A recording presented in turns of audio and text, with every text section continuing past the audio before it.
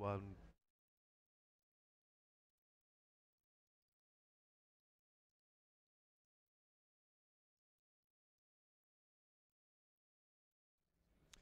Well, a very good morning. Here we are. We're back again in Olympia. It's the second day of our live stream from the show. We're looking forward to your company throughout the day. Remember, if you haven't had the opportunity to come along to the show, it's Steve the barman from Ford Networking has just arrived. A very good morning to you, young sir. I'm just going to pose for a photograph at home. It's a joy. You better tweet that one out and say that we're here. Okay, so do that straight away. It'll be retweeted right across the Ford Networking organization, which will be fantastic. In fact, they're just behind us here. Now, if you're wondering what the show is all about, it's dedicated and targeted to small to medium scale enterprises, SMEs. That's what this is all about. And we're going to get a bit of a feel for what the show is. Now, where we are, we're just inside the door on stand 302. You can come along and you say hi to us. Just below, in fact, the organizer's office, which is just above. And this gives you a kind of an impression of what's going on. This is our particular stand. You can see down the different aisles of the stand here. Even at this time, what are we at? 10:05. You can see looking down one of the long corridors and everything, that it's just very much a case that people are already piling in. It's a show that's dedicated to people like you. If you are a small to medium scale enterprise, if you're a small business, if maybe you're just starting up and you're looking for advice, you're maybe looking for an accounting package. The show has been brought to you by Sage. And they're here. You can talk to them. There's a number of other accounting packages that are here. We've got keynote speakers. We'll be talking to some of them throughout the course of the day. So that's the kind of thing, that kind of sort of sets the scene. It is the business show to go to. If you're in London, you need to be coming to this. If you're in other parts of the country and you can't get here, then all you need to do is actually watch us on this live stream from the show. And we'd like to thank our sponsors for allowing us to be here today. We are powered today by All Day PA. Now, if you are looking for a service that is going to answer your phones, just imagine this. If you're at the show today and you don't answer your phone, you could be missing your next big contract. All Day PA give you a wealth of experience, hundreds of years of professional receptionists who will take those calls, they'll log them for you, and they'll put you into a position where you can actually get that information back and you don't lose that call. They're an amazing organization, amazing company, and we'd like to thank them for their support with us today. That's All Day PA, and just to give you a bit of an insight into what All Day PA is all about, have a look at this.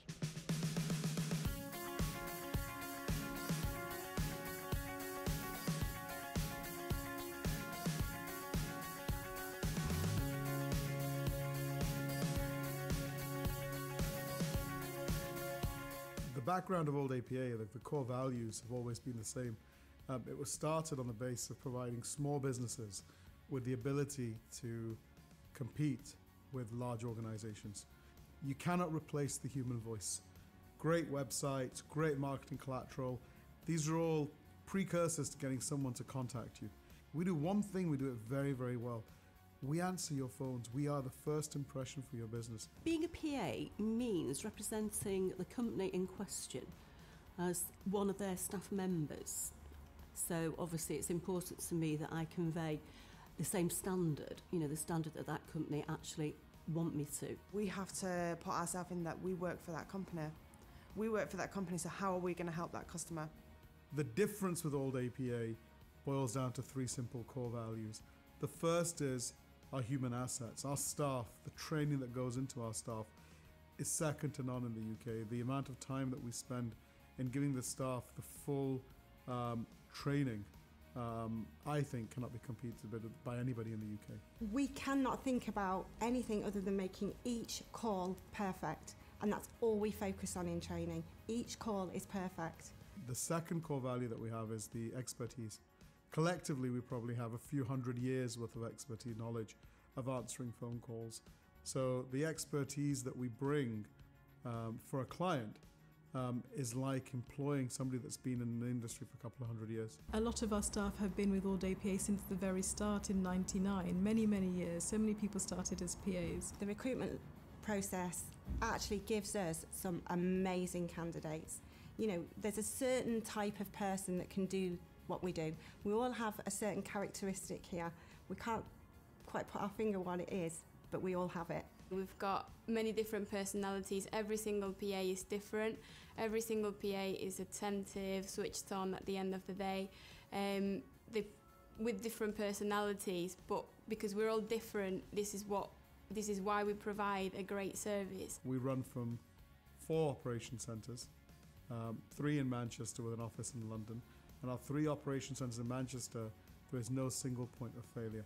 So from signing up on a package that may be nothing more than a few pound a day, £3-4 pound a day, could give a small business 14 to 15 million pounds worth of technology at their fingertips and a team of 220 staff. It's not robotic. We are real human beings handling the call. You know, automated phone systems cannot do this. To our customers, I think All Day PA has become an extension of their businesses. And when you think that we're asking a lot of a business to say, let us take calls on your behalf, there's a lot of trust that there takes place, and that trust is only gained from our years of continually giving excellent service. So no matter how good a business you have, if you're in a meeting, your phone's switched off. Your business is closed for business. And that's what we do. I would describe All Day PA as almost in loco parentis. We are essentially that client's staff member. We are representing their company. We're not just a call handling service, we represent that company. I'm employed by them for the 3 minutes I'm taking the call, is how I view my place with the member. We do create an illusion that we work for that company, so we have to have the answer to any question that a customer will ask. We are only as good as the last call. We have no long-term contracts. We don't ask clients to port their numbers over to us. You just divert the calls to us. And if you feel that something's not right, you can switch off the divert. And that is probably the single most important thing about our service that has kept our clients for so many years. And the one piece of advice I'd give anybody, wherever they go to get their calls answered, don't look at the management of the company first off. Don't look at the brochures. Don't look at the collateral. Look at the people taking the phone calls.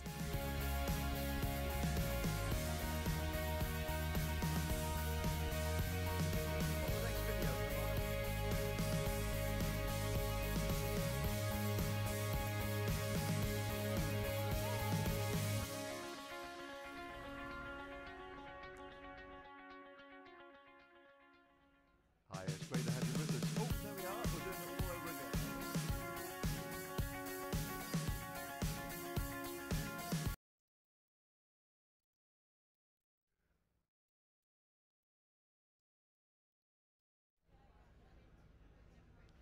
Great to have you with us, as always. Oh, there you are. Hello there. It is first thing in the morning, of course. It is Business Connections Live, powered by All Day PA. We're here at the Business Show. Some of the guests that we've got coming up today, we're going to be talking to John Davis from Just Cashflow Funding. They're going to be with us a little bit later on. Dan Spicer. Now, if you're into your social media, you may be thinking, well, what's a great way of getting out there? How to control it? How to make it work for your business? There is one application out there. It's both online. You can use it on your phone. As well. It's from a company called Hootsuite. We're going to be talking to Dan Spicer of Hootsuite. They're going to be coming along. We're going to be having a chat with Dan a little bit later on. He's going to sort of tell us about the key things that are important to remember about Hootsuite, the way you use it, how it should be used, and why it's an advantage for your business to be using Hootsuite to get your social media well and truly organized. That's what this is all about. So you'll be able to find that out. That's going to be around about 11 o'clock today. Brad Burton's going to be back on the stand as well from 4 Networking, Big Brad. He's also one of the keynote speakers that's here at the show. So he's going to be coming back on during our live stream as well, for that matter. Later on the day, we've got Paul Mahoney from SMF Group. Once again, social media marketing really is a big thing, big explosion for small businesses in social media at the moment. If you're not using it, perhaps you think it's down with the kids. Maybe that's what you're thinking, but there are some organizations that really do rely very heavily on marketing, maybe their brand, maybe not so much product, but maybe their brand when it comes to social media. So Paul Mahoney's going to be with us from SMF Group, and he'll be with us this afternoon. And of course, we're going to have a whole load of other people coming on the stand, quite at random, and we're looking forward to that. We'll also be going round the show as well. If you are coming nearby, It's a cheap bottle of bubbly that we've got here. Give us your business card, we'll put you in for a quick draw, but more importantly, if you are a winner, then we'd like to invite you in on our programme. Cheap bottle of bubbly for your business card. If you do win the bottle of bubbly, we'll invite you in on our live streamed business programme on Wednesday nights at 6 o'clock. We'd love you to come in there and you talk for an hour about your business and also give some information, tips and advice. Talking about tips and advice, in fact, why don't we have a quick look at some tips and advice right now from one of our previous programs at Business Connections Live.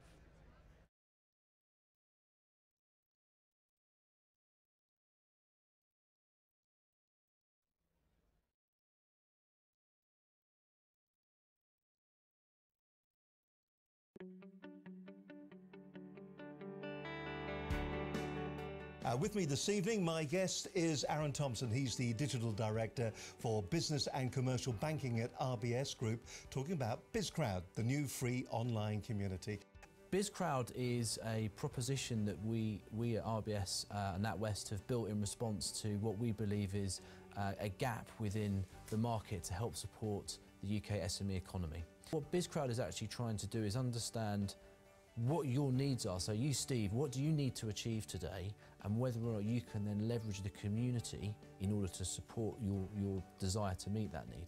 So far, overwhelming response has been hugely positive, and particularly if you think about who we are and BizCrowd's parent, introducing something like BizCrowd into the community is dare I say it, a real breath of fresh air, and how the bank is really keen to engage with communities, with businesses, in a really different way. So one of the things that I passionately believe in, and I'm sorry I'll start to kind of give my digital background away here, but it's all about continuous improvement. You need to have the flexibility and adaptability to listen to what customers want and address those questions. And if you're not doing that, you're not doing the right thing by in this case, your community or your customer. It doesn't really matter who it is, but the ability to listen, respond, go back to the market, that is, as a product owner or a channel manager, the thing that you should live and breathe by. Because it's free and it's a community, you're in control. You get to decide when and where and what you want to do. We are simply giving you that accessibility to that website. So in terms of registering for the website, it's really easy to do. 5 minutes. And you can also sign in through social media. So if you use Twitter or Facebook or LinkedIn, once you've gone on and registered either to the social media network or to our site, if you're digesting through a tablet, you just click on the link. It takes you straight through security in a secure manner. Get online, go to BizCrowd, sign up, be a part of the community, and actually be active in promoting or responding to people's needs. The second thing, if there are businesses out there that feel that they can and wants to get involved with BizCrowd, the team would love to hear from you. So BizCrowd is your opportunity as a small business to get involved. It will enable you to post a need, seek out companies that are able to enable you to answer or get answers to those needs. It enables you to promote your own products and services and company, as well as building your own profile. And if I think about the search functionality you talked about, if you sign up to BizCrowd, we will create a natural search capability for you straight away. You've got the marketplace, which gives you access to products and services at your fingertips with special offers. You've got the needs matching engine that enables you to say, this is what I need help. Businesses, please respond. And to your point, it's all geolocational, so it's relevant and contextual to your specific need and to your local area. So BizCrowd is all about how we can help you. BizCrowd is a community that has been built through extensive research, understanding exactly what it is that our businesses need in the UK economy to thrive and grow. What we're doing is responding to that need. So I'd urge you and encourage you to sign up to BizCrowd today, post a need and find out how many responses you get, and if you are able also to respond to other people's needs, you will find that you will win business contracts off the back of those. If you do that and you start to become an active community member, you will grow your kudos within the community, and you will find that really BizCrowd, the world is your oyster. It's your opportunity to get involved and make a difference.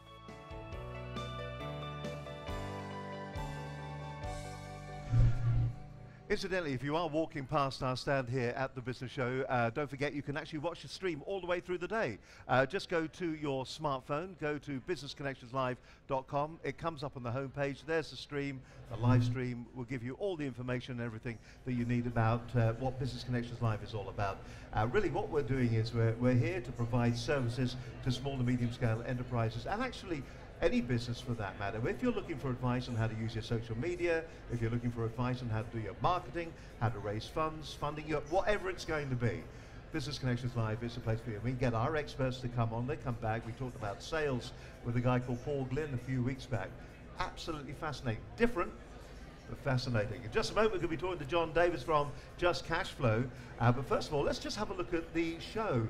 This shoe, there you go. That's looking down over the whole place here. You can see the number of stands already. Here we are, right about 10:30, and it's already beginning to fill up. You can see the 4 networking stand. That is literally just behind us. But as you can see, it just reaches for, well, it feels like for miles and miles and miles back there. Loads of people turning up. Loads of great companies here and great advice. So if you are in the London area, make certain that you do come along and pop in to the business show here. We'd like to thank All Day PA as well for supporting us today and allowing us to be here. All right then, first of our interviews this morning, a man that we've heard about but never had the opportunity to talk to. Good morning. Your reputation goes before you there. It's John Davis from Just Cashflow. Good morning, John. How are you? Good morning. Great to have you on the stand. Thank you very much for coming on, being the first guest this morning on the program. People, there's a lot of companies out there that are calling themselves Cashflow or a derivative of, but you're one of the big guys, aren't you? Just Cashflow. Tell us what you guys do. Okay. Well, first of all, an apology. I have man flu.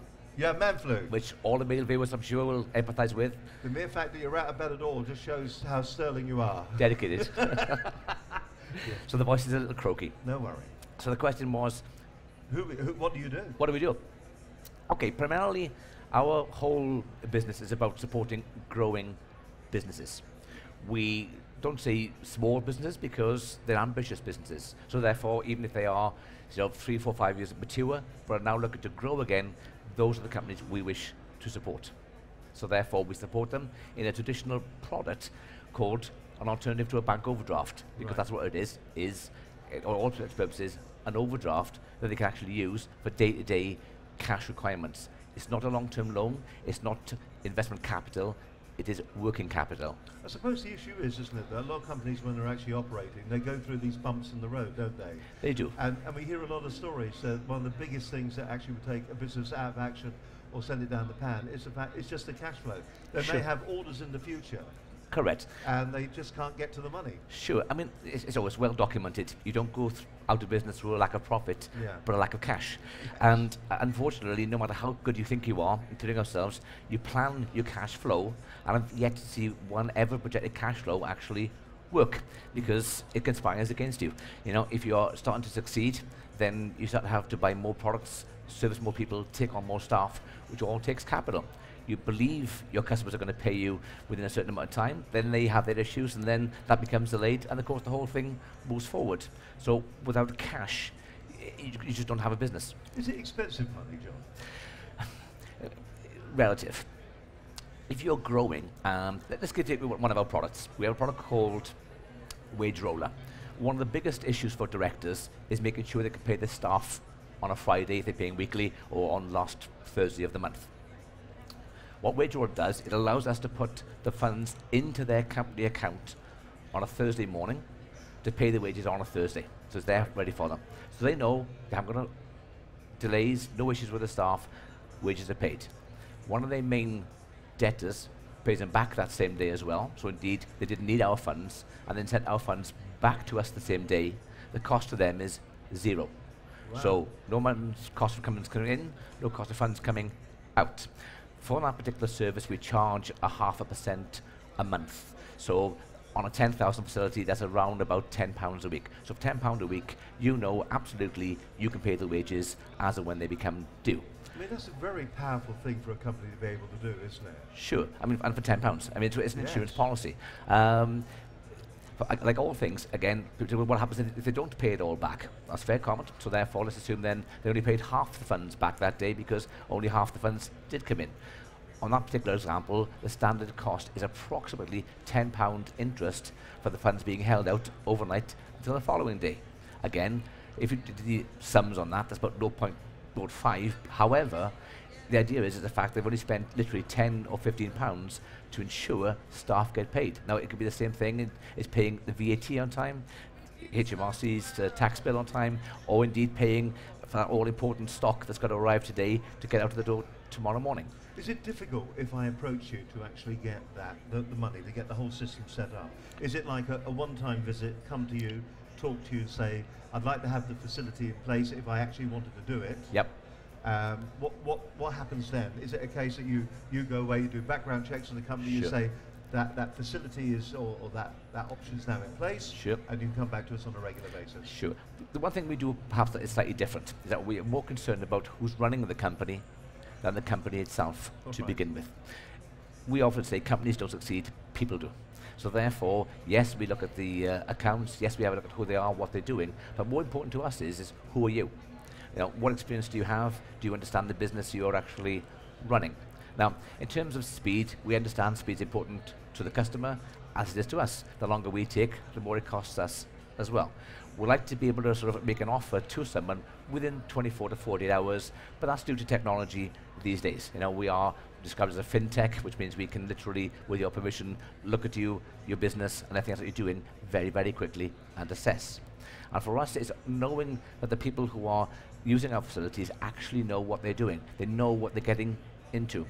One of our criticisms of many businesses is they just don't understand their own numbers. So they are applying for funds that they don't know if that's what they want or don't want, what they're going to do with it when they've got it. It's interesting you say that, because that's exactly the message that we've had from some of the other funding organisations that are here.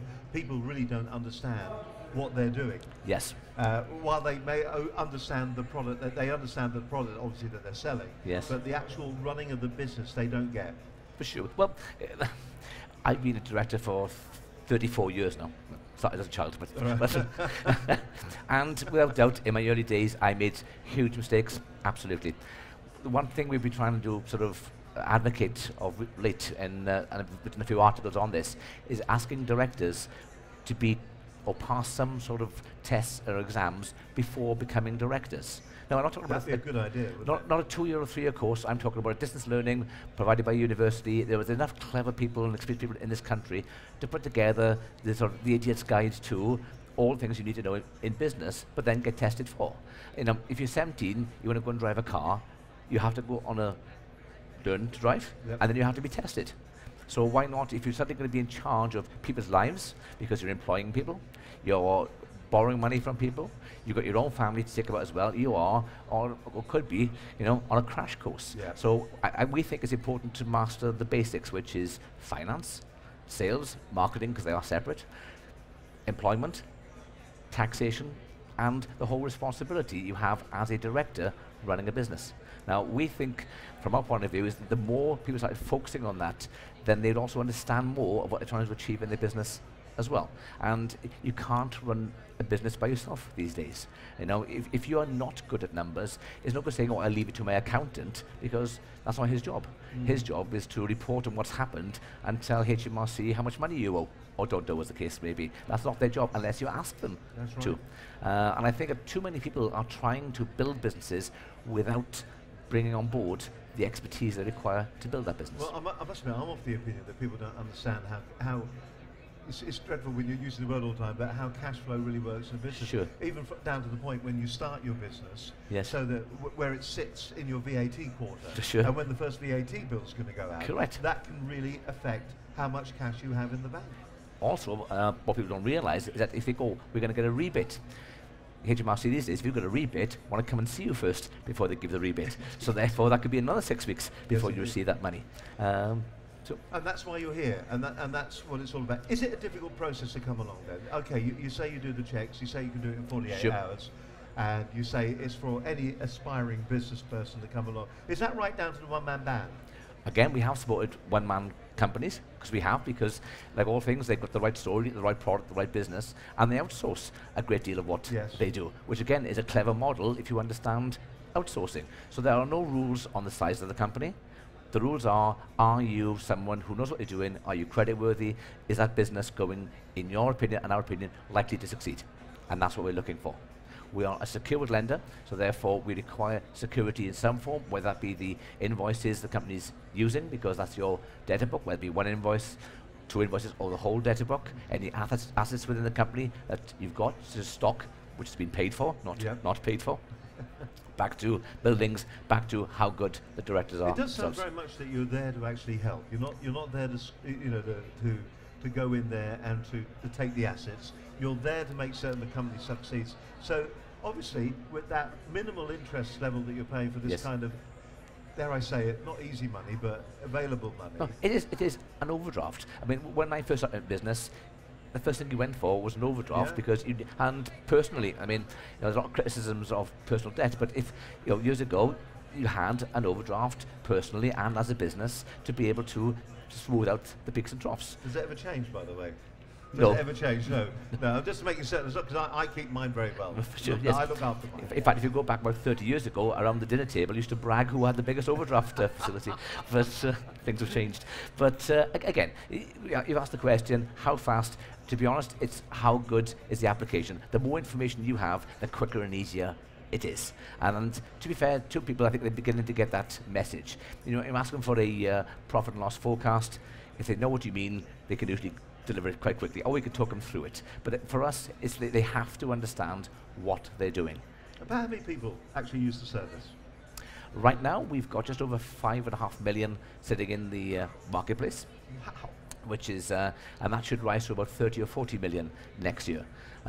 Like all things, most younger companies, or in fact mature companies, believe their bank to be the only source they can go to. Some don't want to go there because it's centralized and they can't speak to anybody. If they haven't got a facility at the moment, they're concerned that it might upset what they've already got with the bank.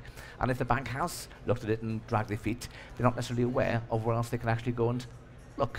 And to be fair, I do understand for many of them, they think, oh, they look online and they're afraid of being caught out or hidden costs and charges, or signing up to something that goes on forever and a day that they can't get out of. So there's a lot of responsibility for people like ourselves as well to start that education process.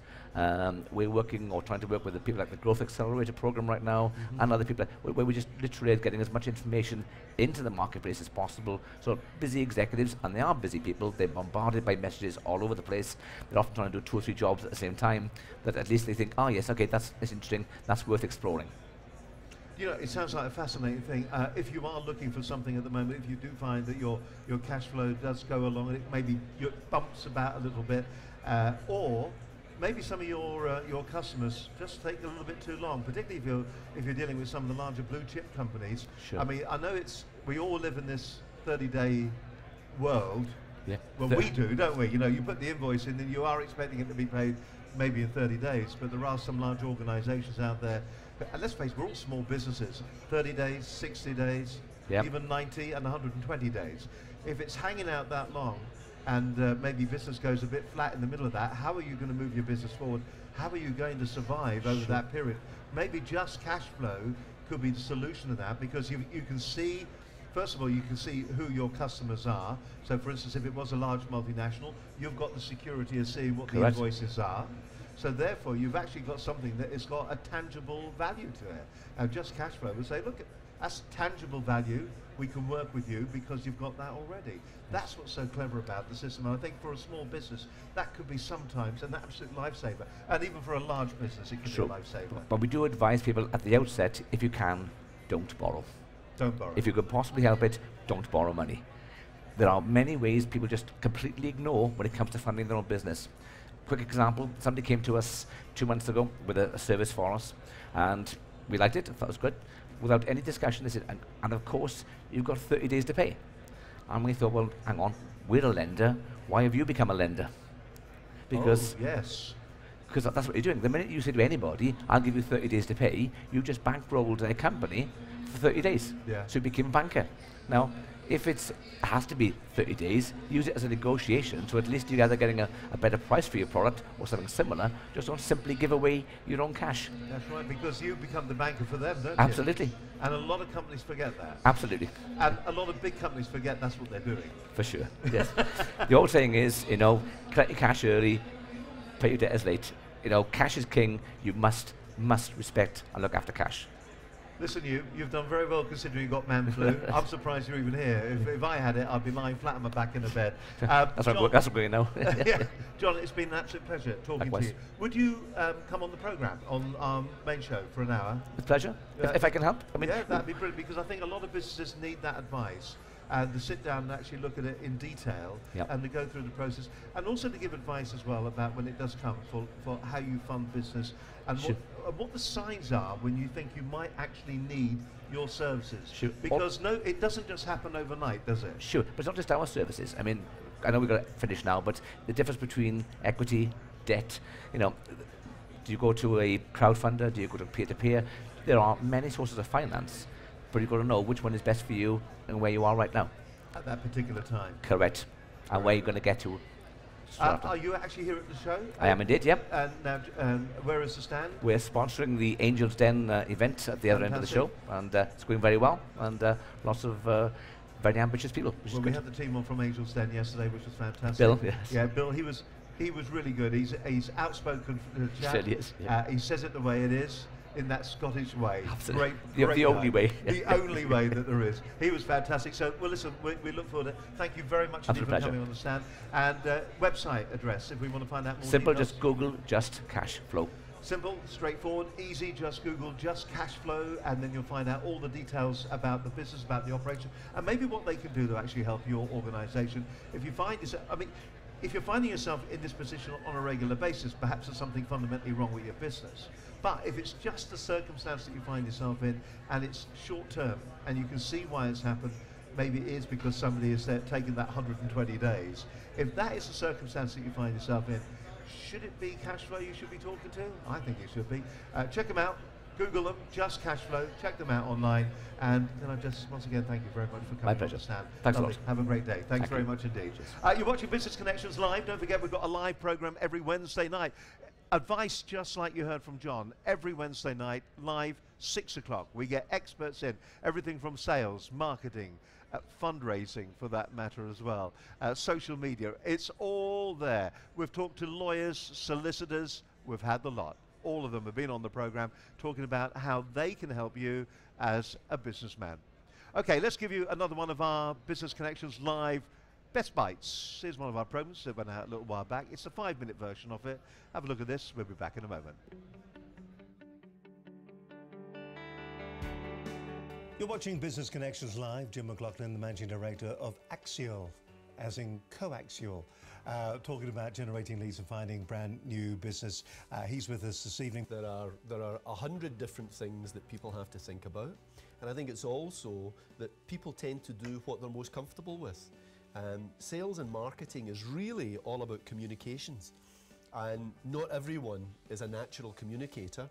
I think that before you think about getting onto the telephone or sending out an email or sending out any form of communication, it's absolutely vital to sit down and understand firstly, who are the people that I need to speak to?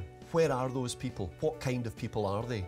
So the first thing that any organisation should be doing is looking at understanding and segmenting its marketplace. What's very important for every organisation to understand is the various ways that they can interact and engage with potential clients and attract those people to them. Well, I think LinkedIn is an absolutely key area. So what we find increasingly is where we used to go out and purchase lists regularly for people. Now, much more frequently, we'll use our researchers, we'll sit down with a client and we'll go through that process of identifying a profile of people, and we'll then go out and we'll search the web and particularly looking at social networking sites like LinkedIn, and in a business-to-business environment, LinkedIn is the premium site. That's where most of the people that our customers will want to speak to are going to be found. So rather than actually buying a list, we would research the names of people that are likely to be interested in the product. So the next step is, having defined all of those things, you need to be sure that your proposition and your messaging around that proposition are articulated in a way that's appropriate to that target market, because you're likely to, most companies are likely to have more than one target market, and there's no point in just having a single message that you want to fit all. If you've got a campaign, for example, that's around a new service or a new product, you want to make sure that the messaging that you're taking out there is appropriate to the person you're speaking to. So for example, if you're selling a technology proposition into another company, the people that are likely to be involved in that purchase will be IT people and finance people. Well, the message that you want to give to the IT people will be entirely different to the message you want to give to the finance people. And what I would say is that one of the benefits that a company like ours can bring to companies is that our business is about articulating messages. It's about understanding the benefits that can be delivered, and I think that it can frequently be of value to a company to have an external person who doesn't have an investment in a particular product or service from a particular angle. Our role is to stand in the shoes of the potential customer and try and articulate the message and the proposition in language that will be meaningful to that potential customer and will resonate with them. And that's frequently easier to do for someone who is not intimately involved with a product. I think that it's very important for every business that wants to get the most out of its investment in business development and lead generation to make lead generation part of an annual marketing plan.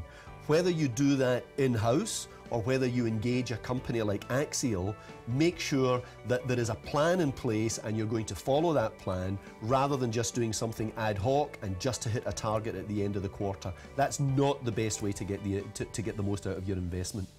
The second point I would make is to remember that lead generation is about establishing a conversation. It's all about business conversations, and to do that effectively, it's important to understand who you're talking to and speak to those people in language that resonates with them. Make sure that your messaging is about the benefits to them. It's not about your product and service, it's about the benefits that it can deliver to their business.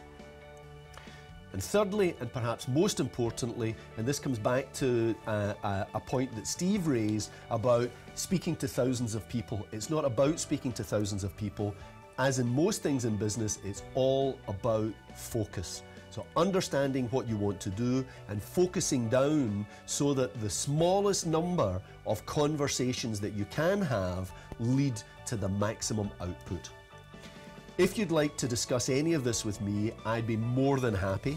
You can reach us in a number of ways through our website, which is at Axial, that's AXIALL.UK.com, and if you go to the contact tab, you can send me an email from there.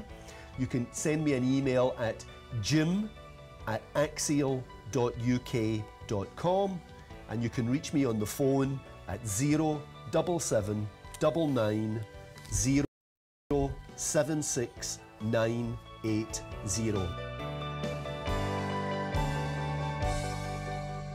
So then we're live here at the Business Show in Olympia, where we were here yesterday, we're here again today, and we're streaming the program live right across the world. If you're wondering who we are, we're Business Connections Live. You can actually watch the live stream if you've got a smartphone with you and you have access, your 4G access to the internet, then all you've got to do is go to businessconnectionslive, all one word.com, and you can watch the live stream. Powered by All Day PA today as well. If you're looking for a telephone answering service, now let me ask you this question. When you're here today, who's answering your phones back at base?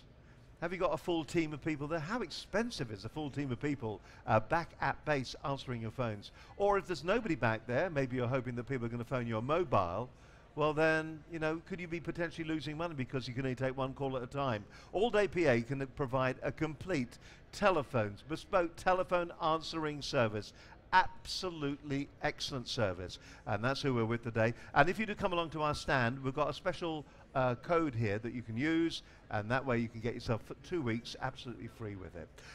Now let's just hear the girls that are actually selling it. There they are. There's that's Danielle from All Day PA, and she's just chatting to a very nice young lady there about the actual services that All Day PA do provide. It is truly excellent. Fantastic service. I was up at their offices. They've got 3 different centres, 3 different call centres, and they've got a full team of people waiting to take your calls. And it's easy to set up. It isn't one of these things where you port your numbers over or you buy the numbers and all that. You don't do any of that. No, no, no. What you do is just redirect your main line to them, and they do it all for you. And then they will contact you either on your mobile or any phone that you actually want, and then they will get the calls through to you. They are incredible. I cannot recommend them highly enough. You're watching Business Connections Live. In just a moment, Neil Clough, runner-up in last year's Apprentice. Have you been watching this year's Apprentice? Oh my word, what happened on Wednesday night? I couldn't wait for Jamie to go. Couldn't wait for Jamie to go. Neil Clough's going to be on the stand in just a moment, and we'll find out what he's doing. Now, you may remember last year on The Apprentice what Neil did. There was one particular episode where they had to put together a team briefing, and they needed a motivational speaker. One of the teams went out, and what they did, they hired in a not very good motivational speaker. In the team that Neil was in, Neil stood up to the plate and he said, I'll do the motivational speaking. And he was so good, he does quite a lot of that now. And he'll be coming on and telling you a little bit about that. That's Neil Clough from The Apprentice, last year's runner-up. He's going to be with us in just a few moments' time.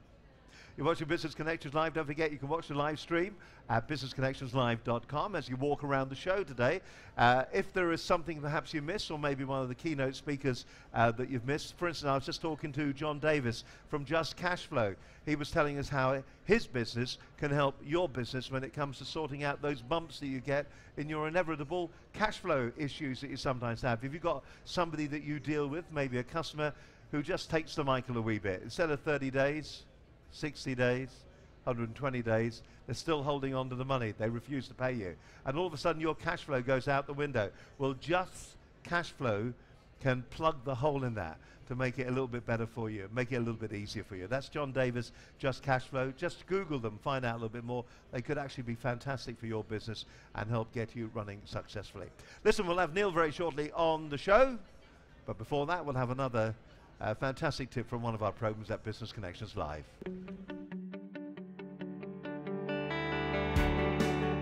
My guest this evening is Phil Smith from Soundtrack to Your.com. Yes, I know it sounds like it's a name that isn't quite finished, but what they're saying is it's a soundtrack to your, well, everything, to your life. It can be to your life, to your marriage, to your work day. It's all there. You fill in the gap where you think another word should be. Soundtrack to Your.com. It's really how we use and consume music in our lives, really. It's the fact that we all have great music that sort of we like to run to, or we like to listen to when we're on the bus going to work, or, you know, we reminds us of our holidays, reminds us of lovers, future and past. It reminds us of the stuff that we had at our wedding, first record we bought. And we thought, well, if you had a record shop where you chopped all this up into these categories, into these new genres of the way that we use music, it's immeasurably much more interesting and useful for people like you or I or anybody else to actually go and find new music to listen to. And it's all about that, crowdsourcing musical taste. The music that is on the website, who does it belong to? Whose is it? Is it mine? Is it yours? It obviously still belongs to the publisher of the piece of music in some way or another. So who does it belong to? For instance, I went to the site, I'm not a member of the site today, I went on there and I was listening to Aerosmith. And I thought, well, who does that belong to? Well, the way it actually works at the moment is that it is a completely legal service. Completely legal. And what we actually do is we use pre-licensed libraries of music, both from YouTube and another provider called SoundCloud. That's the way that you get to hear all the music that you actually want to listen to through the site. So it's pre-licensed by YouTube and it's pre-licensed by SoundCloud. Well, the money that we originally raised has taken us to this point and will certainly sustain us for the next 3 to 6 months, so that's not really an issue. Over that next 3 to 6 months, the issue is then to raise the next fund of actual, which would be your first proper fund of, round of funding, beg your pardon. And you're going to be doing crowdfunding, We're aren't doing you? this with a site called ShareIn at the moment, sharein.com, and they're a brand new crowdfunding platform. Fantastic people based in Scotland, and we are launching with them, and they go live to super launch in a few weeks' time. So in a few weeks' time, anybody and everybody will be able to have an opportunity of owning a piece of Soundtrack to Your, one which I strongly urge people to take up. So how do you drive audience? How do you get people It's not there? the snappiest. Well, the simple truth is actually it's by what it is. It's not essentially going to catch anybody who say is interested in just joining a music service like Google Play or Spotify, one of those. But what it is going to interest people is going, do you know, I'm going to start running this year because obviously that's what I need to do. What music should I listen to? Talk to your friends about it. Find stuff out. It's people who are interested in music for specific things you will find with us. Who are your mentors? The ones that we've used have been terrific, really. We've got a great group of people. We have 3 or 4 people who are on our board who 1 or 2 have done internet businesses of their own. One guy did an amazing motorbike business online, made a fortune and sold it. We've got people from the city, we've got people from legal, we've got people from marketing who are all actually sitting with us and have been giving us the most awesome advice.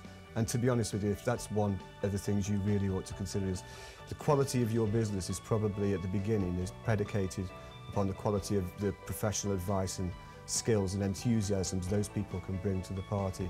And we've been blessed. I'm Phil Smith, soundtracktoyour.com, and if I was as truthful as I can be, the things I would absolutely tell you to do about setting up your own business is, more than anything else, believe in your idea. Hone that idea until that idea isn't an idea, it's your idea. That's what it's got to be. And then you've got to drive it, you've got to find the right people and work as hard as you can. It's never going to be easy, but it's a heck of a lot of fun.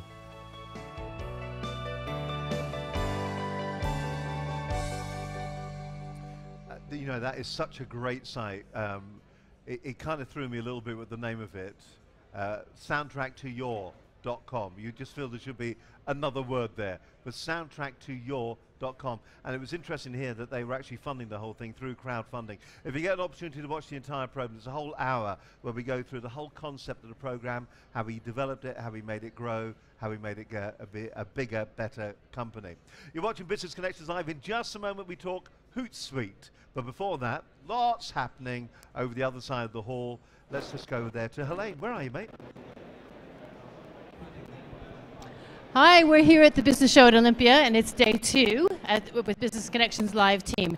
It is Black Friday, and there are queues all over the place, but there's a very long queue to my left for the seminars, and I'm here with Mark Allen. I'm going to find out what these queues are about. Mark, what are we waiting for? Well, I got here in the hope of seeing James Caan, a very well-known chap. Unfortunately, I didn't get here early enough. It was grossly oversubscribed. I got here at 15:15, which is half an hour before the show starts, and it was already full. So maybe I'll wait for the next presentation. I'm not sure who that is, but it's probably somebody important. Who knew that you'd have to queue, long queues, as if we were out on a Black Friday sale for all the speakers today, but it just shows how popular they are. What did you expect to get from the seminars today, whether it's James Caan or it's Richard Reed, who I think is the next person up? Well, I've got 2 businesses in startup, and you can always learn from people who've been through the same thing, and especially characters like James Caan, very well-known businessman, very successful. Also started from a recruitment background, which is what my primary business is, so I was hoping to get a few tips, but maybe it'll be recorded and I'll be able to see a recording of it. Fantastic. As someone else who worked in recruitment, I can understand what you mean. And I know we need to get you back into the queue so you don't miss your place. Thank you very much, Mark. See you later. Enjoy the seminar. Bye. Thanks a lot there, Helene. Over there, big queues actually for the seminars that are here today. If you are getting an opportunity, if you can, to come down to the show today, it's a fantastic place to be if you are a small to medium scale enterprise and you are looking for that business advice or maybe some of the tools to make what you do a little bit easier, then this is the place to be. With me right now, I've got... make certain I get your name right, Dan Spicer. That's correct. Of Hootsuite. Yes, indeed. We use Hootsuite. It's such an incredible, incredible program. For people that don't know what Hootsuite is, just give us a brief description. No problem. Well, it's great to hear that you use Hootsuite. For anyone that hasn't heard of Hootsuite, we're effectively a social media management platform. So we're the world's most widely used social media management platform, and what that means is we effectively allow you to integrate all of your social networks into one web and mobile dashboard, and manage all of your social media campaigns and strategies from that dashboard. So that's everything from listening and monitoring the social landscape for mentions of your business, your brand, your product, your services, or competitors. We then allow you to engage directly, so anything you could do natively through those social networks, you can do through the platform itself. We then have a publishing feature. So effectively, all the content that you produce, you can publish through the platform, either simultaneously to all of those social networks or schedule in advance to obviously support time management. We obviously know time is the biggest commodity for small to medium large enterprises, so we effectively allow you to manage your time effectively and publish through the platform. Well, as a user, what we use it for, we're very conscious that, you know, when we're trying to publicize a program, to allow us just to keep poking our audience, and also to ask our audience what they want to see on the program. What do you want to find out about? If we're talking about finance, if we're talking about social media, it means that by using Hootsuite, we can put together a proper campaign that will inform our audience of what we're trying to do. And then, because it's so manageable, we can see the responses coming back. And I know, for instance, Brad Burton for 4 Networking, he uses Twitter all the time to actually to run his business and to communicate with people. And to have something like Hootsuite that allows you to manage Twitter is such a fantastic commodity. Now, is it, for those that don't know, I know, but I'm going to ask you the question anyway. For those that, is it a big package? Is it expensive? Is it an app? How do I go about using Hootsuite? No, so we have 3 packages effectively. In the very first instance, we have a free platform. So it's a free tool. So anyone can go to hootsuite.com, sign up for free, and then you can integrate 3 of your social networks into the platform and start using all the features that I just talked about then. We then, as you then kind of scale into more features, you go to our Pro package, which is $9.99 a month, £10 a month. And that opens up a whole host of new features. It's not King's Ransom, is it? No, exactly that. It's fantastic value for money. And what does that give you? What does that give you? So the Pro platform then gives you additional social profiles, so you can integrate another up to about 10, so up to around 10 profiles. And then you get a whole host of features such as team collaboration.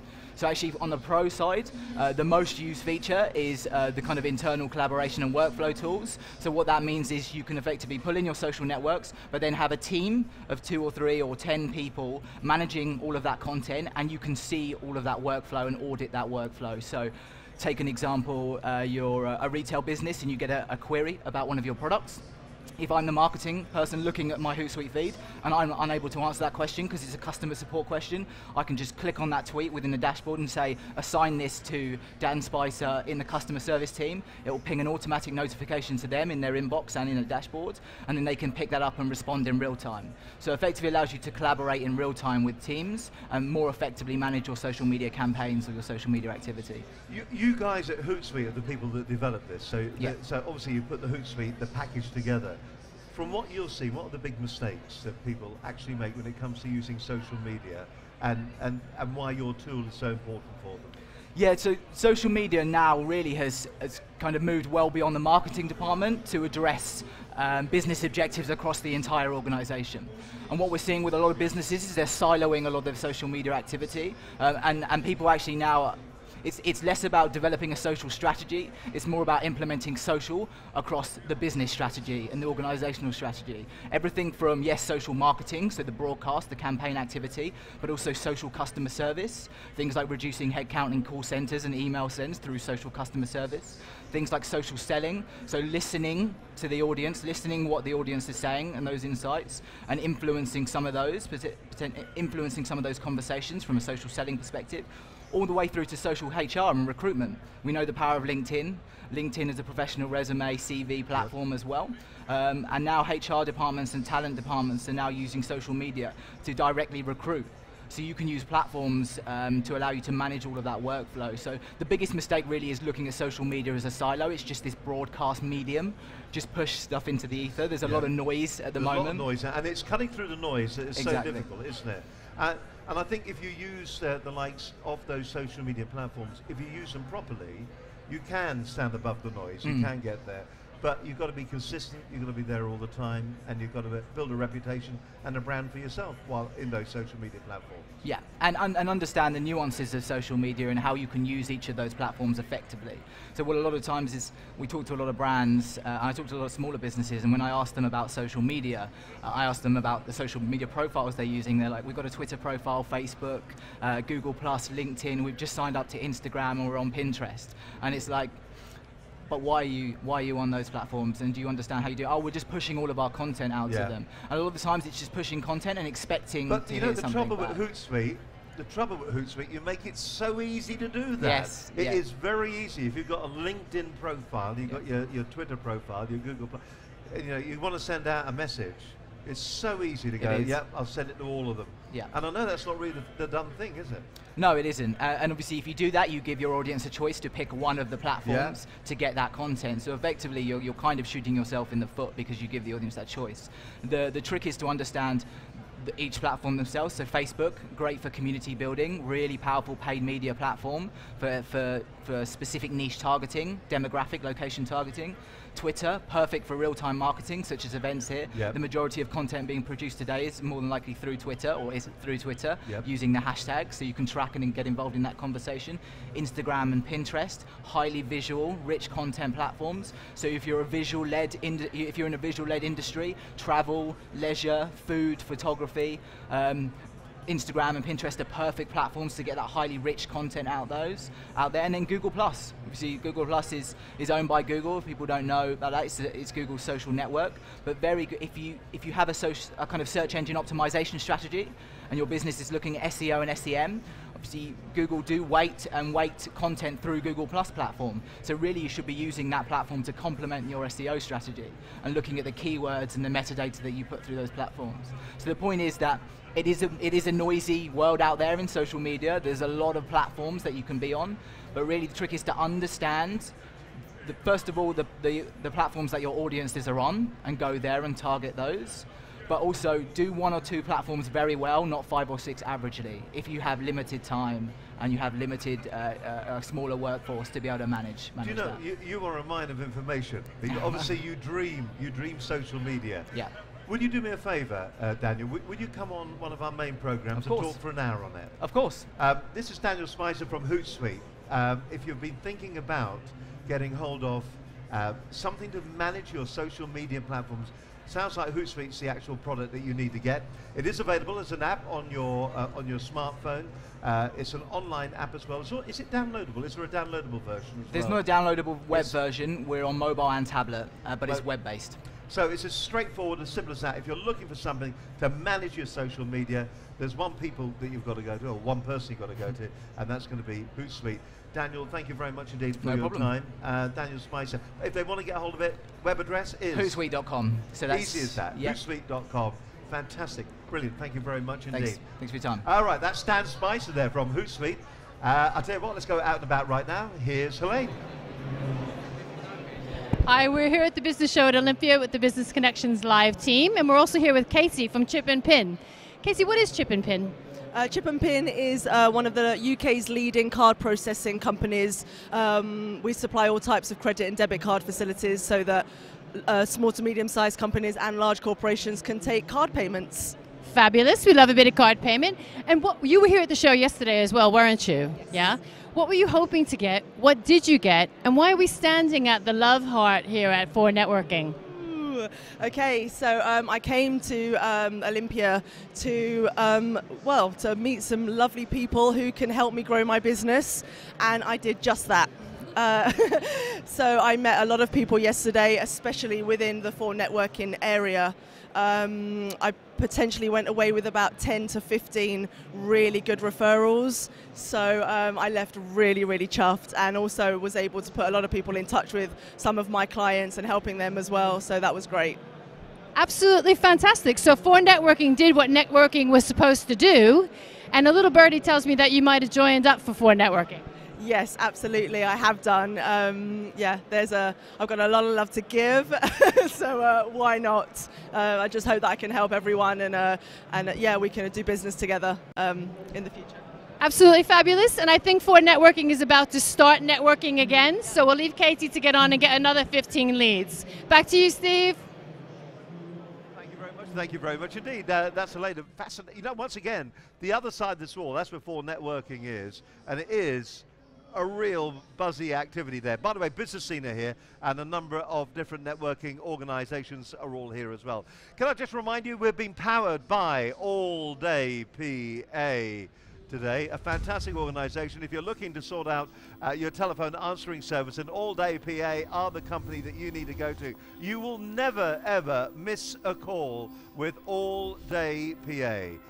Want more details about them? Go to alldaypa.com. It's as simple and as straightforward as that. All Day PA, and they're sponsoring us today. You're watching Business Connections Live. We're live from the business show here in Olympia in London.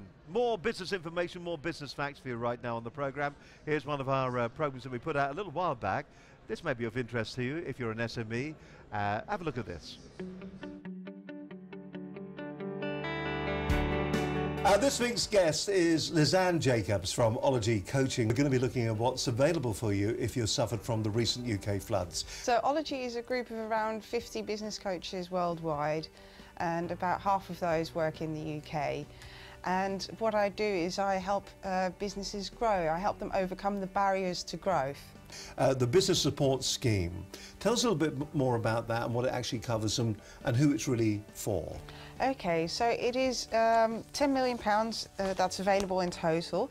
It is for small and medium-sized businesses that have been hit by the flood since December of 2013.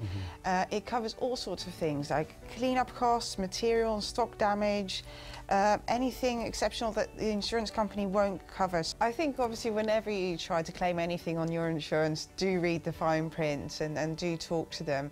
And if you're thinking of getting out insurance for years to come, you know, be very careful what it is and isn't covered. Yeah.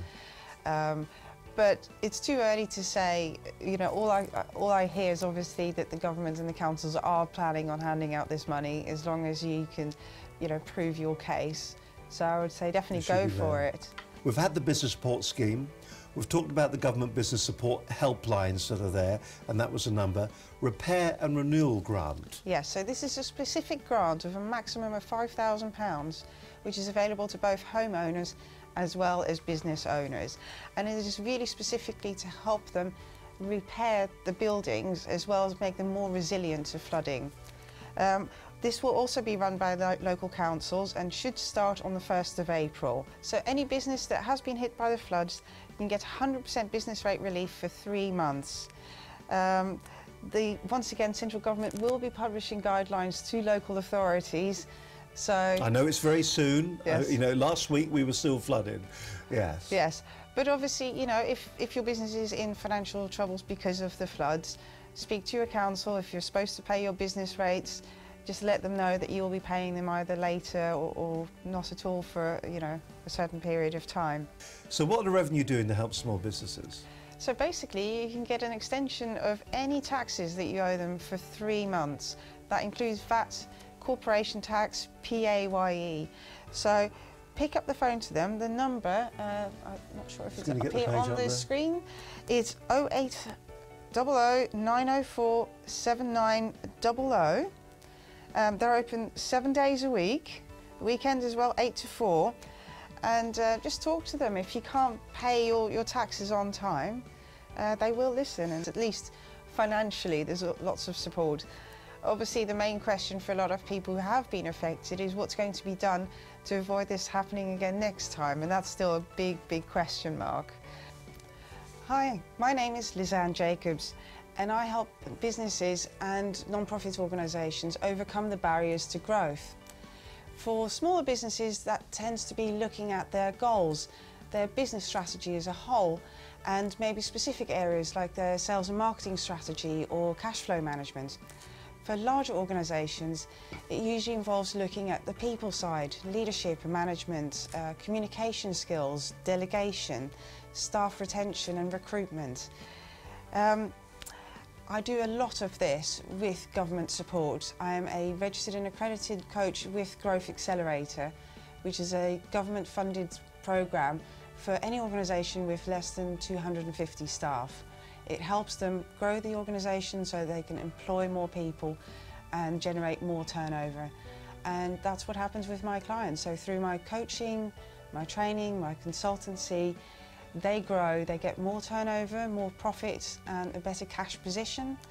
The business owners, the managers and the staff have more job satisfaction, and they have a more sustainable business going forward. A recent survey from the Department of Business, Innovation and Skills has found that 67% of owners of small, medium-sized enterprises want to grow within the next 2 to 3 years. In practice, they found only 20% will. And what usually lacks is the support. So do go and get the support. Call me. My number is 01784 770 595 or 07900 437 680. Hello there, you're watching Business Connections Live. We're live from the business show at Olympia. We were here yesterday, we're here today. We've been brought to you, we're powered by All Day PA. If you're looking for a great service to sort out your telephone answering, then they are the people to be talking to. And if you come down to the show, they've got a little card that they'll give you, and they'll give you 2 weeks to use their service for free. Fantastic, you try it out. Bit of a taster of what they can do. With me right now, I've got Scott Summers. He is from the Skill Farm. Really? We're doing farming today? No. There are a number of skills. If you're a small to medium scale enterprise, if you're a solopreneur, if you're an entrepreneur, if you're a business of any size really, you do need specific skills in business to succeed, and that's what the Skill Farm do. Now, Scott, you're here today, and you're talking about the skill of the pitch. And I suppose a lot of people hate the pitch. They either get it, they over-pitch, or they under-pitch. Some people feel it's just about communicating. What are the kind of skills that you are telling people about today at the show? I think the first thing to grab is the simplicity of a pitch.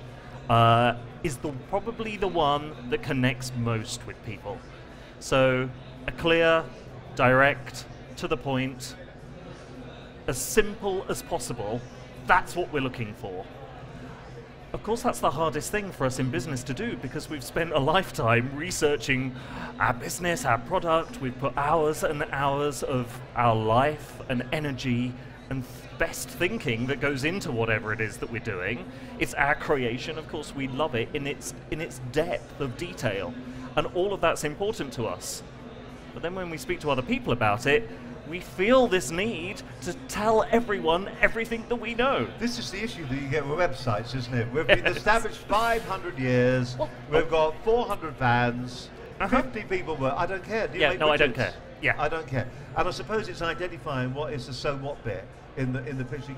Absolutely. And the other issue, I would imagine, when you're pitching, it matters a lot to you what you're pitching. It can be life and death, can't it? So a pitch for a contract, for a deal or whatever, that could be life or death.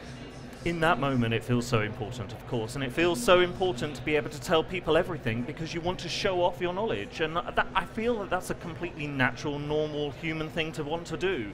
But of course, I think by doing that, we get in the way of the message. And the message has to be about what is it that my customers or potential customers need to hear right now in order to make a decision. Now, that decision could be just to go on listening to you. It could be to get your card. It could be to, come on, let's have a cup of tea and have a chat about it, because this sounds interesting. Rather than thinking, well, I don't really know what this is a chap I met earlier this week. We worked on his pitch, and he said to me, I said, so what's your business? And he said, I have a business development modeling strategic consultancy. What does that mean then? Well, exactly. Yes. And that was absolutely crystal clear to him what it was and what he does. Of course, to other people, they're spending time now trying to fathom, well, what on earth does that mean? And while they're thinking that, they're not making any decisions about, okay, this guy sounds like he's somebody I could work with. It's all about clarity, isn't it? Absolute clarity and simplicity, and it feels like you're dumbing down. I think that's the thing, is that we don't want to make it sound too simple, because it isn't usually. Usually our product or service has a lot of detail to it. Of course it does. What about the tone and language that you use and the place that you put yourself when you're actually talking to a potential customer? Is it very much a case that I suppose the expression is, are you trying to feel the pain of the customer and therefore let them continue to pitch, let them nearly pitch to themselves? Or there are a lot of people who are very forceful in their pitch. You will buy this. This is what you want. And we saw that last week actually on The Apprentice. We've got Neil Clough coming on very shortly, the runner-up from last year. And we saw Jamie on Wednesday night, who is really right there. He's in your face. And is that a danger that people have when they're pitching? Yeah, I think it is. I think there's a balance, isn't there? You've got, of course, people want to know what it is that you do and what you do that can benefit them, but you need to be able to listen to them as well. And so it really is a balance between fine-tuning your listening skills, which is a skill in itself, getting that right and knowing what to listen for, what questions to ask so that you can start to draw the information out that you need, and then it's called active listening, isn't it? And that really all that means is just that you're able to respond to what you've heard rather than just waiting to speak. Yeah. And so I often ask people, are you really listening or are you just waiting to say the next thing? And if you really think about that, often we're preparing our next question and our next comment or the next part of my sales pitch long before we've ever processed what's really been said. So listening, absolutely, is a key skill, but being able to get your message across with real confidence and real conviction, that's a real skill as well. So it's got to be a balance, and that's what we do at the Skills Farm. Now, we've said there that we've talked about the pitch, but the pitch sounds very much like some of the selling techniques that we're talking about. So the two go very much hand in hand, don't they? Very closely related. So that's one. Sorry, you were going to say. Well, I was going to say pitch, I think, means different things to different people. It could be your opening line at a networking event, for example. I mean, that you're starting to pitch from that moment. It could be a product demo as part of your sales process. It could be a sales conversation where you're meeting a client for the first time and starting to consult and get to know what's going on for that client. There's kind of pitches happen at all sorts of times and places throughout the whole sales process. It could then be something, a piece of work that you've won, and now you're bidding for some follow-up work, and you've got to do another pitch. Well, that audience knows you, so it's got to be a different type of pitch. There's so many pitches, presentations, that whole piece. These aren't easy skills to really master, which is why we train them. Now, the Skill Farm, very briefly then, the Skill Farm, not only do you do pitching, you also do presentation skills, how to influence people and how to persuade. So I think there seems to be a bit of a logical path from being able to kind of get the words right, that fundamental, here's what I need to say to engage you, and then start to work on the confidence and the conviction that needs to go with that message and the listening skills. And then I think that naturally starts to move into, well, how do I influence and persuade people? How do I actually make an impact using my authority with real presence and actually have a positive impact on the situation, which could just be speaking up in a meeting, right through to presenting your product or your service and getting someone to sign on and place an order. And that whole range is what we teach at the Skills Farm. So tell me, if I want to get more detail, fantastic, a beautiful pitch if you don't mind me saying. If I want to find out more about the Skills Farm, where do I go and how do I find you? So it's theskillsfarm.co.uk. All one word, The Skills Farm. Yeah, theskillsfarm.co.uk. Fantastic. We look forward to it. And you're here today? I'm here today speaking at 12 o'clock. You're at 12 o'clock, so one of the keynotes, so well done to you. Thank you very much indeed. My pleasure. It's been an absolute pleasure meeting you. Thank you, Steve. very much indeed. Yeah. Scott Summers there from theskillsfarm.co.uk. It's as simple and as straightforward as that. Thank you very much to him. And don't forget, we've got more keynote speakers coming onto the stand. We've got Neil Clough, he'll be coming along very shortly as well. We've got some of the other guys from 4 Networking, they're going to be with us. We've got Phil from Fleet drivers, business drivers.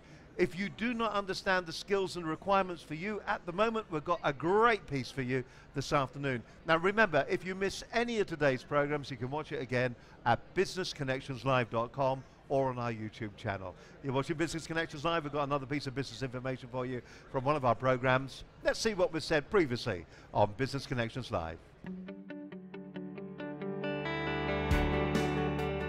I'm Adam Marshall. I'm Executive Director for Policy at the British Chambers of Commerce, which is the national body for chambers of commerce across the UK. And I had the privilege of comparing today's event with great debate on the future of aviation here in the South East. How successful do you think today has been? Today's been an incredibly successful event because what it's allowed local businesses to do is to come in and evaluate the proposals for new airport expansion on their merits, and to hear directly from the airports and the promoters themselves about the kinds of schemes they want to deliver. So what I'm hoping is that those businesses can then go away and take the knowledge that they've garnered and decide who they're going to support and how they're going to do it. Well, yes, that's right. I mean, the Airports Commission announced its interim report before Christmas, and it shortlisted 3 options for expansion to deliver that extra runway that we need in the UK. 2 were for a 3rd runway at Heathrow. The second was for a 2nd runway at Gatwick. And what the Commission also said was that it found sufficient merit in the Isle of Grain proposal for a new 4-runway hub airport. It's therefore going to analyse in greater detail between now and the middle of this year that proposal, and decide in September whether or not to shortlist the Isle of Grain along with expansion plans for Gatwick and Heathrow. Well, I'm certainly in favour of Gatwick. I think if I look at the other 2 proposals, there's only one of the 2 currently on the shortlist, which is Heathrow. So from our perspective, we really see this as a 2-horse race now and a competition to decide where the next runway goes between Gatwick and Heathrow. I have a saying which is that while Britain dithers, others do.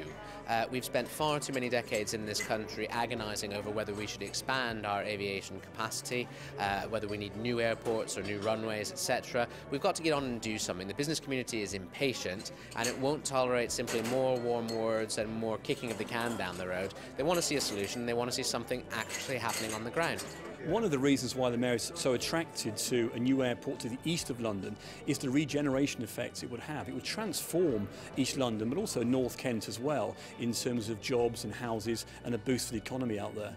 I think one of the biggest things that's happened to Gatwick over the last few years is the fact that the BAA monopoly was broken up and Gatwick was sold. That's when I joined the business, and in separate ownership, I think in 4 short years, since 2009, we've made dramatic progress, improving customer service, growing passenger volumes and bringing in lots of long-haul airlines as well as short-haul airlines, and investing over £1 billion in upgrading the facilities that passengers enjoy. People say it can't be done, it's too expensive and it takes too long, but actually we think that's just a counsel of despair.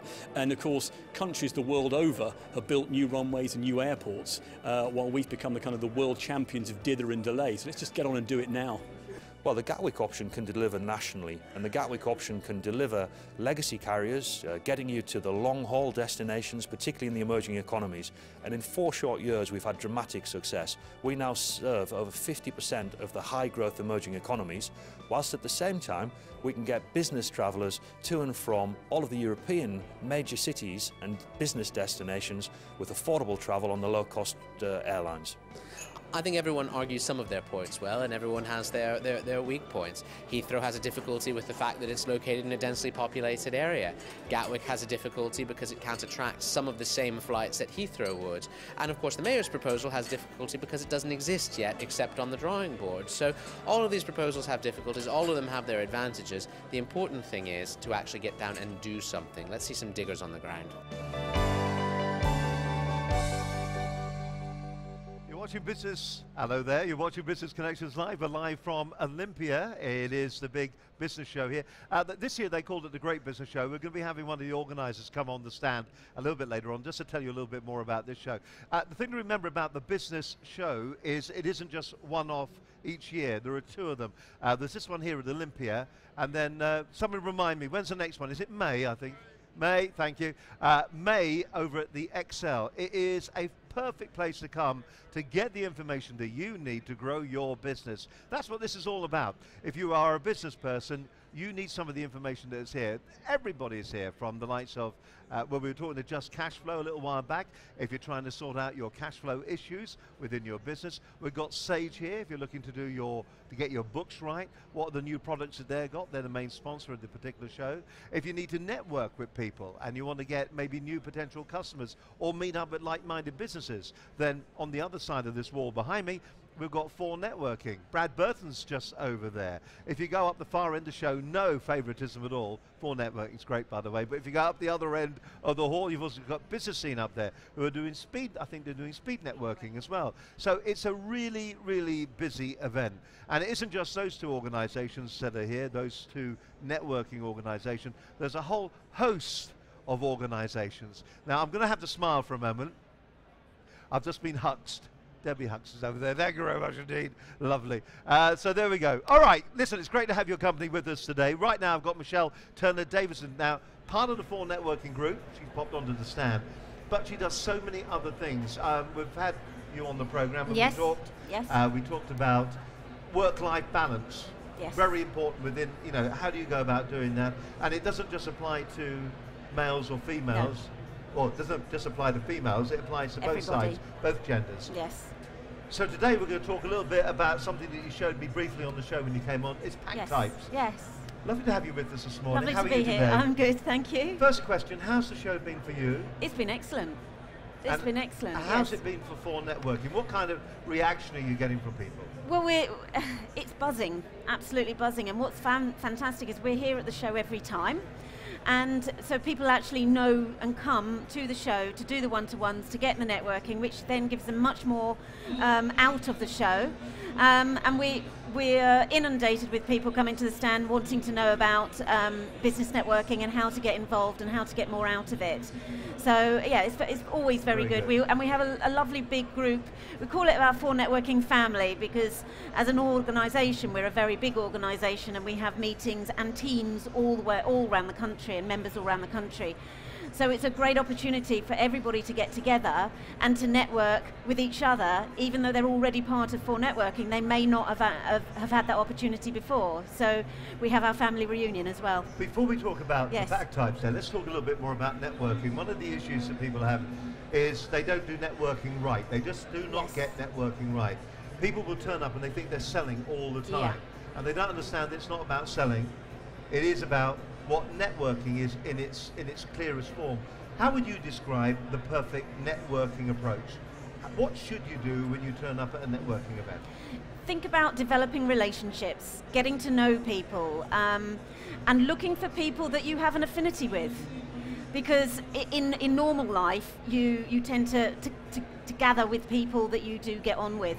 There is no point in business in working with people you're not going to get on with, because at some point there'll be some breakdown in the relationship. So why would you do that at the outset? Start to get to know people, get in there and be friendly. Look at the people in the room, who you think is smiling at you, who you think you would like to find out a little bit more, but have just a genuine, natural, relaxing conversation with them and forget about selling. Would you say it's more about collecting information? Yes. As opposed to trying to sell a product? Absolutely. Because you do hear it, don't you? I went to a few networking events, never got a single bit of business out of it. Absolutely, and that really is the wrong approach. It is. And if people sometimes treat networking different to human relationships or business different to human relationships. Human relationships need time to get to know each other. That is what we do. We learn about each other. And that's how we develop our trust in each other, whether we really like, how much we know, how much we appreciate about each other. And so why not apply it in networking too, because we're all humans. Yeah. And that way, that builds, although the context might be different because there's a business angle to it, the reality is no different. You've still got to get to know people, get to like them, get to find out whether you've got a synergy. You might even have products and services that work together, but if you don't work with that person, it's never going to happen. Or it might happen, but it'll break down at some point. So you've got to understand the person. It's people rather than business. All right then, so that's talking about the networking. That's For Networking, the other side of the wall. The other side of the wall, just there. The other side of the wall. Over the wall comes that. Right, so we've got pack types. Briefly, about pack types, what's that all about then? Because, let's just explain. Yes. For Networking isn't your business. Your business is... My business is the Healthy Wealthy People Group, and within that, I help people to think differently. And I've been in personal development for many, many years. And I'm always interested in what people use to... We talked yesterday about work-life balance and success, and and having to know themselves in order to be successful and what success means to them, whether that's in life or in business or a combination of both. But quite often, when you sit down with people, they don't really know themselves. And it's very easy these days to feel that you're self-empowered, but actually it's because you're living somebody else's dream, or you are doing things because somebody else has said that's what you need to do. And even some of the tools that we have that have been out for many years in personality typing still fits you into a box of some sort. And I know when I've done them before and other people, they say, yeah, I sort of understand that, I do. Yet there's a lot of me that's over there as well, but you've told me I'm this personality and therefore I deal with things in this way and I have these sorts of interactions. Pack Types is a different type of tool. Pack Types is very much, it's a game, it's very easy to play, it's a game of cards, and you do it on yourself, and you choose things, they're all positives, but choose things that you think most reflect you at that time. So it's not somebody fitting you into another criteria, and you use this to inform yourself and to inform others and to start the basis of communication with each other. Because it is about personality, and it's about some of the challenges and the strengths that we have in different personalities, but it's all positive, and we all can change. None of us are the same people. We all have different faces. We all have different parts of our personality, so we can't lump everything into one. And also, you know, as a parent, as a mum, as a businesswoman, we've all got all of these different areas, and within those, our different behaviours and different personalities come out. So this is a tool to start informing you. And what you do you go to organisations and you actually show the tool, you explain it to them, and that way they can actually get benefits from it in a business sense. Absolutely. In a business sense, I use this with my teams, and essentially I don't really tell them very much. All I say is play the cards for roles, for example. If you've got specific team roles, what of these cards, which of these behaviours would you expect somebody in that role to have? Fascinating. And then you can start asking the questions, are the people in the roles that they should be? Yeah, as they should be, yes. And it's not a should or shouldn't as well. It then gives you something to discuss, something to choose, because we are adaptable as well. It doesn't mean that you can't be that person, but you've got to make a conscious choice if it's not your natural area. All right, then here comes the ad then.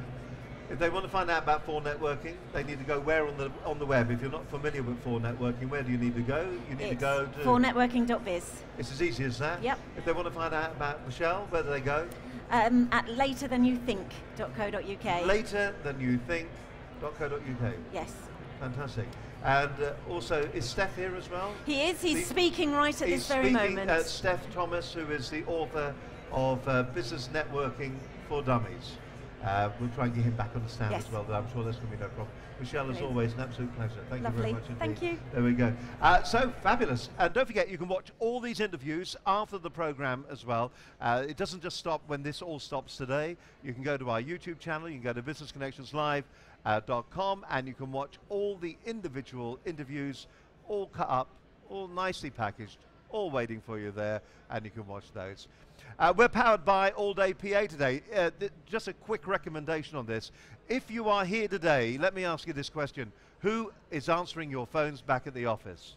Is there a possibility that nobody's answering the phones? And is there a possibility, I mean, for instance, now today, interestingly, my mobile is sitting here and it's been ringing. Now I haven't redirected my phone to All Day PA.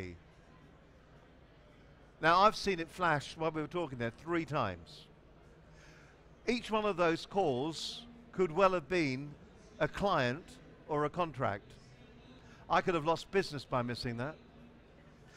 Let me put this to you. Say you had a professional answering service that what they were doing, they were picking up those calls, they were taking all the relevant information, and then they were emailing it over to me.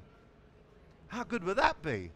Better still, if I could take the calls, say they were taking the calls, they could then say, Steve, I've got so-and-so for you on the phone right now.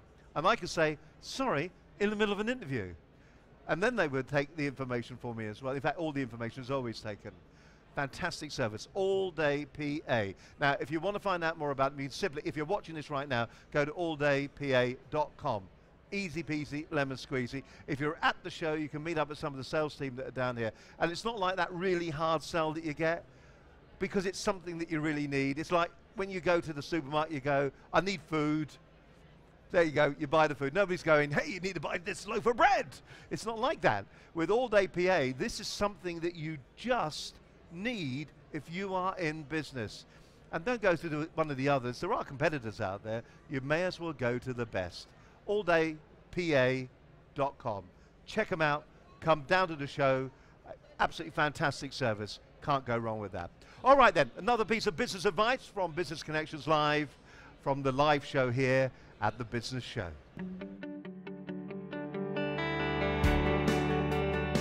Now, this week I'm joined by Mike Osborne, Managing Director of Phoenix Business Continuity Unit, an acknowledged leader and award-winning continuity and business continuity disaster recovery service. Phoenix IT Group is a UK-based specialist provider. We provide infrastructure support, break-fix maintenance, application support, help desk services for business. And a big part of what we do involves around supporting IT infrastructure. And of course, as businesses developed over the last decade, email, applications that give 24/7 availability of data on any device, being able to keep those businesses up and running has been a growing part of the Phoenix business. When you look at a lot of the things that have happened, the recent floods, if you go back a decade, some of the terrorist incidents that are fortunately beyond us in recent years, there's a whole profession that has kept business in London, particularly the big financial institutions, up and running through all those crises. The reality is one of the biggest drivers right now to people looking at business continuity is satisfying customer concern. Because if you think about it, what your major clients would be interested in is if they're putting business your way and then they're embedding whatever you do into what they do, right, and they've got this big brand and reputation and large customer base to satisfy, if you fail, they fail. When you explain that there are business benefits to this, that you can grow an organisation on the back of having this, rather than it being yet another cost of doing business, they very quickly get it. When you then move on to the fact that it's not as expensive they thought in the first place, you've broken down another hurdle. And in terms of the top 10 threats to business, they say unplanned IT and telecom outages is number 1. Right. Cyber attack is number 2, and data breach is number 3. Well, when I think of disasters, I'd have said fire, flood, terrorism. I don't think I'd have said IT, cyber attack and data breach. So that just shows you how far technology has moved on in the potential threat to business. But you mentioned 9/11, of course, that was America's big terrorist incident, and one that really shook the foundations of business continuity and disaster recovery across the globe. The smaller you get, the bigger the actual impact of having a disaster, because you're not resilient, you haven't got a second office. So for the really small firms, it is a topic that they need to look at, but it's really quite simple. If you've got customer names, customer contact details, make sure you've got those outside of a single office. Make sure you've got a copy of them somewhere. If you've got a single telephone line coming in, work with your comms provider to see how quickly it can be diverted, even to a mobile number, if your telephone line goes down. So there's 2 tips there, that actually the most important things that small businesses need is to be contactable by a customer or to be able to contact a customer. Mike Osborne, Managing Director of Phoenix's Business Continuity Division. Phoenix is a specialist business continuity. We're 25-year-old this year in terms of delivering disaster recovery and business continuity. We're UK-wide, and we're nice people who know what we're talking about. We've talked about a lot on this session. We've created a website for SMEs, which is www.phoenix.co.uk/SME, and on there you'll find a lot of the reference material that I've referred to, a lot of general advice and white papers, and it's all there to review in your own time. You're watching Business Connections Live. We're live from the Business Show here in Olympia. Now, one of the areas, of course, that all businesses have, we're all effectively, we are business drivers. Fleet business drivers in many respects as well, for that matter. And the thing is that there are lots of things that you can do to help your business when it comes to organizing your fleet. In fact, organizing your drivers of your company cars to reduce the risk to the company and to make certain that you're getting, well, more bang to the buck, quite frankly. There's a company called Fleet Driver Solutions, and with me from Fleet Driver Solutions is Philip Hyman. Philip, lovely to have you with us. Oh, there we go. We can hear you now. Lovely, lovely to have you with us. Now, Philip, lovely to be here. Tell us what Fleet Driver Solutions are all about. What exactly do you do? Very simply, Steve, we go. Oh, can you hear me now? Yeah. Good. Right. What we do is we go into companies that have professional drivers. Now, that could be a van driver or a sales staff who are mobile. It could be company-owned vehicles or private vehicles owned by the individual driver that they're using on company business. We make sure that all the drivers are trained to a high standard. This will protect the company from prosecution under the Corporate Manslaughter Act if, God forbid, something was to happen when a driver is out and about at work and he were to knock down a pedestrian. The driver could be prosecuted for dangerous driving, but the company director or directors could be prosecuted under the Corporate Manslaughter Act. But once we've gone in and trained the driver, we then issue the company with a certificate of duty of care. So if the police come knocking on the door, they can waive their certificate happily and say, but we trained them. But that is the worst possible solution, worst possible case though, isn't it? Indeed. Isn't also the whole idea of going into businesses like that is that it allows you to really get a level across the business, and as much as you can assess what your drivers are like. That's right. You can go in there, you do an assessment on them, don't you? We do an assessment. Now I see that has been really useful in the business, that you're actually going in and you're assessing my drivers, because I don't know from Adam how good my drivers are. Sure. So you do an assessment. Yeah. That's a bit of a tick. I like the idea of that. Yeah. So what about when it comes to documentation that my drivers have? Do you look at that as well? Yeah, we'll check the licenses. We make sure all the licenses are valid for use in the UK and abroad. We'll make sure that they're valid. So that's good. So now what we've done is that we've got a validation on their driving. We've now got a validation on their documentation, so we know that they're legal, honest and truthful in my company cars. Indeed. With your training, it means that we're not going to get prosecuted and we're not going to be taken away and locked up in jail. That's right.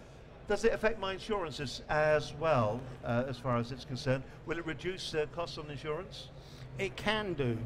You would need to talk to your individual insurance company about that. Right. But it can do.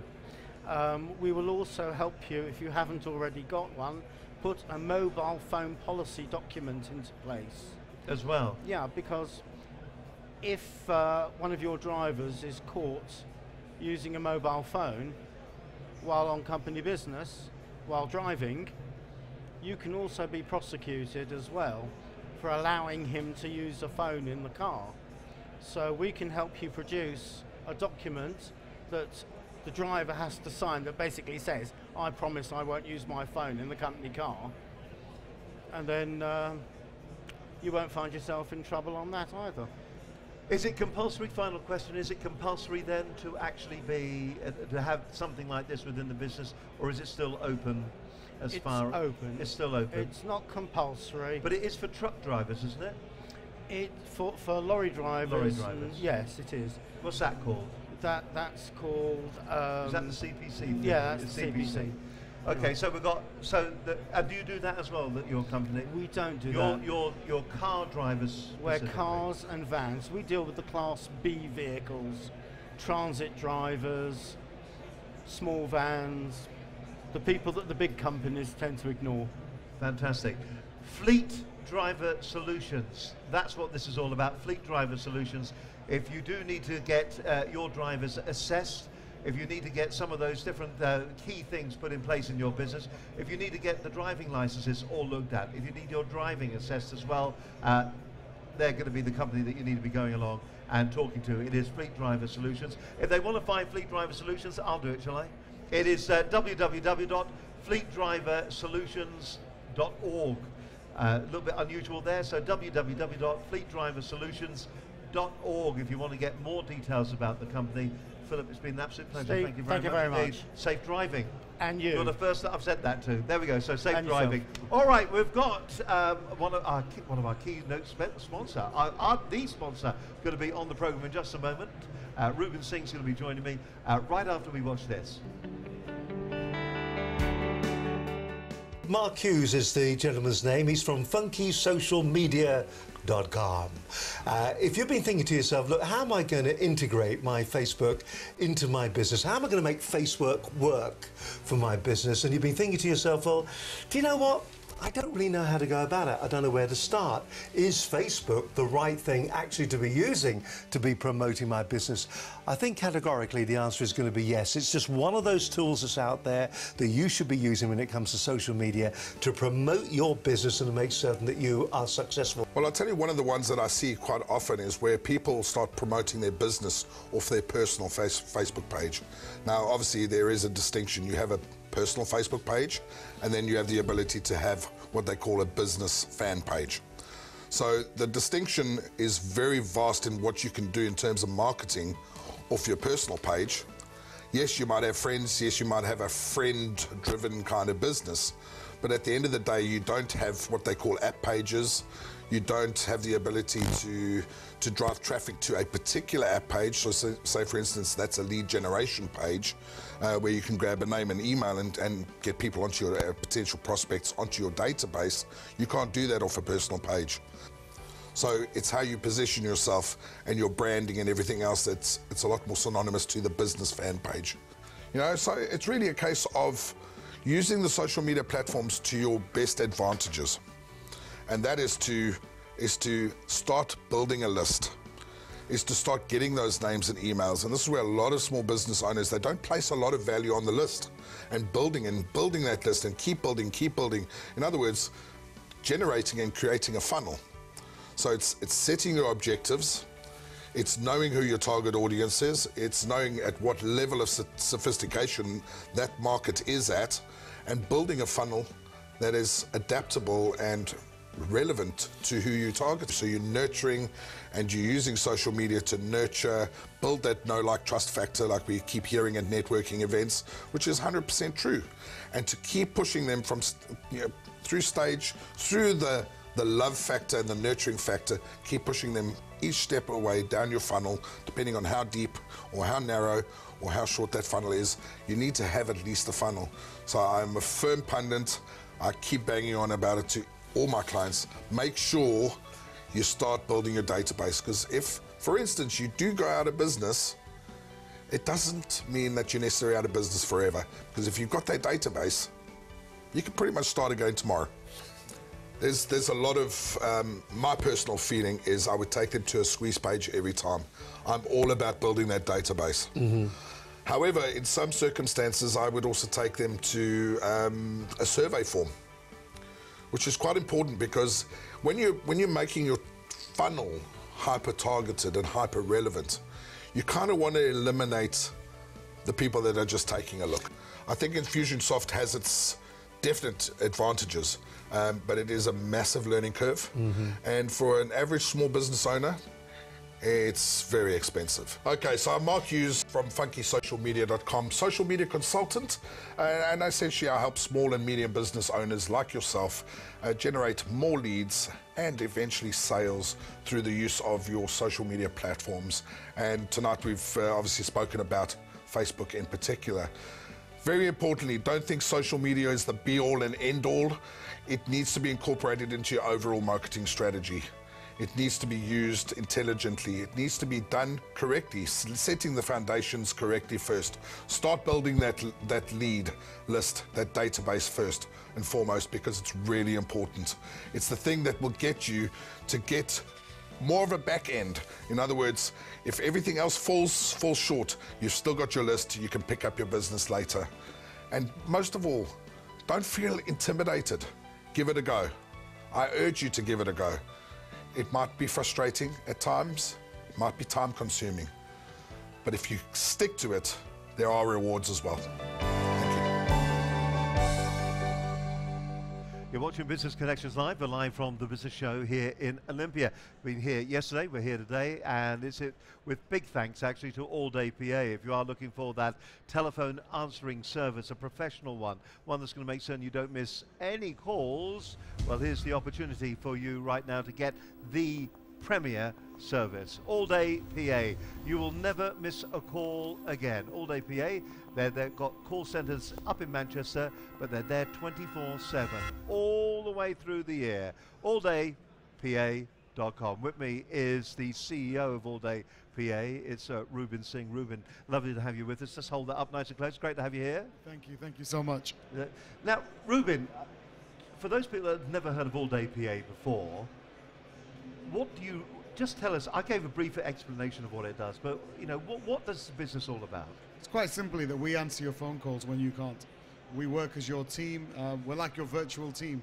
Real people sitting in our office that are kind of beamed into your office for 30 seconds to answer your phone call. So it's like Star Trek. Literally the calls come into us and those people are beamed into your office. They're your team answering your calls, but you only pay for the calls we answer. So what experience have you guys got? How long have you been doing this as a business? We set up the business in 1999. We've taken about 68 million calls since then. And we have a team of a few hundred staff. We probably collectively have several hundred years worth of customer service experience. So what makes it stand out? What are the things that people say to you when it comes to the fact that they use your service? Why are they coming to you? What are they looking for? Most of the people that use our services because they're not based in an office, or there's a small company that doesn't have the requirement of a full-time receptionist. So we answer people's phone calls when they're busy in a meeting, out of the office, at exhibition events like this.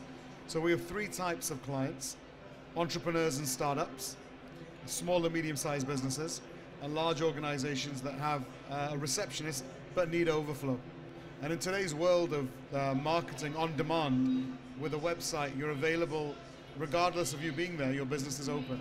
So if you have a website, people are trying to transact with you, trying to get in touch with you. What's the use of being open 9 till 5? With a website, you're open 24 hours a day.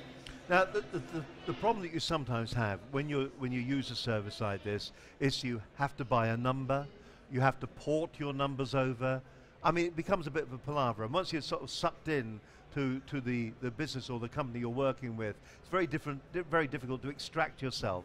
How easy is it for me today, shall we say, if I was a brand new customer and I walked up to you today, how quickly could I be using All Day PA? Well, you make some very valid points there. First and foremost, every small business is always fearful that they're going to get eaten up by somebody or somebody's going to get their claws around them. So what we do is, all we do with our business is you divert your phone to us when you wish. So we don't touch your telephone number, we don't touch your lines, we just answer your phone calls when you can't. And most of the people that use our service are using it because they really are making sure that their clients are put first. They don't want to make their clients wait, leave a voicemail, or literally let the phone ring off the hook. It takes less than 3 or 4 minutes to set up, and we have no long-term contracts. If you don't like using us, if you feel we're not delivering what you are looking for, just switch us off straight away. Is it expensive? It starts from as little as £1 a day. On average, a client is spending about £50–60 a month. So £50–60 a month, and you've got a 24-hour reception team to answer all your phone calls. So no matter how great a website you've got, no matter how good marketing collateral you have, if there's no one there to answer the phone, you've lost the client. I think a lot of the time, business is all about perception, isn't it? Right. And somebody can build a website relatively cheaply, and they can look like a multi-million-pound operation and still be a one-man band. That's right. And what you're doing with All Day PA, to a certain extent, I suppose, is you're giving that public-facing front end, aren't you? You're allowing there to be a professional way that the calls are received. It can make the operation sound huge, can't it? It can. I mean, we have 23,000 clients. 9,000 of our clients are one-man organizations. 4,000 of our clients are not even businesses. They're actually employees of other companies that have got a side business. So they're eBay traders, or they have a very small second income. We have a school teacher who also does piano lessons, but she needs someone to take her bookings when she's not there. We have a driving school instructor who needs somebody to take his bookings.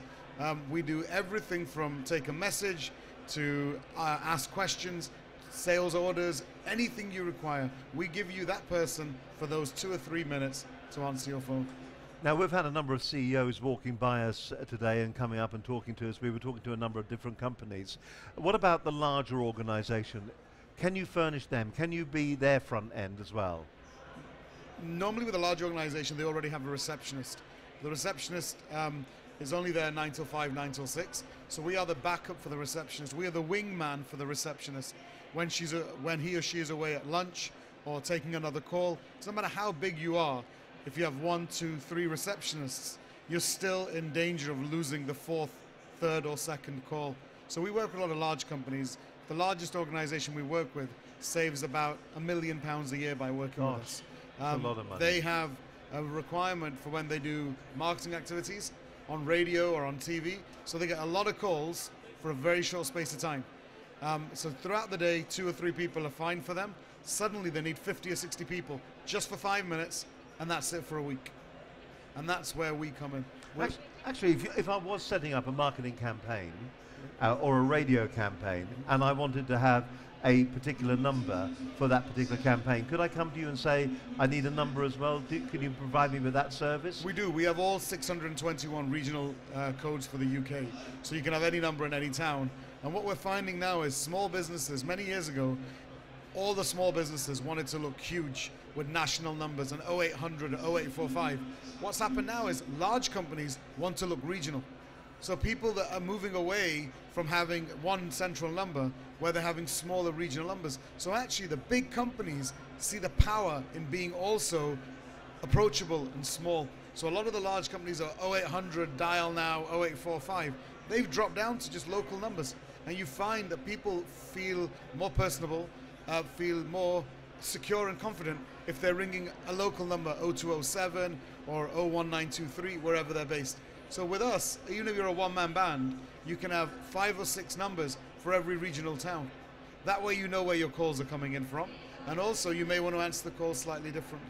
I love the idea of that, and I can actually, I'm thinking of a client right now who could use that particular service, so that is just incredible. If you had one thing to say then to potential users of All Day PA, what would it be? I'd say to anyone who's looking at have a small business or has a business that's growing, you've got to put your client first. We live in an on-demand society. Nothing anymore is a 9 till 5. People want to eat something 3 in the morning. People want to send something by FedEx 12 at night. You are there for your clients. Clients don't think now, oh, it's 6 o'clock, the supplier's gone home.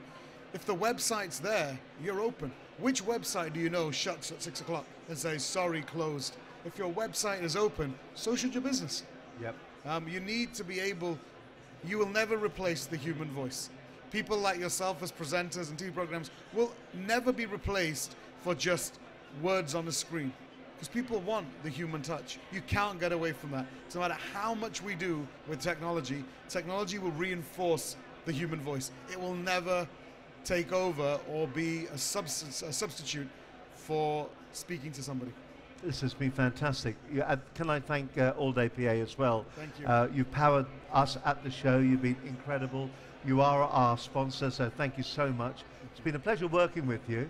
What about the girls? They've done really well, haven't they? They have, and I just want to say one thing about yourselves and your organization.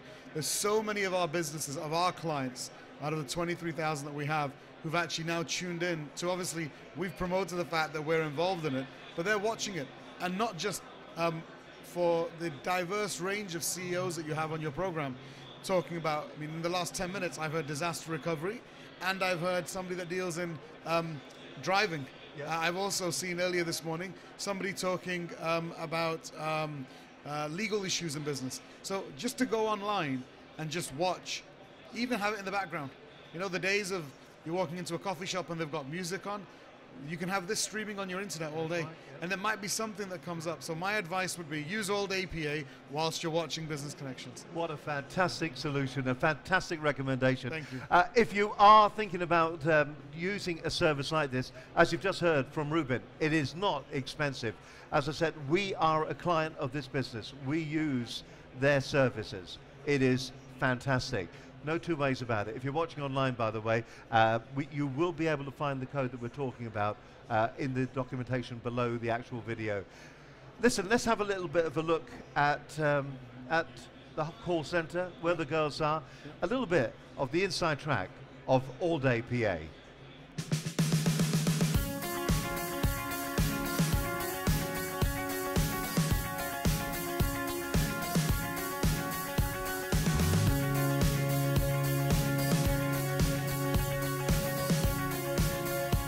The background of Old APA, the core values have always been the same. It was started on the basis of providing small businesses with the ability to compete with large organizations. You cannot replace the human voice. Great websites, great marketing collateral, these are all precursors to getting someone to contact you. We do one thing, we do it very, very well. We answer your phones. We are the first impression for your business. Being a PA means representing the company in question as one of their staff members. So obviously it's important to me that I convey the same standard, the standard that that company actually want me to. We have to put ourselves in that we work for that company. We work for that company, so how are we going to help that customer? The difference with Old APA boils down to three simple core values. The first is our human assets, our staff, the training that goes into our staff is second to none in the UK. The amount of time that we spend in giving the staff the full training, I think cannot be competed with by anybody in the UK. We cannot think about anything other than making each call perfect, and that's all we focus on in training. Each call is perfect. The second core value that we have is the expertise. Collectively, we probably have a few hundred years worth of expertise, knowledge of answering phone calls. So the expertise that we bring for a client is like employing somebody that's been in the industry for a couple of hundred years. A lot of our staff have been with All Day PA since the very start in '99, many, many years. So many people started as PAs. The recruitment process actually gives us some amazing candidates. There's a certain type of person that can do what we do. We all have a certain characteristic here. We can't quite put our finger on what it is, but we all have it. We've got many different personalities. Every single PA is different. Every single PA is attentive, switched on at the end of the day, with different personalities, but because we're all different, this is why we provide a great service. We run from 4 operation centres, 3 in Manchester with an office in London, and our 3 operation centres in Manchester, there is no single point of failure. So from signing up on a package that may be nothing more than a few pound a day, £3-4 a day, could give a small business 14 to 15 million pounds worth of technology at their fingertips and a team of 220 staff. It's not robotic. We are real human beings handling the call. Automated phone systems cannot do this. To our customers, I think All Day PA has become an extension of their businesses. And when you think that we're asking a lot of a business to say, let us take calls on your behalf, there's a lot of trust that there takes place, and that trust is only gained from our years of continually giving excellent service. So no matter how good a business you have, if you're in a meeting, your phone's switched off. Your business is closed for business. And that's what we do. I would describe All Day PA as almost in loco parentis. We are essentially that client's staff member. We are representing their company. We're not just a call handling service, we represent that company. I'm employed by them for the 3 minutes I'm taking the call, is how I view my place with the member. We do create an illusion that we work for that company, so we have to have the answer to any question that a customer will ask. We are only as good as the last call. We have no long-term contracts. We don't ask clients to port their numbers over to us. You just divert the calls to us. And if you feel that something's not right, you can switch off the divert. And that is probably the single most important thing about our service that has kept our clients for so many years. And the one piece of advice I'd give anybody, wherever they go to get their calls answered, don't look at the management of the company first off. Don't look at the brochures. Don't look at the collateral. Look at the people taking the phone calls.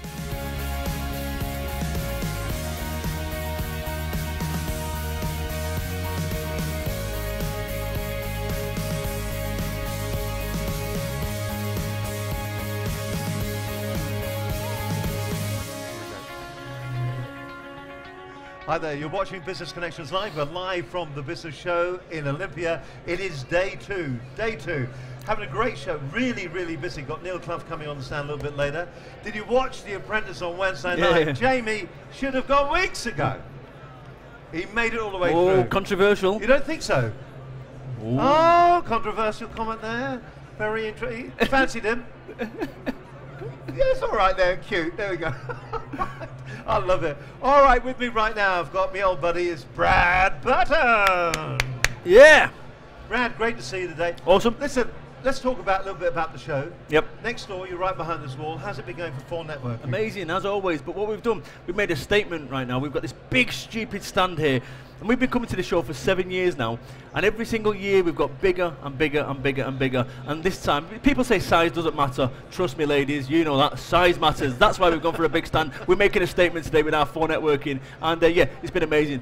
Do you think people are getting it when they come onto the stand about what networking, how powerful it can be? We know something we've got with our network, 4 Networking. It's fundamentally different to any of the other networks. You know, we are more than business networking. Business networking. We're a national network, and what we've got is a big family, and a big family that supports each other. And I'll give you an example. I've just been sharing this story with somebody. One of our members had a big business owe them money, and this big business was sitting on the money. It was like a 60-day account. You know, 67 days in, they still not got paid. They told me, they rang me up as managing director and thousands of members. They rang me up, and guess what? I rang up this big business and said to that big business, hello, you owe one of our members some money. I suggest you pay them today, otherwise you're going to have a social media shitstorm. And guess what? They got paid that afternoon. Really? That's what 4 Networking is about. Think of it a bit like the mafia for business. Bad example. Great idea, though. But listen, I mean, as a small business, you know, these guys, these big businesses can't bully us, not anymore, because we've got collective strength of thousands of members. We run 5,000 groups across the UK, and we're just not going to have small business pushed over by these big businesses anymore. So you just got to check it out. You've got to make absolutely certain then that you go onto the 4 Networking stand and you start your network. If you've never networked, or you're saying to yourself, yeah, tried networking once or twice, and do you know what? Networking just doesn't work. Well, you know, people do say networking doesn't work, and what I would say to people that say networking doesn't work, what bit of you talking to people about your business isn't working? Because fundamentally, you give me any single person in any single profession, I will show you someone who is smashing it within 4 Networking. So if you're a web designer and you're getting no business from 4 Networking, and yet there's a web designer that's getting loads of business from 4 Networking, the question that you ask is not what's wrong with the network, but what's wrong with my approach. And that's what we can work on as well with 4 Networking. All right, now, that's 4 Networking behind us. You obviously do the motivational speaking as well. Yeah. You've lost a lot of weight, because you once said to me, you said no one would trust a motivational speaker that's fat. Never trust the fat motivational speaker. Does it? So, no, what happened with me is about 18 months ago, I got diagnosed with diabetes. And this is all a part of the whole business thing, in that, you know, I was there working. I was on the road doing 40,000 miles a week, having Kentucky Fried Chicken, blah, blah, blah. And before you know it, you know, your pant sizes start going from a 34, 36, 38. You don't just suddenly wake up and go, shit, I'm a 42. And no, I got diabetes type 2, and at which point I went, you know what, I'm going to sort myself out. And I've spent the last 12 months, 18 months of bringing my weight down. So hopefully, Steve, you fancy me a big boy. Right then, moving smartly on then. What about the actual motivational speaking that you've done? What have you been telling them at the keynotes? I did the keynote yesterday at 10:45. I opened the show up, and then today I'm speaking at keynote hall 1 right at the back end of the show, about 2 o'clock for half an hour. And my intent is to really change your life, change your business, change your thinking, change your direction forever. And people go, oh yeah, of course, go on then. Trust me, if you want to call my bluff today. Come down at 2 o'clock, keynote hall 1, and I promise you, I'm technically starting at 2 o'clock, but I will start as soon as every single seat is filled. I'm going to be on it. And I will change your direction. I will change your thinking. I will change everything that you got going wrong in your life. I'll put you in a different direction, because one of the things that I talk about is this. It's never too late to change direction. You know, my teacher said to me I'd never amount to anything. And up until about 10 years ago, he was right. But I changed. And that's what I'm going to do today. So if stuff's not going right in your business or your life, today we're going to address it in 30 minutes. So hole number 1, 2 o'clock. It's where the magic happens. A lot of people would say that's all very well saying that. But maybe you've been the lucky one. I mean, what was the big thing that changed your life then? Me and you'll be rolling outside out there. So I know. Sorry, it's not. Listen, I know the answer. Remember that. It's not 1993 outside the Hacienda anymore, is it? My bad. What was it? What it was that changed is that I changed my entire approach. In that 10 years ago, 11 years ago, I used to say, oh, my life's terrible, so I know what I'm going to go and do. I'm going to go smoke some weed. That's what I'm going to do and do. And my life's still terrible. I know what I'm going to do and do. I'm going to drink some more alcohol and smoke some more weed. And guess what? Ironically, my life was rubbish because I'm drinking more alcohol and smoking more weed. And the day that my life started changing was the day I went, you know what? I'm putting all this stuff away and I'm going to start behaving myself. And this is what we do. We start blaming the world for the problems that we've got in our life. Oh, the reason that I drink is because my dad locked me in a coal shed when I was 7. You know, stop it. What I've done with my life is I've changed my life around. The teacher said to me I'd never amount to anything. Up until 10 years ago, he was right, but I changed. And it is never too late to change direction. You're never too old. And we're going to talk about that today, 2 o'clock. So make certain you get there, 2 o'clock today. It's going to be a fantastic opportunity. You want that fight outside? I'll take you on. Yeah. Not a problem. Hey, you're in a different weight class now, Steve. Oh! Hey, just throwing it out there, just throwing it out there. Yeah. Ref stoppage. All right, now listen, before you walk away, one of the team, we understand, Debbie Huxton's done very well, hasn't she? Just tell us about that. So Debbie was a Phone Networking member, and she joined 2 years ago. She came along to Phone Networking, came along 3 times, said it's not for me, wrong start of businesses, I need this, that and the other, and she disappeared. And then 6 months later, by chance, she read my first book, Get Off Your Ass. She read it. Somebody gave her the book, and she read it begrudgingly. And eventually she went, actually, I'm the one who's got this wrong. That actually business networking is nothing to do with business. Business networking is to do with people. People get that twisted. People think it's to do with what your business card says. No, no, no. It's to do with the person behind it. Debbie rejoined Phone Networking, and now her business is a national business. And on what day are we on now? I've been drinking last night. Sorry. On Wednesday night, she won the Inspirational Speaker or Inspirational Woman of the Year award, the NatWest Venus Award, which is just exceptional. And this is a woman that was really struggling a couple of years back, and now between the last 2 years, she's straightened herself out. So do check out Debbie Huxton on Twitter, Debbie Huxton. And in fact, if you are on Twitter, tweet me right now with a picture of me posing at Brad Burton. Please do find me on Twitter. Just out of interest, before we move on, how many people here are on Twitter at the moment? How many people Twitter? Wow. Tweet? I'll tweet. Good to Not enough. No, use no, social yeah, media yeah. in your business. You've really got to use social media in your business to make your business stand out there, to tell people that you're there. Listen, you, as always, complete star. Look forward to seeing you a bit later on. Put it there. Can I just say before we go, you know what, I like the sound of my own voice, but the first time I encountered these guys exhibited at the show called the Business Networking Show over in Midlands, and they did this at the show, and the crowds were like this, and all the energy was there. And I would say, definitively, the fact that you're here now in the business show as well, I would like to see this as a permanent fixture, not only in the business show, but in the Business Networking Show, and all these shows that I go to, because every single show around the UK would benefit from what I'm seeing right now, which is energy. Because these shows without energy are a waste of time, because you can come to these shows and you see people and they just leaflet. No, no, no, no, no. This is about people, and what you guys do as people come through the doors, you bring in energy, and that is the X factor. These events like this, you know, I do it. So more of this, please. I would like to see you around the network and the scene across the UK. You're a lovely man. Brad Burton, ladies and gentlemen. Let's hear it for Brad Burton. Thank you. Okay then, listen, we'll give you a little bit of business advice right now from one of the shows. You can watch Business Connections live every Wednesday night. Anyway, Brad's been on the programme. All the shows are there as well at businessconnectionslive.com. Also, you can find our YouTube channel as well. In fact, we're everywhere. Follow us on Twitter at, it's a useless handle, our one, isn't it? Yes, we need to change that. We need to change it at BizConnect6. Find me at Brad Burton. I'll send you on their way, all right? Yeah, that's great. Okay, then let's have a look at one of the other programmes. I've been going on about this for the past couple of weeks. He is the UK's #1 motivational speaker. He's the founder of 4 Networking.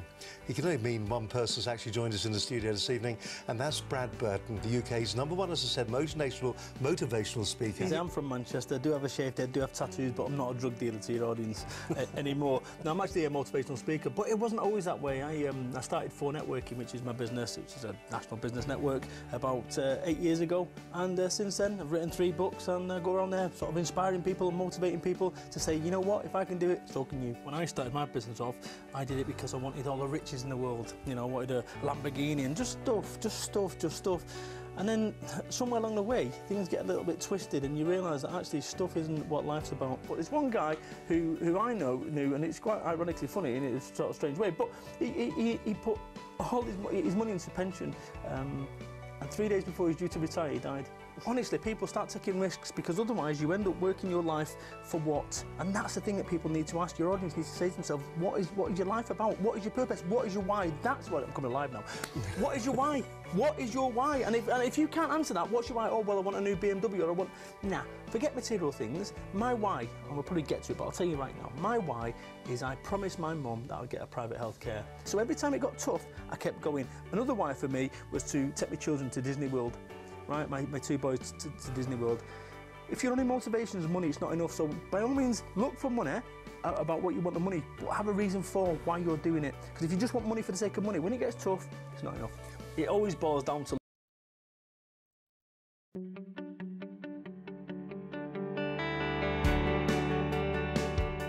Tonight we're going to be talking about apps for business. With me tonight, my guest is Bülent Osman.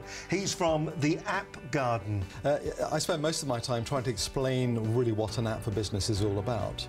And it's really important for any business to understand that it's part now of a marketing strategy, and there are lots of statistics around that shows that we are interacting with these small pieces of technology many times a day, every day of our lives. I asked a very simple question, which is, can you articulate to me what is the purpose of the app? What is it there to do? What is its function? Now, it's a very simple question, but the answer can be actually quite difficult to articulate. Well, it's important to realise that there are so many apps out there that you need to differentiate your app from anybody else's. So what is the core reason why somebody would come back and use your app on multiple occasions? There needs to be more than just brochureware inside the app. And so really it's a matter of saying, well, what ways do you connect with your customers today? What ways do you wish to connect with your customers and potential customers and your broader audience? And how can the app help expedite that and improve that particular connection? Whereas if you have my app, let's say on your phone, then what it means is that you as an organization now can communicate with me at any point in time. There's a feature called the push notification. So it's important that we understand this because this is a very unique feature for apps. A push notification is a business-orientated, let's call it a text message. It's a short message, a little bit like a tweet, that if you were to send it to all of the people that have downloaded your app, it pops up on the screen, and the app doesn't have to be open at the time, it just has to be resident on the device, and then it'll pop up and it'll make a sound. And of course we as human beings now are very much conditioned that if the phone goes, there's a little message that pops up. Even if we're in a meeting or some sort of conversation, we can't help ourselves, can we?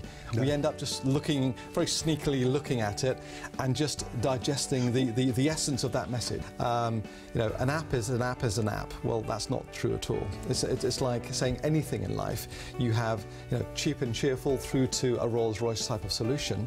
And I think it's important to say that there are 3 types of connections that you can make. It's either business to consumer, or business to business, or business to employee. So some large corporations now are talking to us because really what they want to do is communicate with their employees.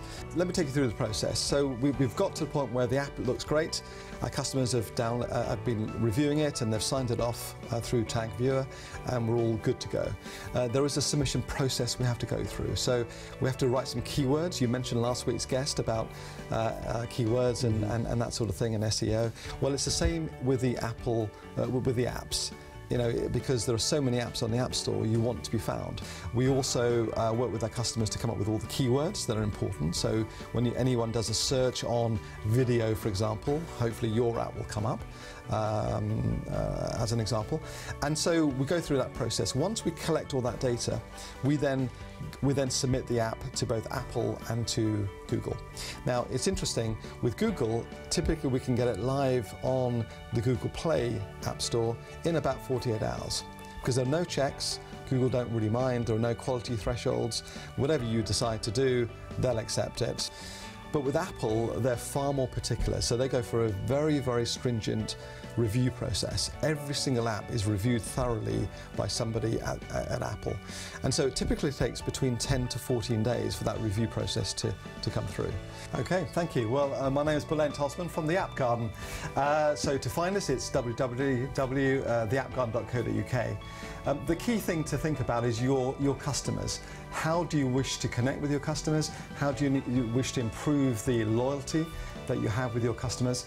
And what can you offer in an app that can increase that interaction, a two-way communication with you and your customers? So if you have an idea, please do contact us. We will help you with that idea, land it, and if you wish to go forward with us, we will then take your app live and help to increase your business.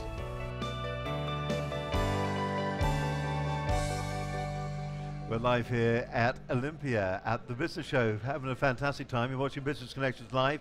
If you're watching the live stream, it's good to have your company with us. If you're walking by us, you can watch the live stream at businessconnectionslive.com. And after the event, if you wish, you can also go to our website at www.businessconnectionslive.com. Hello there, at businessconnectionslive.com. And you can watch a rerun of all the programs. There's over 60 hours worth of programs on there. Also, all the interviews that you see here. In fact, all the interviews that we did up at Wolverhampton are still on the site as well. And there were some really interesting ones there too. So if you want to find out and hear and see all those individual interviews, then simply go to the website, www.businessconnectionslive.com. The Franchise Expo is taking place very shortly. Matthew Parfrey is with me right now. Matthew, great to have you with us. Thank you for joining us on the stand. You're welcome.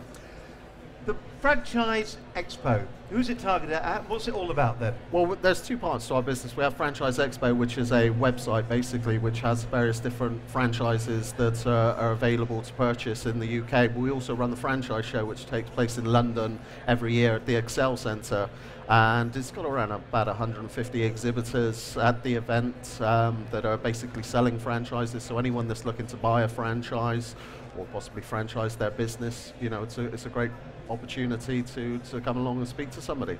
What kind of prices are we looking at? I mean, is it quite variable, the actual amount that somebody will pay to buy a franchise when they come to these shows? Yeah, I mean, they're right across the board. I have franchises that literally start from, under £5,000 basically, and then the other end of the scale, I've got quite a few opportunities that are coming to the UK for the first time, so they are looking for a master franchise basically, so someone to take on the whole of the UK and then obviously recruit their own franchises, so you will be looking at, in excess of sort of £250,000. Well, like all expos and exhibitions, there's always two sides to the coin. So first of all, let's talk a little bit about the people that are exhibiting or the people that are offering franchise opportunities out there. How should they prepare themselves to maximize the return that they're going to get when they go to the show? What are the fundamental things that they should be doing, and what are the big mistakes that some of them make?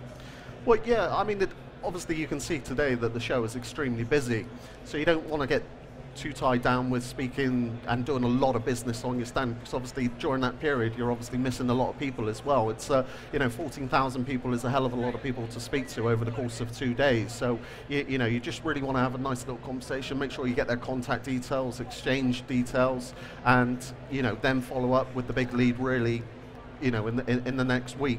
So you just don't want to get too tied down, because at the same time, whilst you're speaking to somebody, you could well be missing somebody else. So is it worth having a well-manned stand as well? Yeah, definitely. There's certainly a good way to exhibit and a bad way to exhibit. You want to make sure that you've got your best people on the stand. At the end of the day, you're paying quite a lot of money to exhibit at various different events. So yeah, you want to make sure that you've got your best people representing you on the stand itself. And a lot of people are finding themselves now in the situation where perhaps they're getting redundancy money, or they want to change a career, and they're thinking to themselves, right, I've got a pot of money, I want to go out there, I want to start my own business, be my own boss. And there are many people that are at this particular show, small SMEs, who maybe have started from maybe as a service industry or whatever, but you know, to come to your show, they're actually looking for an off-the-peg business.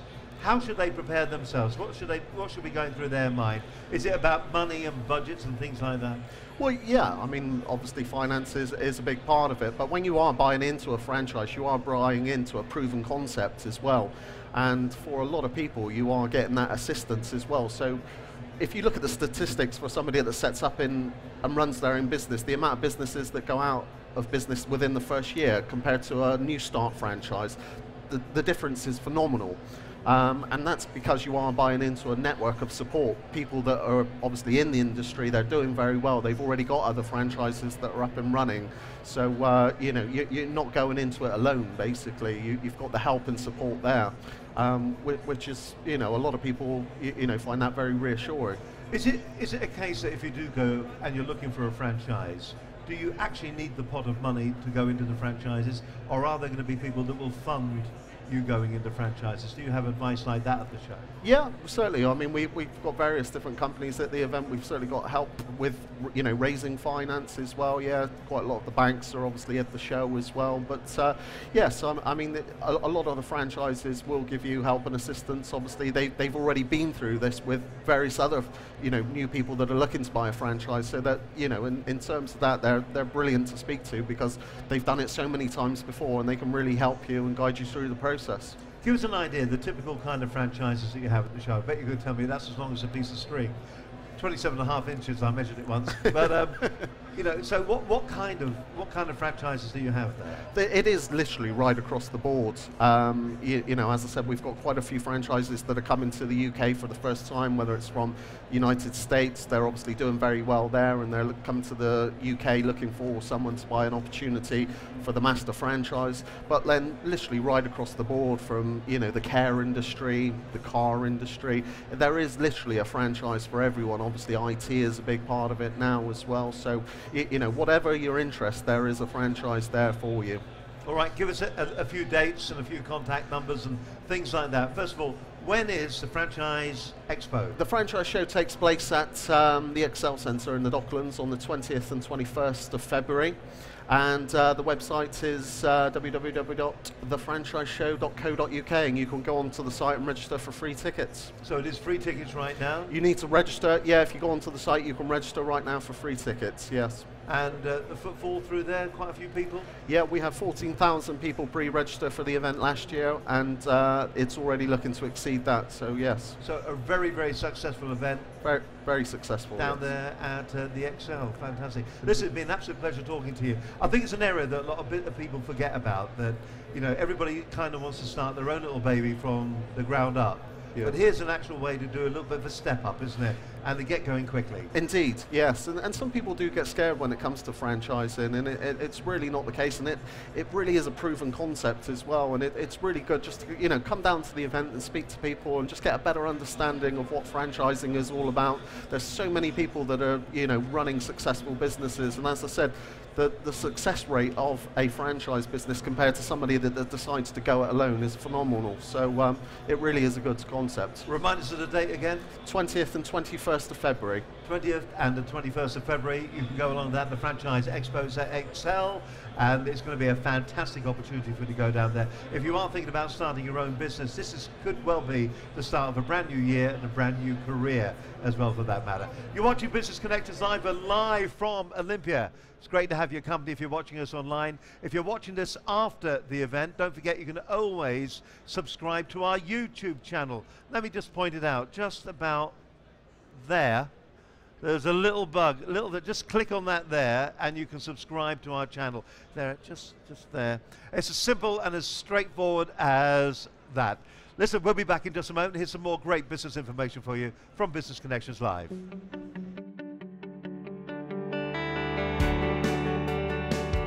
Search engine optimization is probably one of the most important things that you've got to do to your business website to make certain it's working for your business. Remember what we've said about business websites in the past. Your website is part of your marketing campaign, and to make absolutely certain that it is getting you the most benefit from it being there, it needs to be properly SEO'd. My guest tonight is Mark Rouvray. He's the SEO expert who's joining us tonight, and he's going to be talking about how small businesses can raise their ranking in the Google search engine results simply through search engine optimization. Fundamentally, it's two parts to it. It's making sure that your website is clear to Google as to what it's all about. What does your website fundamentally give to people? And secondly, it's promoting that website across the internet so that you are seen by Google as having a good reputation for those key search terms. What we're talking about here is the natural or organic search results, those that are not those paid ones at the top or at the side. So essentially what I do for my own website is exactly what I'm doing for my clients. And you're absolutely right, there is, and this is one of the battles that we have, is that people do get bamboozled by some of the technology and some of the spin that is provided by people who often, most small businesses will tell you, have probably had a phone call from somebody who says, I will get you to the top of Google. And really anyone who says that, they should be wary of. What kind of business do you want to attract? Now, you mentioned London, and a common mistake that people make is to actually say, well, I'm interested in London.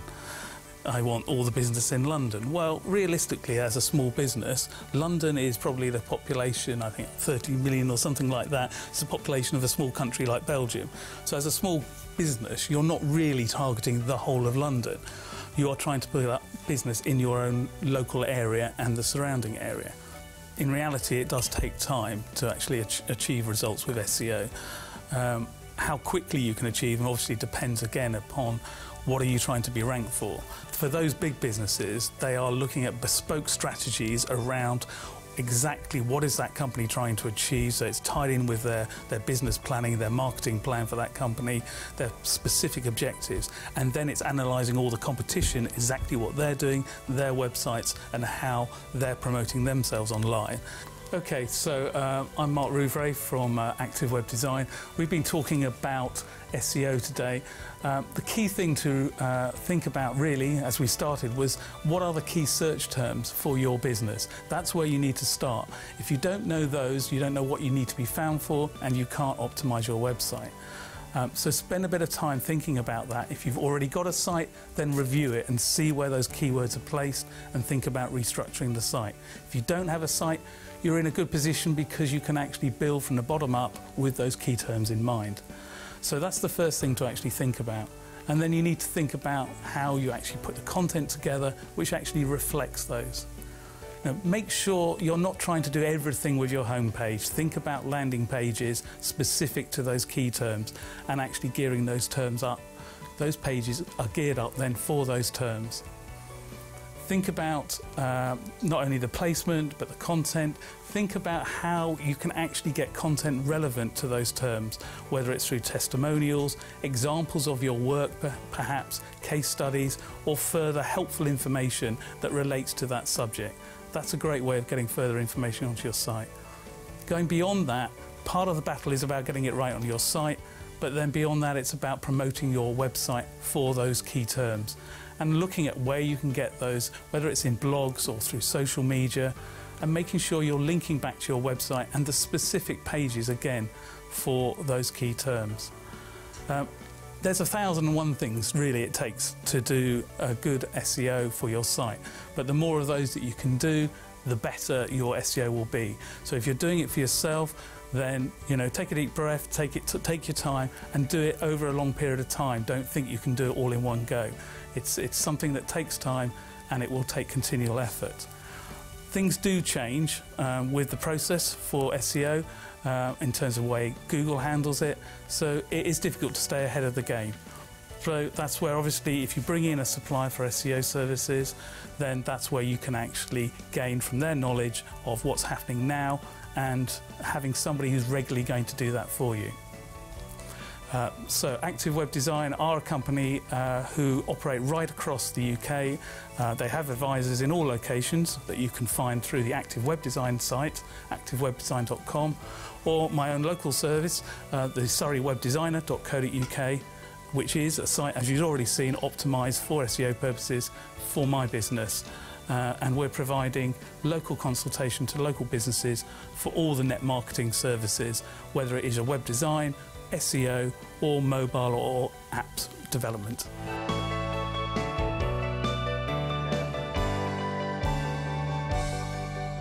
Hi there, you're watching Business Connections Live. We're live on the business show here at Olympia. It's been a really busy morning, actually. With me right now, I've got Mike Royston. He's from CrowdCube. What's that all about then? CrowdCube. Ever heard of that? You've heard of that, haven't you? I have, yes, very much so. Now, we've talked a lot about funding so far through the day. We had Just Cash Flow on earlier on, and we had some of the funding organisations yesterday. Maybe you're in business at the moment and you think to yourself, you know, I'd like to either expand the business or I'd like to grow the business, but I need to get the funds from somewhere. The first thought that comes into your head is, I need to go to see my bank manager. Sometimes the banks maybe aren't the best route. I mean, they're a good route, and they're getting better, I would agree, I'd probably agree, but they're maybe not the right route for your business. Am I right in saying that, Mike? Well, yeah, very much so. The banks are not really in the business of risk at the moment with the austerity measures and everything. Everyone has kind of diverged away from bank lending because, one, it's very difficult to access. They're not really lending much at the moment. And just with the rise of the internet, people are wanting to have the opportunity to push it out to a whole different area of people, you know, their customers, their connections, their friends, family, giving more people access to finance, to investment opportunities for the investor side of things. And for the entrepreneur, it's great because you can bring on new customers, new clients, as well as increasing your sales and raising the finance that you need to grow. I must admit, I went to one of the presentations that I saw from your organisation, and it is this involvement with the people who are investing into the business that seems to be the differentiator for you between so many of the other crowdfunding sites. There's one thing just putting your money there as a bit of a punt, but there's something here that sort of says, if I'm going to invest in your business, I want to help that business succeed. And that seems to be the difference. Your criteria for the businesses that you crowdfund for seems to be completely different to the other organisations. Well, I think it's changed and evolved in the time we've been running. It's only a young company. We've been running 3.5 years now. Crowdfunding in general is only just starting to show the progress of what it's actually capable of. So it's changed a lot, and the criteria for the businesses that we're funding is evolving. We've got a much more stringent criteria for businesses looking to list and grow. They've got to have all the information that a usual investor would look for: the business plan, financial forecasts. We do our due diligence on all the companies that are coming onto the site. But they have to have that kind of spark, that element that can draw people in, that's going to attract a crowd of people. If they can tell it in the right way, they can, they have to have something about it which is going to, get people excited about the business and get people engaged with what they're doing. When businesses come to you, is there a fundamental mistake that a lot of them make? I mean, I would imagine it isn't, 10 in the door, 10 go off and get funded. I'm sure that isn't the case. So of the 10 that come in the door, how many will actually end up in the system? Yeah, so our success rate is 1 in 3. Really? It's increasing all the time, absolutely. One of the main reasons people fail is they just don't quite understand how the mentality of crowdfunding works. There's a lot of psychology that goes on. Investors will try and pick up on the smallest little details of what they can find out online. So how they put their pitch together, how the quality of their video, any spelling mistakes in their pitch, the tiny little details, as well as the progress bar being hugely important. Having the momentum that you're trying to create is just a massive. People will be drawn initially to where the crowds are. There's a bit of that empty restaurant syndrome. No one really wants to go to an empty restaurant. To an empty restaurant where you see less investors, less clients. So they're automatically drawn to the ones that are being successful and have proved some traction. So if you had to draw out a roadmap then that was going to be from A to B, or A to Z rather, of how I would go about doing this, what would be the path that you would go down? What would you actually say, here are the key things I need to do to make certain that I'm going to be right for you, for CrowdCube? So I'd make sure that you'd start well in advance, making sure you've got at least a month to get everything prepared. You can do all of your marketing strategy up front, making sure that you know exactly what you're going to be doing from day one, hitting the ground running, getting some investment lined up from day one as well as just putting the perfect pitch together, the video, the business plans, make it attractive, make it sexy, make it engaging with the audience. Make sure you've got your numbers right, absolutely, but pulling all that together beforehand so you're not just scrabbling around while you're live on the site is going to be the most important. And that really is, and that will sort it all out. Now, if people want to find out more about, last question, this really is the last question, who are you targeting at? What size of business are we looking at? What kind of turnover? Any, actually, from startup all the way through to growth stage businesses. We've fundraised anywhere from maybe £40,000 up to 5 million plus. We've had some really great success stories recently from more established businesses having VC funding coming alongside the crowd. So things like Stelios' Easy Property from the EasyJet group. We've had BitReserve, a hugely successful American entrepreneur behind that. Had Kevin MacLeod and his sustainable architecture company called Hab Housing, raising 1.9 million from the crowd of 650 investors, all the way down to tiny, small companies that just a concept and an idea on a business plan, and then they get people excited by their concept, and they're on their road, on the way. Most unusual one? I love the one which is Marine and Auto Security Solutions. So they do barriers that go around of a ship to stop pirates from climbing aboard in high-risk waters in places like Somalia. So they've developed a barrier where you put these grappling hooks on and they slip off because the pirates aren't able to climb up. Great concept, so simple. What a great idea. Absolutely. And you got the funding, yeah? Absolutely, we did. If people want to find out more, where do they go? Just go to crowdcube.com. There's a place to see all the opportunities that are live on the site, and if you want to raise finance, click on Raise Finance at the top and click on Start an Equity Pitch. All right, this has been an absolute pleasure talking to you. Thank you very much. Great presentation that we saw at the bank as well. Thank you. And listen, thank you very much indeed for coming on the stand. Thank you very much.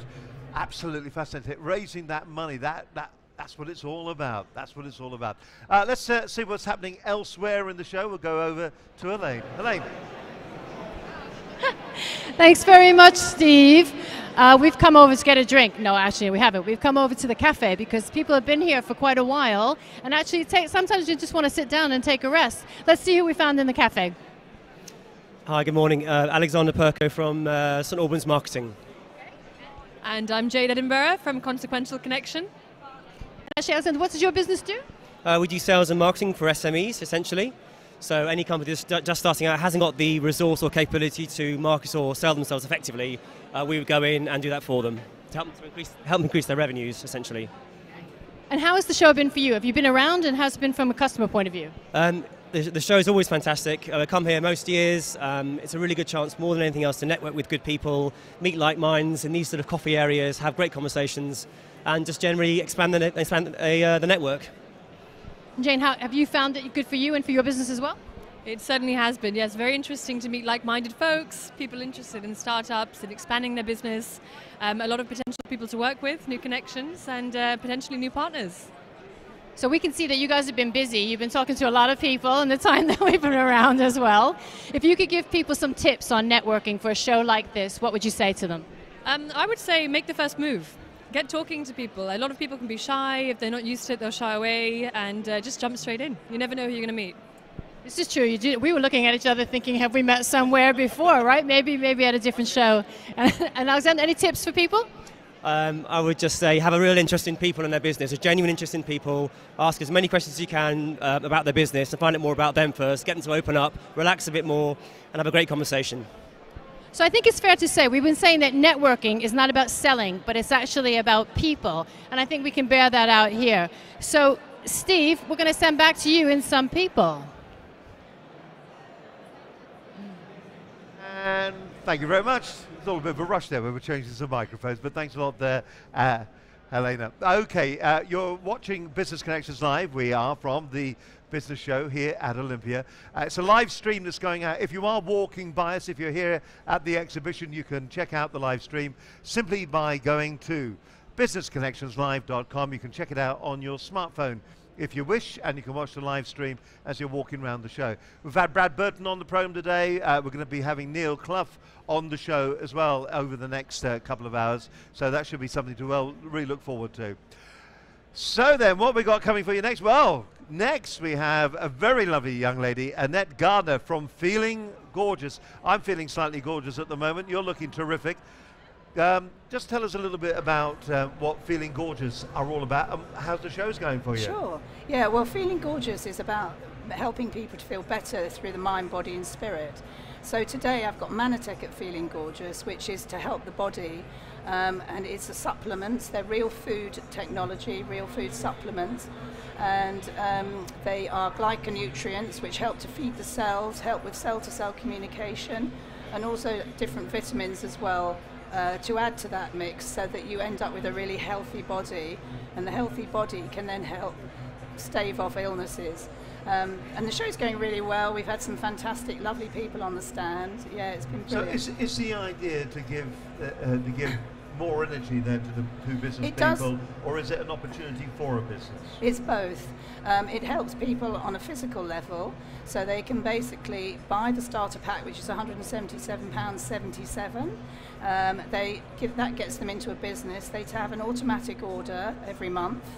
And they can take the products themselves, feel better, then recommend them to others, and then they can start earning money from it. So they start off with an active income for each person that they bring in, and then there's a very interesting passive income that grows and grows as the business gets bigger. You have a lot of support, we have a lot of training that we do for people, all for that price. So it's a fantastic start-up price. Now, where did the actual product come from? It's an American company called Manatech. And it's a direct selling company. They've been going 20 years. They're on the NASDAQ stock exchange. So they're a really bona fide company. And I personally have done quite a lot of direct selling companies, but this is the best one I've come across. And the product is fantastic. It gives you so much energy. And what about your background? Are you a direct selling marketeer? No. Or are you a specialist in products like this? My background is PR and marketing, so which has been really helpful with this business. Yes. And I had a very successful fashion PR business for many years, and then I wanted a change of direction, and I found this product, and I linked it with Feeling Gorgeous. So it's a part-time business with Manatech, but it's going to fit in with the Feeling Gorgeous side, which I want to grow. I've just launched it, so I want to grow that a lot more to help people with mind and spirit things as well. So healing, I'm interested in healing, and just generally helping everybody, men, women, everybody feel better about themselves. Now, if they want to find out, obviously here at the show, if they want to see you at the show, what stand are you on? 112. You're on 112. If they want to find out anything about this outside of the show, yes. What need they do? It's if they look up on the website www.feelinggorgeous.co.uk. Right, so feelinggorgeous.co.uk. You'll find out more about that, and also if they want to order it, or can they get samples of it? Yes, they can order from that. There's a shop on there that they can click on. There's a whole section, 2 sections on Manatech the products and Manatech the business. So they can click on either of those, or they can phone me. My number's there. They can phone me to ask for more information. All right then. Well, listen, that's been fantastic talking to you. Thank you. Thank you very much indeed. Thank you. And I think what it does, it shows you the diversity of what this show is all about. Yes, it is a business show. It's called The Great British Business Show. That's what this show is all about, but there is diverse opportunities here, diverse products, and lots of people doing business, no matter what, well-being is what this is all about. We talked to Michelle earlier on about being absolutely certain that you're right in the way you think in your mind's eye. Here's something that's going to make you physically feel better about yourself. Fantastic opportunity. Once again, just go along, and it's feelinggorgeous.co.uk. Business Connections Live.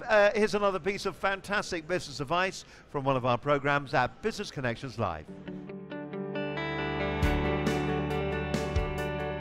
My guests this evening, 2 great guests actually, and we're going to be talking about something of real big topical interest at the moment. Stephen Thomas, he's the author of Networking for Dummies, but there's more to Stephen. There he is. Watch you, Stephen. Great to have you with us this evening. And also with us this evening we have Michelle Turner-Davison. Hello Michelle, lovely to have you with us as well. Thank you. Hi, I'm Stephen Thomas. I'm Network Director of 4 Networking, which means that I look after about 6,000 breakfast, lunch and evening events in England, Scotland and Wales every year. I'm also the author of Business Networking for Dummies, which I'm really proud of. 106,000 words, all my own, which I've written about business networking. But those aren't the reasons why you'll want a one-to-one with me, Steve. I joined this networking back in 2007 as a member. I used 4Networking to develop my business, No Red Braces.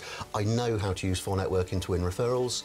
I know how to use 4Networking to win testimonials, and I know how to use 4Networking to win business. And if you want to find out more, you need to ask me for a one-to-one. And then 2.5 years ago, I was invited to become one of the regional leaders. So I've been doing that, looking after a whole region from Oxfordshire now all the way through to Norfolk. But I do that to benefit my business. They're not talking to the people that are in the show, waiting for people to come to them, but not actually engaging, having conversations with people. You know, the thing is, they've got people to talk to, and not just the attendees, but other exhibitors around. Everybody there is a potential customer or client. And it leads to a conversation. And there's another way that people should be talking to people at the show, and that is using social media.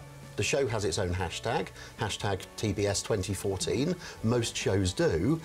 If you're an exhibitor and you've set up tonight, why not start tweeting and asking who's coming? And if you followed a hashtag stream, why not then get into conversation with the other people who are there? And I think that people forget that normal behaviour is to say hello to somebody and get to know them, even if it's just for a few minutes, to find out a little bit about them before you start broadcasting to them about what you're trying to sell or what you're promoting. You should view these interactions, these people you meet at the business show or any business show, treat it as the beginning of the relationship. This is the opportunity to start the conversation so that you can take it forward after the show. When you walk into the business show, there are loads of other stands, other exhibits vying for the attention of the attendees. You're almost in competition with everyone there, not necessarily for people's money, but for their time and attention whilst they're at the show. There's a number of different ways. The most natural or normal way would be to talk to people as you go around the stand, so that's networking. But also taking advantage of the networking events that go along. There's some speed networking. With 4Networking, what we do is we run part of our actual networking meeting, and we run it throughout the day, and it's 3 10-minute one-to-one sessions. Having 10 minutes to sit down, you really are having that chance to get to know that person, to exchange the numbers, to decide that you're going to, you know, it would be really useful for us to have a conversation after this. Are you open to doing that? Yeah, let's meet for a coffee, or what are you doing after this session? And you get that familiarity that you don't get in speed networking. You can also work out if you don't like somebody too. When people are at the shows, they forget that that's where the relationship starts, and actually, after the show, why not follow up with all of those people that you've met and carry on the conversation? Hi, I'm Stephen Thomas. I'm the author of Business Networking for Dummies. You'll find that on Amazon. If you're going to the business show over the next couple of days, please remember, be yourself, talk to people, smile at people, make a plan for the day, and remember, follow up with people after the event. Use all of the tools that are available to you: LinkedIn, Twitter, Google+, Facebook, the telephone. But remember to follow up with people after the event. That's me, Stephen Thomas, author of Business Networking for Dummies. My name's Michelle Turner-Davidson from the Healthy Wealthy People Group, and also regional leader for 4Networking. If you're interested in improving your health, your wealth, or even yourself, then I'm the person to come and have a chat to on the 4Networking stand. But with 4Networking, it is absolutely the best opportunity for you to get the best networking out of your day.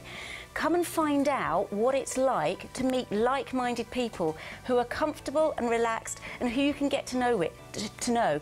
Authenticity is really the key thing. Be yourself, get to know each other, and to grow your business, whether it's involved in networking, whether you need to get to build your business with others, or whether you are just looking for a good support environment, or if you're just looking for some people who you can share your ideas with. 4Networking, without a doubt, is the best place that you can find an environment to be yourself and do those things.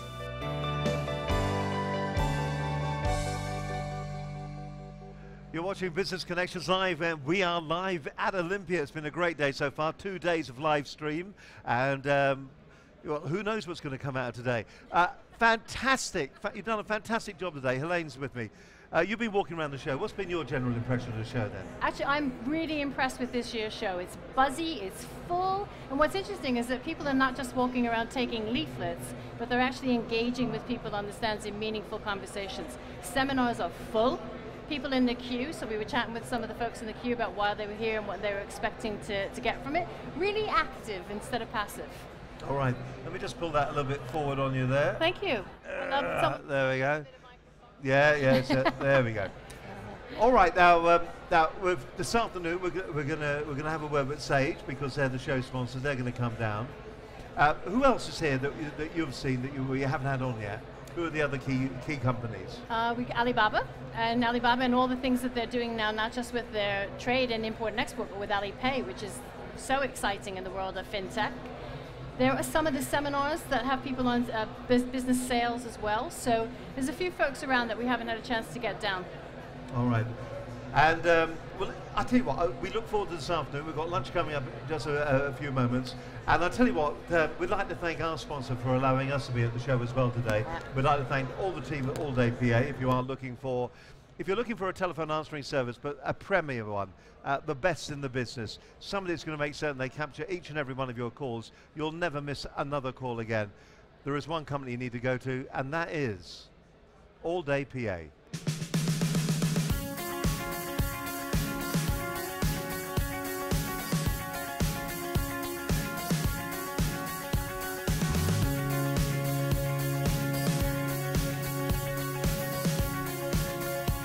The background of All Day PA, the core values have always been the same.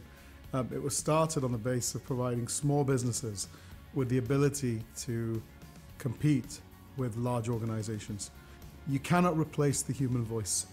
Great websites, great marketing collateral, these are all precursors to getting someone to contact you. We do one thing, we do it very, very well. We answer your phones. We are the first impression for your business. Being a PA means representing the company in question as one of their staff members. So obviously it's important to me that I convey the same standard, the standard that that company actually want me to. We have to put ourselves in that we work for that company. We work for that company, so how are we going to help that customer? The difference with All Day PA boils down to three simple core values. The first is our human assets, our staff, the training that goes into our staff is second to none in the UK. The amount of time that we spend in giving the staff the full training, I think cannot be competed with by anybody in the UK. We cannot think about anything other than making each call perfect, and that's all we focus on in training. Each call is perfect. The second core value that we have is the expertise. Collectively, we probably have a few hundred years worth of expertise, knowledge of answering phone calls. So the expertise that we bring for a client is like employing somebody that's been in the industry for a couple of hundred years. A lot of our staff have been with All Day PA since the very start in '99, many years. So many people started as PAs. The recruitment process actually gives us some amazing candidates. There's a certain type of person that can do what we do. We all have a certain characteristic here. We can't quite put our finger on what it is, but we all have it. We've got many different personalities. Every single PA is different. Every single PA is attentive, switched on at the end of the day, with different personalities, but because we're all different, this is why we provide a great service. We run from 4 operation centres, 3 in Manchester with an office in London, and our 3 operation centres in Manchester, there is no single point of failure. So from signing up on a package that may be nothing more than a few pound a day, £3-4 a day, could give a small business 14 to 15 million pounds worth of technology at their fingertips and a team of 220 staff. It's not robotic, we are real human beings handling the call. Automated phone systems cannot do this. To our customers, I think All Day PA has become an extension of their businesses. And when you think that we're asking a lot of a business to say, let us take calls on your behalf, there's a lot of trust that there takes place, and that trust is only gained from our years of continually giving excellent service. So no matter how good a business you have, if you're in a meeting, your phone's switched off. Your business is closed for business. And that's what we do. I would describe All Day PA as almost in loco parentis. We are essentially that client's staff member. We are representing their company. We're not just a call handling service, we represent that company. I'm employed by them for the 3 minutes I'm taking the call, is how I view my place with the member. We do create an illusion that we work for that company, so we have to have the answer to any question that a customer will ask.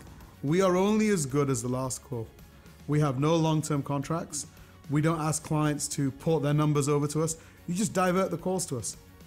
And if you feel that something's not right, you can switch off the divert. And that is probably the single most important thing about our service that has kept our clients for so many years. And the one piece of advice I'd give anybody, wherever they go to get their calls answered, don't look at the management of the company first off. Don't look at the brochures. Don't look at the collateral. Look at the people taking the phone calls.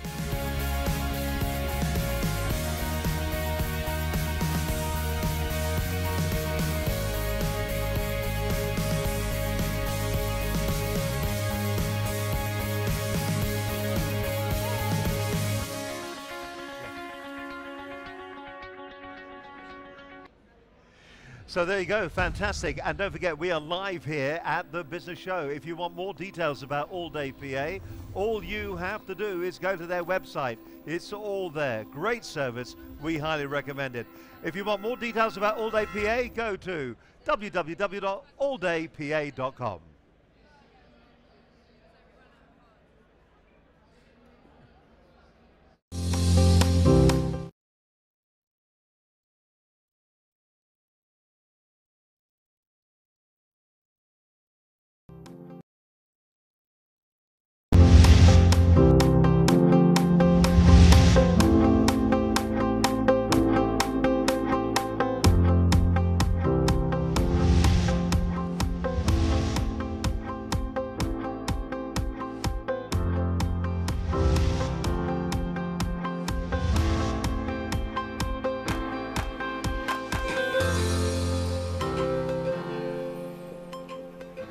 Hello there, welcome along. This is Business Connections Live. Great to have your company as always. It is programme number 62.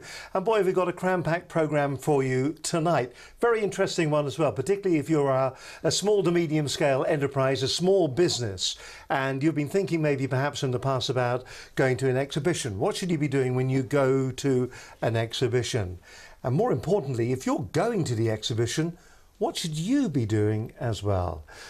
My guest this evening is Hilary Bryant. She's the operations manager at Prism Group, and they're the wonderful company who are putting on the great, now I've got to get this right, it says on the website, The Business Show 2014. That's the 27th, 28th of November. That's just a week away at Olympia in London. But I've noticed on a lot of your material it says, The Great British. It is, the Great British Business Show. The Great British Show. Easy for her to say, that's what I'm saying. Hilary, it's wonderful to have you along with us. We're looking forward to being there. Thank you for having me. Well, it's great that you should come along, and it's great as well that a company like Prism should actually bother about what people are doing when it comes to that preparation leading up to the show and what people should do when they go to the show. Just tell us a little bit, though, about Prism and what you do for Prism. Well, Prism originally started back in 2000 with the Business Startup Show, which actually now runs alongside the Business Show. So the Business Startup Show is for people who have an idea. They're entrepreneurial people, they've got an idea and they want to turn that idea into a business. So that show was our initial show that we had up and running. From that we then saw that there was a market for those small and medium-sized enterprises, as you said, who have been running for a few years now. They are developed. There was a market there to make a show for them, and that's what the Business Show is. So if you're going to the Business Show that's going to be at Olympia, who do you think is actually targeting at? Who's it exactly for? Everyone, no matter what industry you are in, no matter how big or small your business, there is something there for you at the Business Show. Absolutely. The Business Show, as I said, runs along Business Startup. It also runs along Going Global and T10 as well.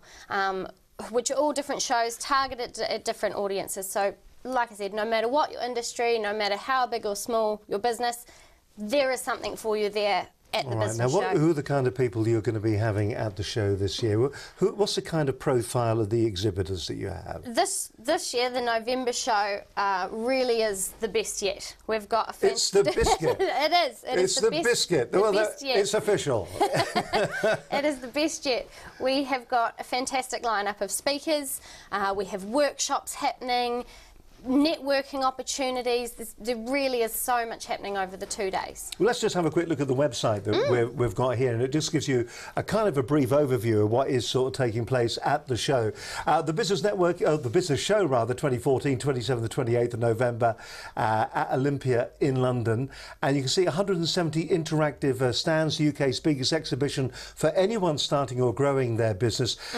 Network with 25,000 other businesses. That's something that's really important. We're going to be talking to Hilary about that. Pitch to panels of multi-millionaire investors.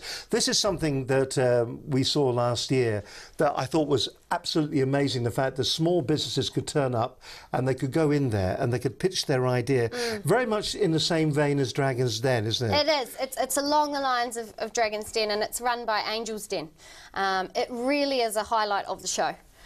People can come along, and whether it's a new idea that you're pitching or you need a bit of extra backing, some future investment for your business, it's a great way to get that idea across. But and that's Mr. Fowl, isn't it? Yes. I've got because I had dreadful trouble with his name when he was on the programme, and that was my fault. That was my lack of ability. But fascinating, because as a mentoring organisation, I mean, they're one of your major sponsors, aren't they? They are.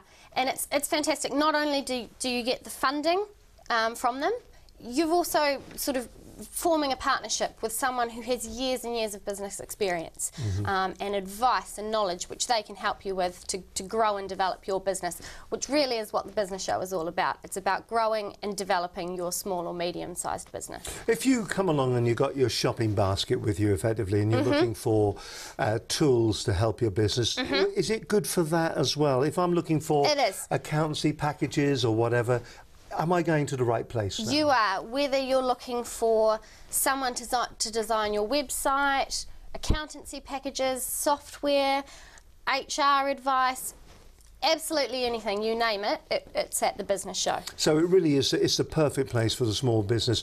Now you're the marketing person, so you're looking at it. What is the demographic of the kind of people that are going to it? We've already said that it's small to medium scale businesses, there's startups and people like that. But typically, when you've done your research, who is the typical visitor that goes to the show? The typical visitor that we have at the show is someone who, you know, they've been in business a couple of years, they want to grow and expand. They perhaps, particularly, it's Europe's largest show, so we're not just having people from the UK, we've got people from all around Europe that we target for this particular show. When you're a business owner as well, we're sort of looking at what is it that keeps them awake at night, what is it that they need advice and help with, and those are the people that are coming along to the show to basically, to grow and develop their business. It's very interesting you say that. The largest show in Europe, the largest business show in Europe, there are a few out there that are trying to be pretenders to the crown, aren't there? And that must be quite difficult as well. But it is. The thing that it is a huge show. How many people are going to be exhibiting at it this year? Exhibiting this year, so with the show in total, we have 350 exhibitors, 250 seminars, and like you said, 25,000 people that actually come along to the show seeking that business advice. It is a huge show. It's huge. It is huge. I mean, I really want to get the real feel for it, and that's where we're starting, of course, at the moment, is just trying to get a real feel for the size of it, the gravitas that it carries, and that it is a bit of a statement when it comes to UK businesses. Tell me a little bit. We kind of had a quick gander there at the keynote speakers, and that's not all of them. I mean, I could click on the link that says view all, but that will be several pages long. Everybody from the likes of Richard Reed, QA with Innocent Drinks founder, fantastic. Brad Exactly. Burton, Life Business Just Got Easier. We love Brad on the show. He's a great guy. He is a great speaker. Super guy, actually. Always a James highlight. Kahn. Now, James Kahn, My Business Secrets. Tell us a little bit about the former Dragon's Den star who's going to be at the show. Yeah. When's he going to be on? If you can, I know that I'm asking you to remember the schedule off the top of your head now. Well, that's, if you... Will I find out? You will find out. If you There I am, the business but secrets. James will be there. The SME sector is one that James is particularly passionate about. He's a business owner. He's been through what small business owners are going through. He understands the challenges, and he does really want to help them. It's something that he is passionate about. He has a lot of advice to give, as people have probably seen on Dragon's Den. So he really is a great speaker to have at the show. And he really gets it, doesn't he? Because he's been there. He does, absolutely. He's been there. He knows what it's like. He knows the challenges that they're going through. And also understands what businesses are looking for, because I would imagine there's a lot of stands that are there and organisations, along with Rockstar as well, who are offering mentoring, they're offering funding, advice, but the tools as well. Now, people like, I would imagine, Sage, people like that are going to be there as well. Absolutely. But there's a lot of people out there as well that are providing great online services that do exactly that. Are they there too? They are. They are. There's a fantastic range of exhibitors. If you have a look actually at the exhibitors page, it will give you sort of an example of what there is, the sheer scale of things. And that's what really sets the business show apart from other shows. There's nothing else like it in terms of exhibitors, the people that it attracts. I need to go to the right page now. Shall I be going to show guide? Exhibitor list. Oh, exhibitor list. That's a good idea. Well spotted. Congratulations. That sort of gives just looking example there. of some of the examples. So we've got .com. We've got the likes of PayPal. A whole real broad spectrum there. That is truly fabulous. Look at that. That just gives you a bit of an indication there. There's Aviva, of course, the people that do the private health care as well, but also insurances for businesses too. Bell's bookkeeping, something that a lot of us all hate, but has to be done. Oh, who's this? Who's this? That's right. We're going to be broadcasting from the show for the entire 2 days. We're going to be bringing the keynote speakers. We're going to be doing interviews with them. And many of these people here, we've got a camera that's going to be going around the show. And we're going to be doing live links from different stands, and we'll be talking. And all of this is so relevant, like here, the workplace pension. I mean, very important. We've had auto-enrolment when it comes to pensions in the workplace. There's a lot going on. Companies House are going to be there. How do you go about registering your company? How do you go about doing that? Concept TV advertising are there. They do infomercials and the like. They're a great company as well to pop along and see. If you've got a particular, maybe a product that you want to promote and you want to use television for it, you can also talk to us as well about that if you want. And he says, but you can see, look at that, and it just goes on and on and on. I mean, it just shows as well sort of the calibre of exhibitors that the show attracts. Really is attracting some of the top exhibitors, great, well-known brands come to this show because it is, it is a good return on investment for them. Well, I'll tell you what we'll do in just a moment. We'll talk a little bit more about the show. We'll talk about the things for the exhibitors, because there's going to be exhibitors that are going to see this and they're going to say, OK, how do I maximise my 2 days at the show? Which is hugely important. And I will guarantee that there's going to be 1 or 2 exhibitors who will go there, and maybe this will be you. You'll be sitting on your stand at lunchtime having a sandwich or standing there with the guard, don't come on my stand and make me talk to you. It happens, doesn't it? And what you've got to do in those, 16 odd hours or so, you've got to maximise the return on that stand. Just think of the investment that you put into it. And forget for a moment maybe the cost of the actual stand area itself. What about time? What about your pop-ups? How much do they cost? The time it took to design them. You've got to think about the total cost of this. You're out of the office for 2 days. How will you maximise your return on being there for those 2 days? We're going to talk about that. And if you're going to the show, don't be walking in that door going, I don't know where I'm going to go. I'll go here, I'll go there. Have a plan. Be ready to do what you need to do.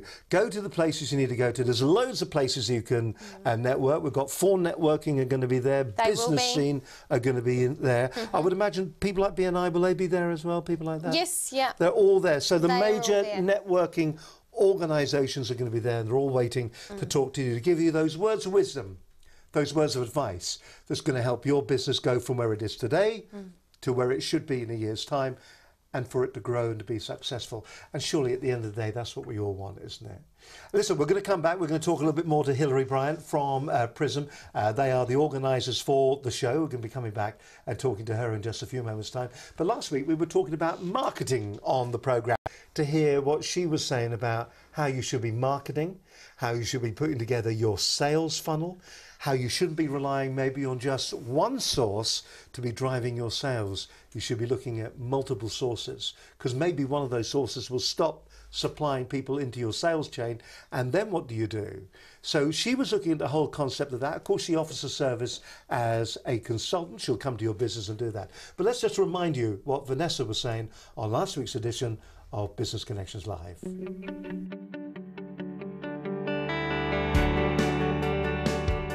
How do you go about maybe supercharging your marketing?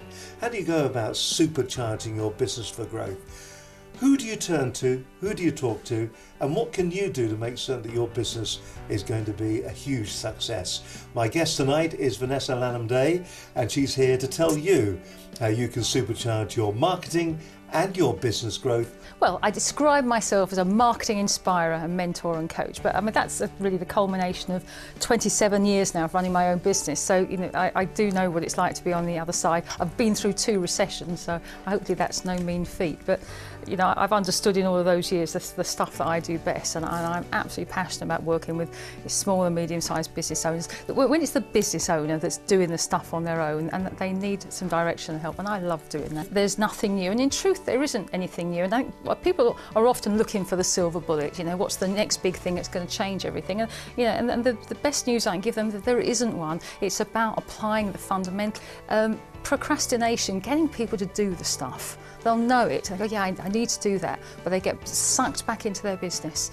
doing their stuff, and finding time to commit to working on their business, making some marketing and business growth happen can be tough for people. Well, I think the most important job for the business owner is to understand how their marketing works. I chuckled to myself last week. I had a conversation with a connection about the growth voucher, and they'd written in the information they'd given me, said, you know, oh, it's so frustrating. Said in the old days, all you needed to do was have your business card and add in the yellow pages, and your marketing was done. Yeah. And that is how it was. I mean, I started in '88. It was exactly. I would add you needed to be a member of the Chamber of Commerce to go to their networking meetings, and it has changed. And you could in the old days kind of go, oh, it's done, that's over there. You can't do that now. So that's familiar to us. So we've gone now, so we've got them in the funnel, and here's where they're customers. But the point is, from here down to there can take a lot of time. There's going to be a moment that the thing that happens immediately before they become a customer is there's some kind of a conversion. So everybody needs to understand what their marketing funnel is, and they need to have a CRM system to support it. I'm going to write this down. So I'm going to write it down. So you've got to understand your audience. Understand your audience. Yep. Understand your messages to your audience. Understand your messages. Then understand what media is right for you. And you need more than one. You need about a dozen different ways in which you can find those. You've then got to understand what does that funnel look like for you, and it look very different for a business consultant than it will for someone selling Venetian blinds. In order to attract people, you've got to risk repelling. You know, I talk in my voice on my website. For some people, they may, you know, there's a picture of me on my website. I'm wearing jeans. For some people, they go, well, she's not serious. That's not for me. Well, that's fine. A lot of people go, oh, you were so human. Hello there, I'm Vanessa Lanham-Day. I've been talking about marketing today. The most important thing you can do is take control of your marketing. Don't have a hope and pray strategy. So that means you need to understand who your audience is in a lot of detail. You may have more than one audience, and that's okay, just don't have too many. When you know who they are, think about really carefully what you do for them, what they are really buying from you. It'll be lots of different facets. A lot of them will be quite emotional. And when you know that stuff, then think about what your media is, and you'll spend your money much more wisely. You won't be wasting money in stray advertising and so forth, much more focused. understand about your marketing funnel, what it needs to look like for you, and it'll be different for every business. Marketing consultants with small numbers at the top, Amazon, huge numbers at the top, very different. So understand what that looks like for you. And if you need some help with that at the moment, the growth voucher is the perfect vehicle for you. Go out and find out how you can get some money. And the guys have given my website here, so really happy to help anybody that wants to know about that.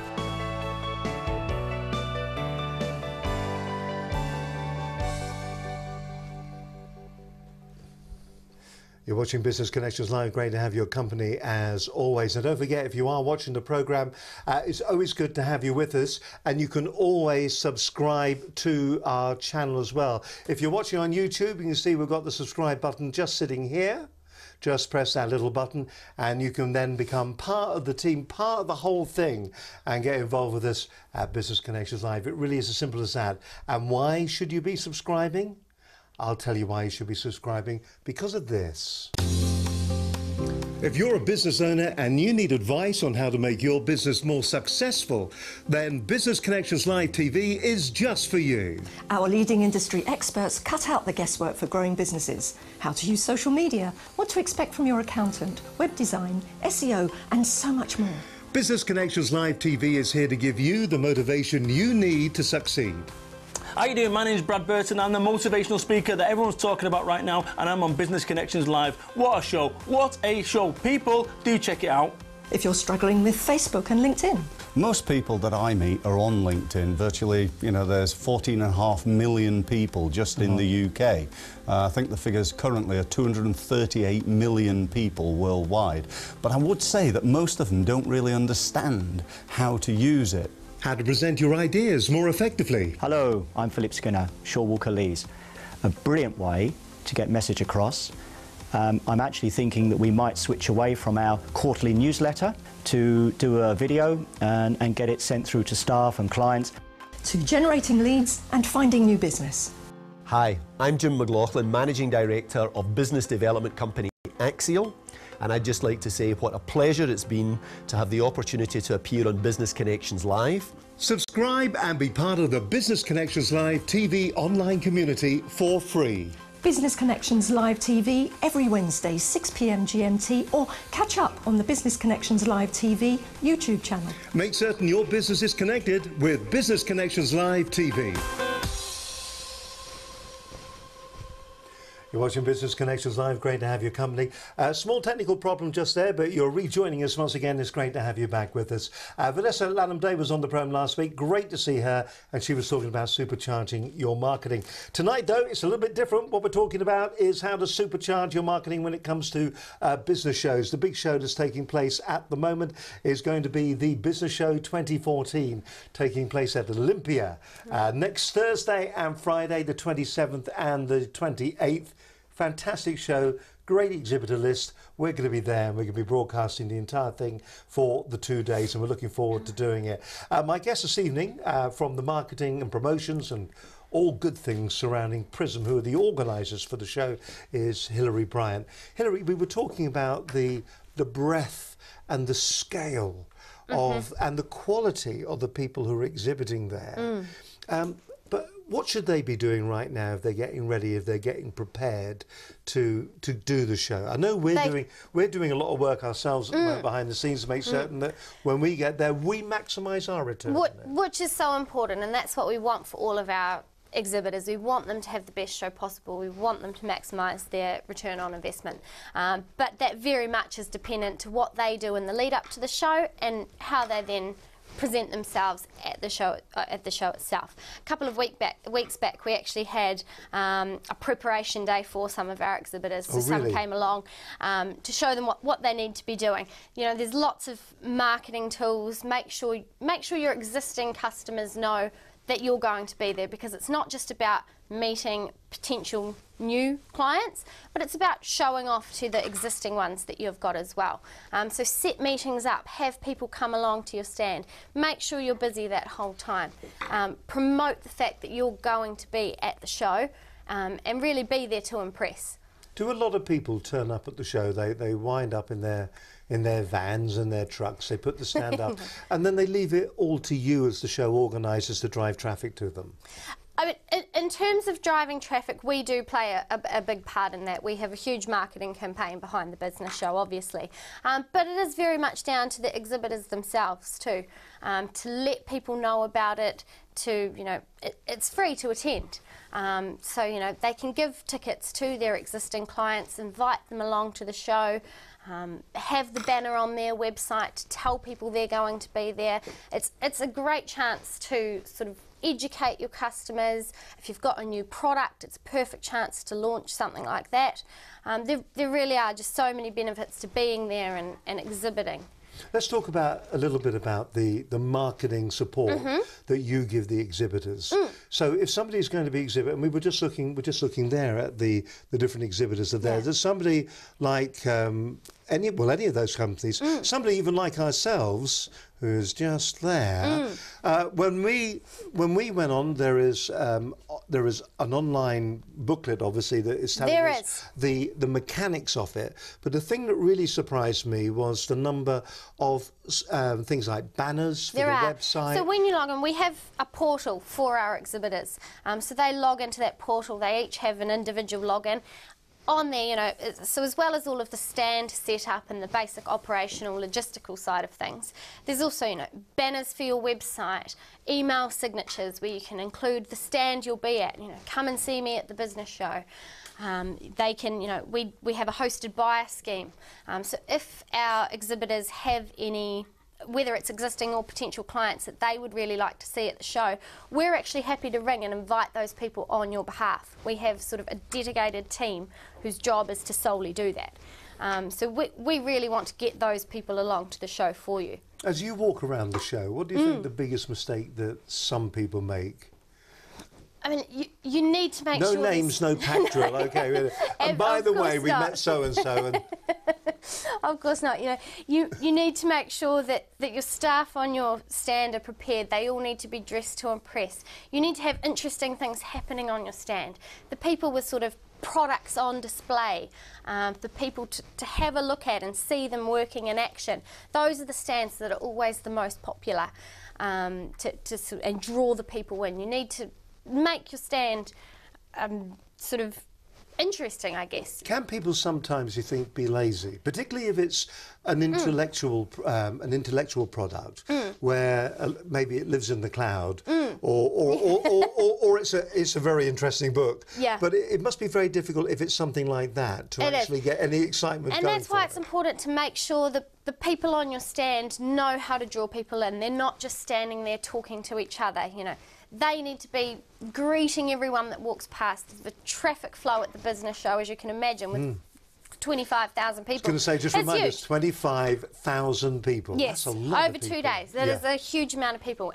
So you really need to make the most of that opportunity to talk to as many people of those people as you can. Introduce yourself, introduce your business, show them what you have to offer.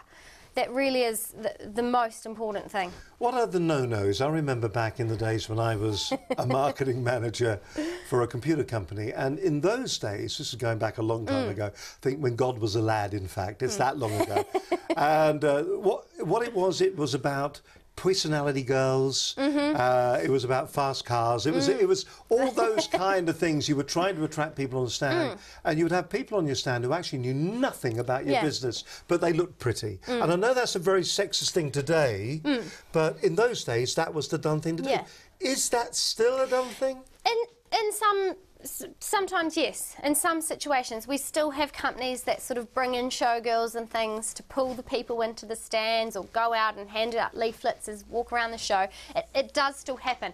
But what's important is that when those people get to the stand, like you said, you have someone there that knows the product, knows the business, and can explain it and can make that business connection, because that's really what it's about. Is it a place, do you think, in your mind's eye that you sell at? Or is it a place that you're networking at? I mean, there is a subtle difference, isn't there? There is a difference, and both. I mean, yes, you have people coming to the business show who have their checkbooks open and are looking to spend. They know what they want. Sometimes they know who they're going to get it from as well. Sometimes, though, it's about making those connections, making those leads, and following up afterwards. And business show, we have a huge networking program that runs alongside the business show to assist that. But that's what it's about, meeting the clients and the networking so that it then progresses. Do you sometimes feel that, are there ever clients that turn up or exhibitors that turn up and you think to yourself, they really have just missed this by a million miles? Absolutely, they just don't and get you have ones as well that turn up and think that they perhaps are going to make all the sales there on the 2 days, and they're going, that's not necessarily what exhibiting is about. It's about making those initial contacts, getting your business card, swapping it with the other person, you know, so that a week or two later you can ring them and say, you know, I met you at the business show, and you can progress from there. Now, the technology that you use at the show, we'll keep on the exhibitors just for a little while longer. Collecting names, very important. So you collect names, you're building your list. And it's, you know, 29,000 people. You only need sort of 10% of that to be walking past your stand that you collect names off. And all of a sudden, you've actually got somewhere you can market to. Absolutely. So how do you go about that? What's your recommendation? Is it still business cards, or I know you offer electronically the scanning? We do, so we have the scanners. So each person, all of those 25,000 that register for the business show, they each have a unique barcode. So as an exhibitor, you can register, and you can do this online through the portal. You can register for a scanner so that when you're meeting these people, you can scan their barcode, and then a few days after the show, we can actually send you all of their details. So, you know, when people sign up, they give us their phone numbers and their emails and things like that. So we can then pass that information on to you as the exhibitor to follow up on those leads. So if I was to put you on the spot now and say, right, the three key things that the exhibitor must do for a successful show. Number one, it is be prepared. Be there, but be prepared. Make sure people know that you're going to be at the show. Number two? Invite your existing clients There's along. a number three coming. Invite your existing clients along. Right, number three? Number three, make sure you have knowledgeable people on your stand. Is there a number 4 and 5? Oh, there's. You could go on forever. You could continue on, but you know, it really is important, and I think that's the thing that you've got to remember about this. This is, as we said earlier on, it is a huge investment for your business. If you're a small business, I think sometimes when you're a larger business, you don't sometimes see that investment, but this, because it kind of gets disappeared into the marketing spend and all the rest of it. If you're a small business and every penny counts, then you've really got to maximise on what you're doing. What about the way people approach the visitors? Is there a way to approach them? Because, you know, there are a number of I was dealing with a company the other day who are a CRM company. Hopeless. Oh. Yeah, customer relationship management. Now, you would think there was something you would think that they would know how to deal with customers, wouldn't you? Absolutely. Now, I hesitate at mentioning the name because I don't want to embarrass them, but they are one of the largest CRM companies, and it was upsetting, actually, in a way, to try to deal with an organisation that is marketing a CRM product that had no customer care about it. And such a shame too, because they had that opportunity to impress you, and you know. And it was missed. And I think that's the thing that you've got to remember. If you're at the show, don't miss the opportunity, because this is a great opportunity. Do not be that large multinational, international CRM company. Do not be them. What you've got to do is say every time somebody walks onto your stand, and you never know. Here's an experiment I tried once. I went to the same show 2 days running. Oh, okay. First day went in jeans and T-shirt. No one came near me. Nobody came near me because I didn't look like I wanted to buy. Next day went in the suit and they were queuing up to talk to me.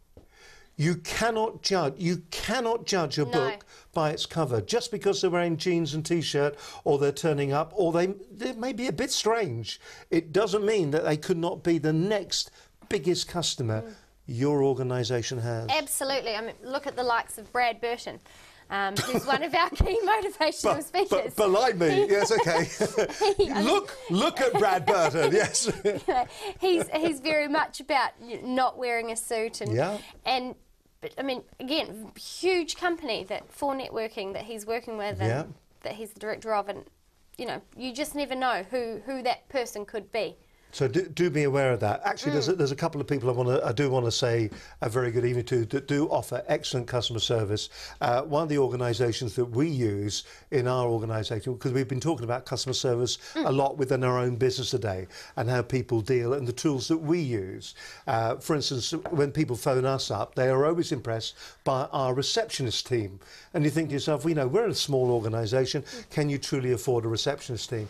We use an organisation called All Day PA, who based in Manchester, who are incredible. It is a seamless transition between what we're doing when our client contacts them and when they get to talk to the people within our business. They understand what we're doing, and they actually put the face up. They are the business face of our organisation on a daily basis. And I think if you remember that, that's what you're doing when you're on your exhibition stand. You are the business face. Another company, by the way, if you are looking for a great system for sending out those invoices, Cashflow. Cashflow. Check them out. Shall I say that again? Cashflow. Check them out. We use them all the time. Anyway, meanwhile back. So they're the businesses that we're talking about. They're the exhibitors that are going along. Tell me a little bit about the visitors then. So we've got our exhibitors who are exhibiting. If I'm a visitor and I'm going to this wonderful show, the Business Show 2014, I've got my ticket. I've got it for free. And I'm going along next Thursday. I may make a 2-day trip of it in London. I would recommend that you do. It's amazing how many people we have. There's just so much happening that come along on the first day and say, oh, I'm going to have to come along on the second day as well. Purely because there really is so much happening. So many seminars that you don't want to miss out on, workshops, the networking opportunities. It really is a 2-day event. So then, So what should I do? How should I plan my 2 days? Do I go to the website? You can go to the website. You can see the show guide. All right. When you register for a ticket, it should be on the... Which one do I go to now? Show guide. Right, there we go. There's the show guide. When you register for your ticket, this will also be sent to you in the mail. Oh, look at this. This is a bit of clever technology, isn't it? It's important that you use this. I like that. It details all of the seminars. It details what's happening during the day. It's just as important for a visitor to know who you're going to see and to plan your day successfully. I was talking to young Neil down here this afternoon, found at NWC Consultancy. Of course, we've got The Apprentice on a little bit later on tonight, if you are watching us live at the moment. And Neil actually is speaking in Slough tomorrow. He's coming onto the show in a couple of weeks' time. He's also going to be at the network, keep calling it the networking show, the business show. He's going to be at the business show. He's going to be one of the keynote speakers. What is amazing about him is, I think, and we were talking about it tonight on the phone, is that there he was. He went into The Apprentice, and there was a moment in The Apprentice where we saw another skill, this motivational speaking. And half of his life now is travelling up and down the country doing motivational speaking. And what a nice guy. God, this sounds like I've been nice to everybody. What a nice... I'm not a very nice guy to anybody, but what a nice guy Neil is. And he's going to be on the show, actually sitting here in a month or so's time. But what he's also going to be doing, he's going to be one of the keynote speakers at the business show, and he's going to be coming on and we're going to be chatting to him in the environment of the show as well. And we're looking forward to that. But it just goes to show, there's Brad, and Duncan Cheap. There are loads of great people here, aren't there? Like you mentioned before, James Kahn. Dee Blick, she's been on the program too, so we're looking forward to seeing her. Clive Rich is a particularly interesting speaker. He's known as the £10 billion negotiator, purely because he has negotiated over £10 billion worth of deals. The clue is in the subheading there, isn't it? It is. And, you know, he works with companies like Sony, Yahoo. We like them, don't we? Yeah. And we like them too. Someone who works with companies like that surely has something that they can share with you as a small or medium-sized business owner. It is very true. Let's just go through some of the others. We've got Rachel Headland here.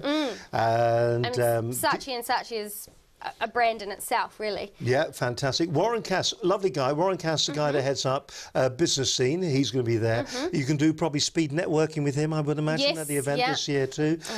Dee Blick. Dee Blick's written some amazing books, powerful marketing, and she is an amazing lady. If you just get the opportunity to hear one person, then, well, two people, three people, James, Neil and Dee. And maybe Warren as well. No, hear them all. Hear them all. And this is a clear example of why it's so important to plan your day. You don't want to miss out on those keynote speakers. There are just so many of them and so much happening throughout the day. It's going to be really good. And that's the other thing, you've got Wiley there as well. If you're not familiar with Wiley, of course, that's the Books for Dummies, isn't it? And many of the authors are going to be there as well. They are. Most of the authors are speaking. Stephen Thomas, Networking for Dummies, of course. Yeah. So and he's been on the show too. They've all been on the show, love. But that is amazing. What a huge amount of business knowledge is going to be in that room. The wealth of opportunity. You just never know who you're going to meet at the business show. You never know what you're going to learn and what you can take away with you. Particularly the networking opportunities. There's so many different ways. And I mean, business is all about having good contacts. It's such a crucial part of business. So do you bring your little black book with you, and it's a case of meeting these people, talking to these people? What we've found is people like to network in different ways. Not everyone's as confident and sort of just walking up and introducing themselves. So we've got a variety of ways that you can network at the show. We've got speed networking, which is a little bit similar to speed dating. Along that same concept. Don't know what you mean. So you meet... Obviously you do. You meet 40 contacts in 40 minutes. Yes.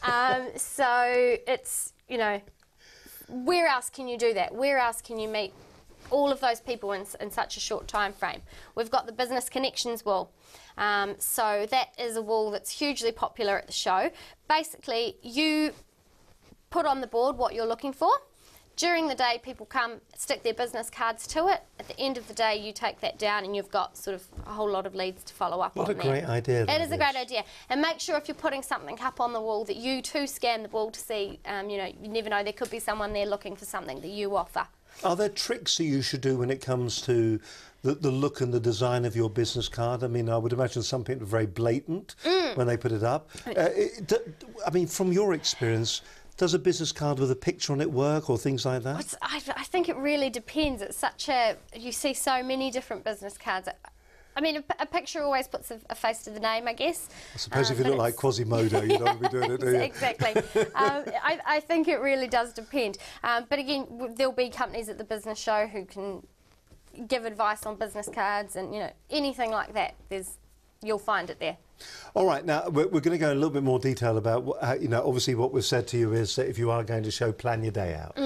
If you are going to be coming down to London, maybe 2 days. Don't try and do it in a day. If you're walking out of there within the hour, then you're probably not doing it quite right. No. When you get down there, what you need to do is you need to stand back for a moment. You've got the opportunity online to actually see who's going to be there. You've also got the opportunity as well when you're walking around the show, you know what you're trying to achieve. Are you looking for maybe arrange what's the different accounting packages that are out there? Are you looking to find out what's the best way to raise funding for your business? Are you looking for advice on networking? Are you looking for advice on outsourcing within your business? Are you looking for web design? Regardless of what, you know, make a plan. Make absolutely certain. And the thing about it as well, because it's so diverse, the number of people that are there, what you can do is you can have a number of like micro visits that you're going to be doing throughout the day. So, you know, write it out. Check it out. Make certain. Maybe, I don't know, sometimes, could you phone ahead to some of these people, say you want to make an appointment to see them? The exhibitors, absolutely. We encourage our exhibitors to set meetings up, have their stand organised so that they can invite people along and sit down and have a meeting with them on their stand. Yeah, definitely. That's really a good idea, isn't it? So don't waste a day. And if you do get an opportunity somewhere in all those lists of the people that you really need to see, put us in there as well. Business Connections Live. Come along and say hello to us. There's a whole team there. You may well indeed bump into one of our cameras that'll be going round the exhibition. We're doing live links from different parts of the hall, and we'll be talking to some of the exhibitors, but also we're going to be talking to some of the visitors as well. We want to get your feedback. your kind of feel on it, how you feel the show is working, what you've done to make the visit for you worthwhile. We're going to be doing that as well. So we're looking forward to meeting you if you are turning up at the show. And then afterwards, what you can do, you won't miss it. You'll be able to go either onto our website, probably onto the Business Show's website as well. You'll find links there that'll be showing all the interviews that take place over the 2 days. And as I said, we are going to be talking to the keynote speakers. Now, if you've never been to one of these business shows before and you think, I wonder what they're like. This business show actually it's twice a year. It is, twice a year. And the second one is in Olympia. And the first one is in XL, isn't it? Yeah, in May. Why do you do that? The sheer size of it has simply grown to be such a huge event that the market is there, and people, we've found that people want it. You know, 2 shows a year.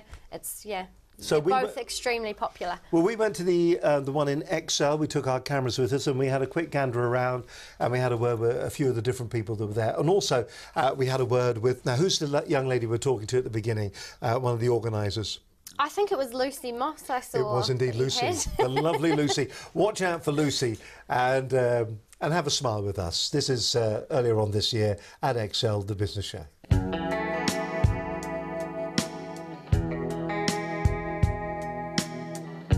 Hello, my name's Lucy Moss and I'm one of the organisers for the business show. Tell us a little bit about the show. How long has it been going for? It's been going for years and years and years. This is the 31st show that we've hosted. The first one was at the NEC in Birmingham, and it's just got bigger and bigger and bigger ever since. How many businesses, small SMEs and people like that, actually come through the doors? Well, currently we get between 25,000 and 30,000 visitors per show over the 2 days. So it's just getting bigger and bigger. But what we've found over the years, that we have visitors that come back and back and back. So you come originally because they've got a business idea. They then start the business and come back again. And then when they've expanded the business, they come back again. And actually, I run seminar halls 1 and 2, the main keynotes, and people come up to me and I recognise faces, they know me, and we have a little chat and it's great. So people do come over and over and over again. My name is Jonathan Farl. I'm the founder and managing director of the Rockstar Mentoring Group.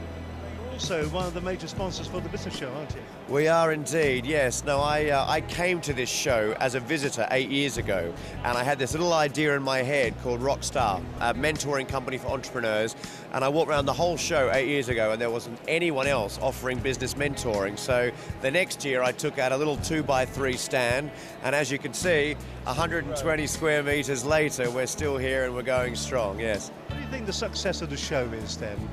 I think the success of the show is their volume. I mean, even on a beautiful sunny day outside, there are still thousands of people who are here today, which is good. And the other thing is that you do get a vast range of businesses, different sectors, different sizes, and for most exhibitors here who are offering various products and services to the business world, you know, they'll always find someone of interest.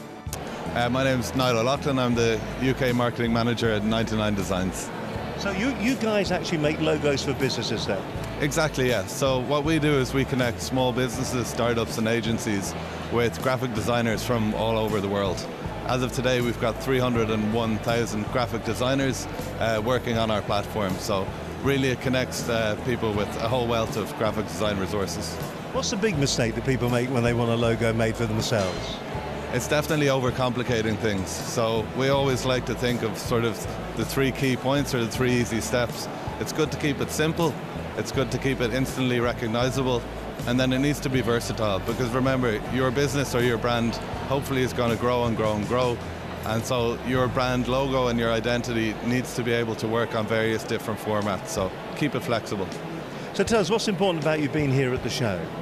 Sure, well, what we like to do is grow our UK community base as much as possible, and I think the best way to do that is to get on the ground, talk to the designers, talk to the customers. We held a meetup here last night in London, which was hugely successful, and now today we're here at the show to talk to small business owners, to get a feel for their needs and obviously to help them build their visual identity? Well, I'm an executive commissioning editor for the For Dummies series, working specifically on the business management and accounting lists. So I'm looking for new authors, commissioning new authors, looking after our existing authors and helping to sell and promote their books. What are you looking for, do you think, when you're commissioning new writers?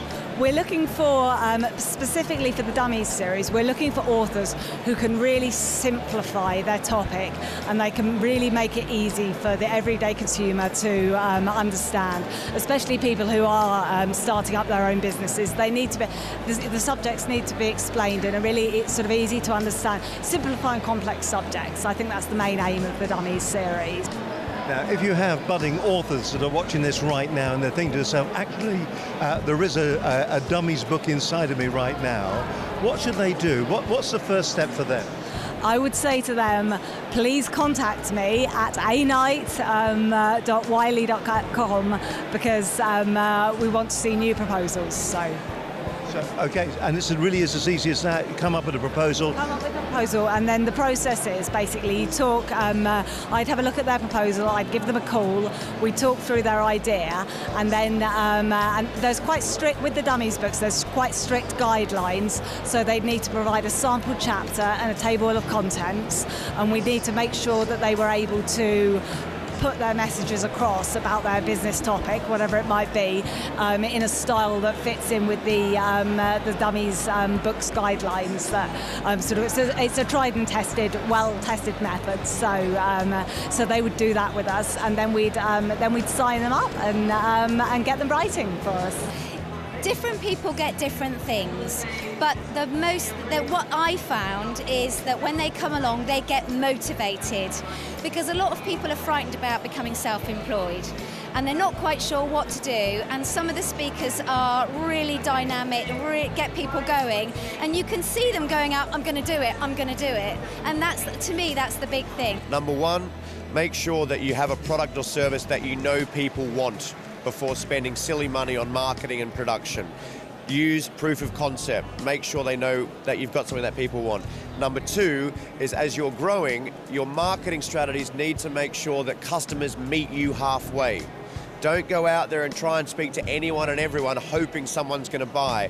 Target who you want them to be and make sure you do a strategy that gets them to meet you halfway. That'll improve your conversions. And number three, which ties into number two, make sure you do that cost effectively, because that'll mean your margins will only be higher. Yesterday I did a seminar with like 300 people there, and somebody said afterwards, what's the upsell?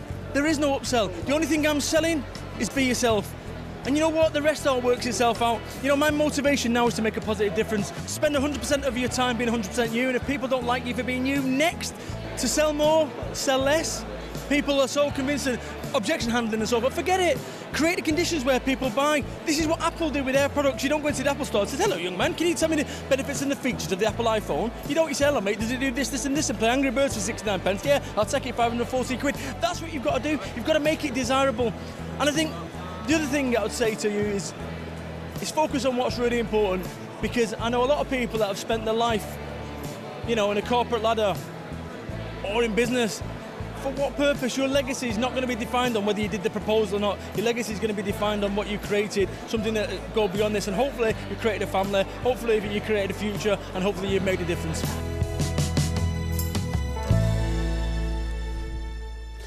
Good to see Brad Burton there, actually, and we kick off at 4 Networking TV in the new year. There's going to be one every month. I've got an itchy palm. That must say something. It's like itchy ears. Someone's talking about you, isn't it? We're going to be kicking off at 4N TV in the new year. We're looking forward to that. We were going to try and do it earlier on, but we all decided we wanted to bring the very best programme that we possibly could to you. It's going to be a bit of a workshop, in fact, on the air. You'll be able to Skype in. You'll be able to tweet in as well with your questions. You can go on to a kind of a rolling notice board that you can put your questions up on as well. So that all kicks off in 2015. So we're looking forward to that. And that's going to be with Brad and also 4 Networking.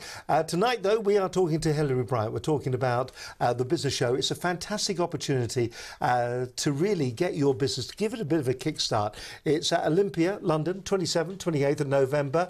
And you can simply go along. There's just some of the exhibitors. We were looking here at some of the technical exhibitors that are taking place at the show this year.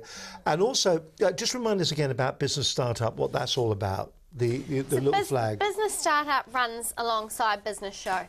And that was sort of the show that the business show stemmed from. So Business Startup is for people who maybe you don't have a business yet, but you've got the idea and you want to know how to then develop that, turn that plan into action. So that's what Business Startup is all about. It's also for people who've maybe been in business a year or two but aren't quite fully developed yet. So it's more targeted to that audience. Now, the thing we were talking about while we were watching that, it was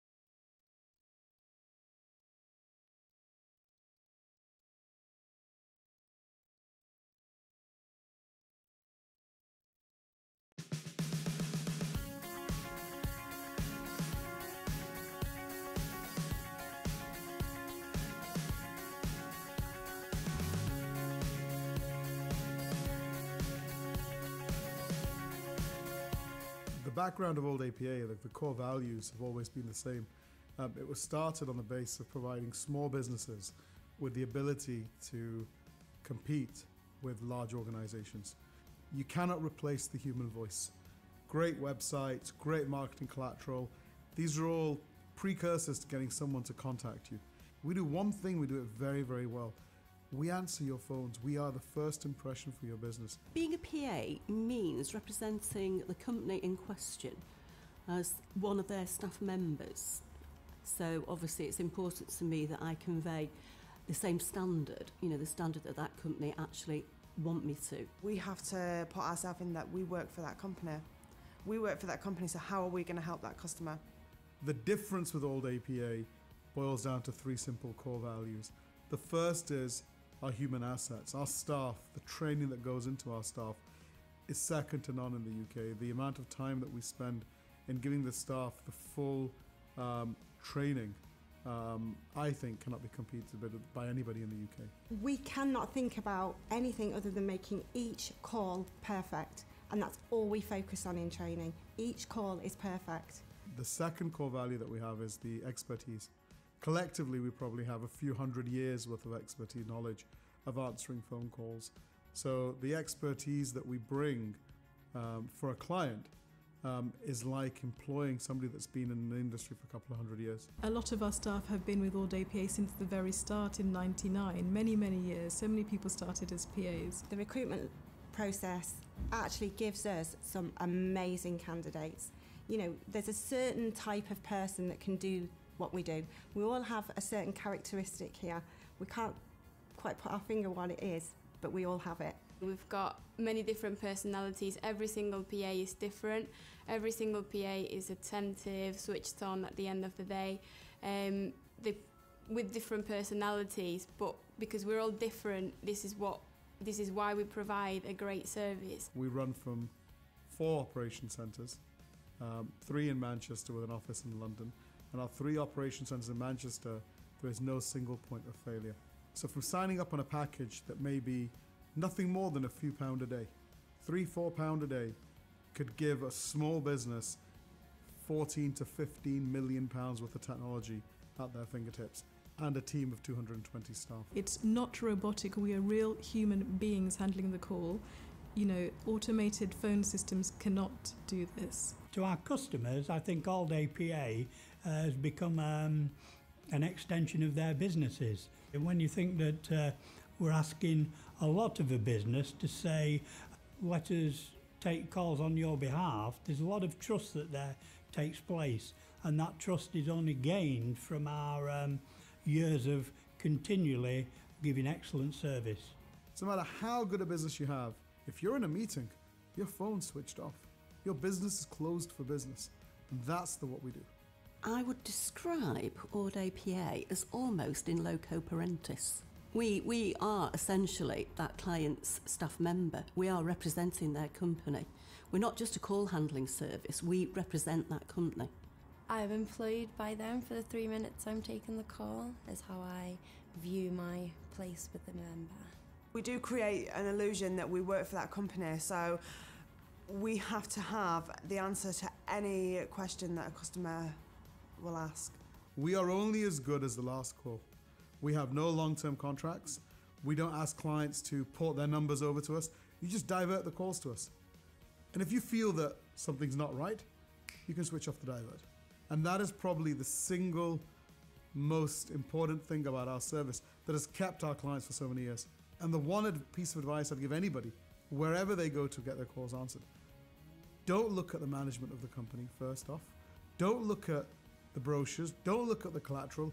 Look at the people taking the phone calls.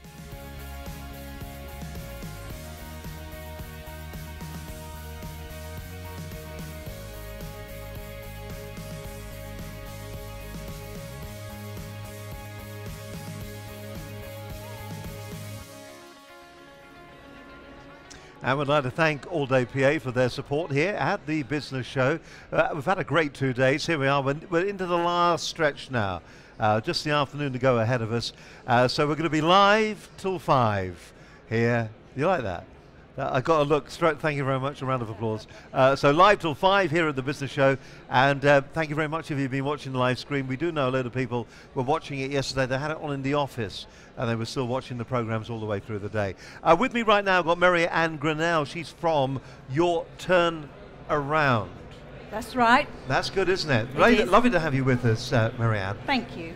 Your turnaround, it kind of says what it does on the box, I would imagine, but just give us a kind of a profile of what your business actually does. Well, we have quite often companies that come to me and they need investment, they want to grow, and we've even got internationals coming to us, and what they need is finance quite often, so we help them find the right investors for the projects that they have. So how does it differ then when they come to you that say that they could have gone to the bank, they could have gone elsewhere? Why come to you then as opposed to maybe going to the bank? Well, we offer, quite often it's equity investors, which means that they're people that will come into partnership with them, but will bring in some money and some expertise. And so that's what we match up. So who are you looking for then? What kind of person are you looking for? What kind of business? Are you looking for somebody that is up and already running, or maybe someone that's got a fantastic idea and is looking for that investment to get the business to rock and roll? We've had both. You've had both? We've had both, yeah. We've had people who are literally, they've got a fantastic idea and they just need a really strong business plan and they're away. Fantastic. And then equally, people who have got businesses that have been running, we've had some very big, strong branded people come to us, names, and equally we've been able to put them through to investors, equity investors that would be able to help them. So one of the criticisms that we've been hearing is that there are a lot of small businesses that are looking for funding, but when it comes to actually presenting their business, they're not very good at it. They don't seem to have thought it through, and that tends to be a bit of a no-no. They fall at the first hurdle. That's absolutely right. It's either they haven't thought about the research, they haven't thought about the market that they're actually going to be hitting. Sometimes it's the financials as well. Although I'm not a financial advisor, but I do have people I can put them onto. And accountants, proper accountants, who will just help them do that last little bit. But we do help with, my part is like the marketing side and so on. So what would you suggest then to a business that's looking for funding? How should they prepare themselves before they come to talk to you? They need to have a very strong plan. They need to think first what market they're hitting. They need, for the investors really want to know that what they're going to get out of it, so they need to be sure that they're going to make their plans strong enough to make a really good profit. And they like to see what the goals are between 3, 5 and 10 years. And so that's a good thing, to think about the SWOT, which is your strengths, weaknesses, opportunities,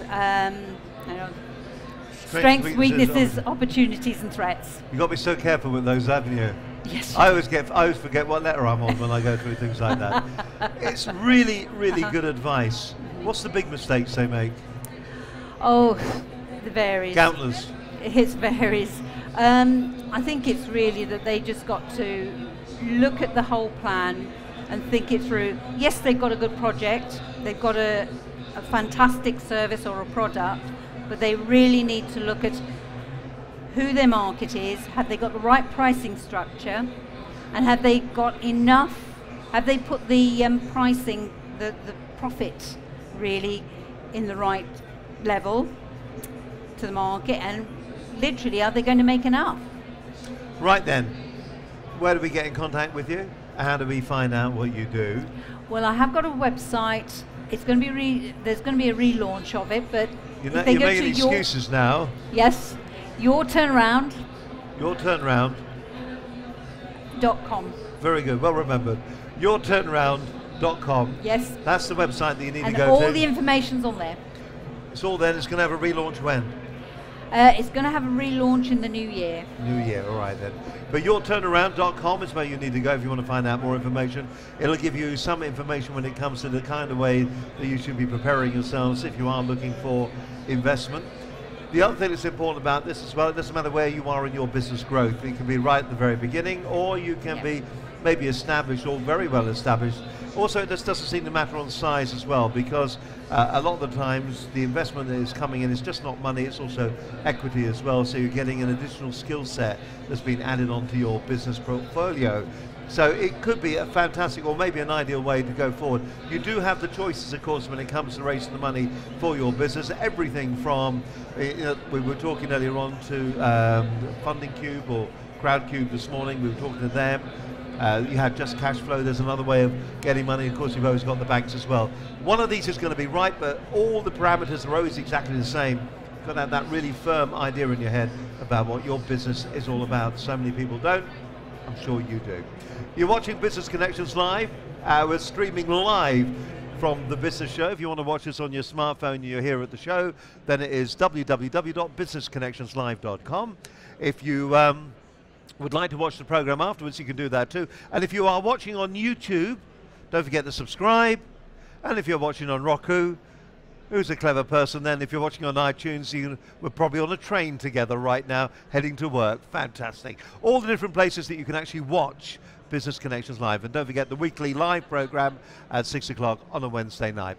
Okay, we'll be back in a moment. Here's some words of wisdom from a previous program on Business Connections Live.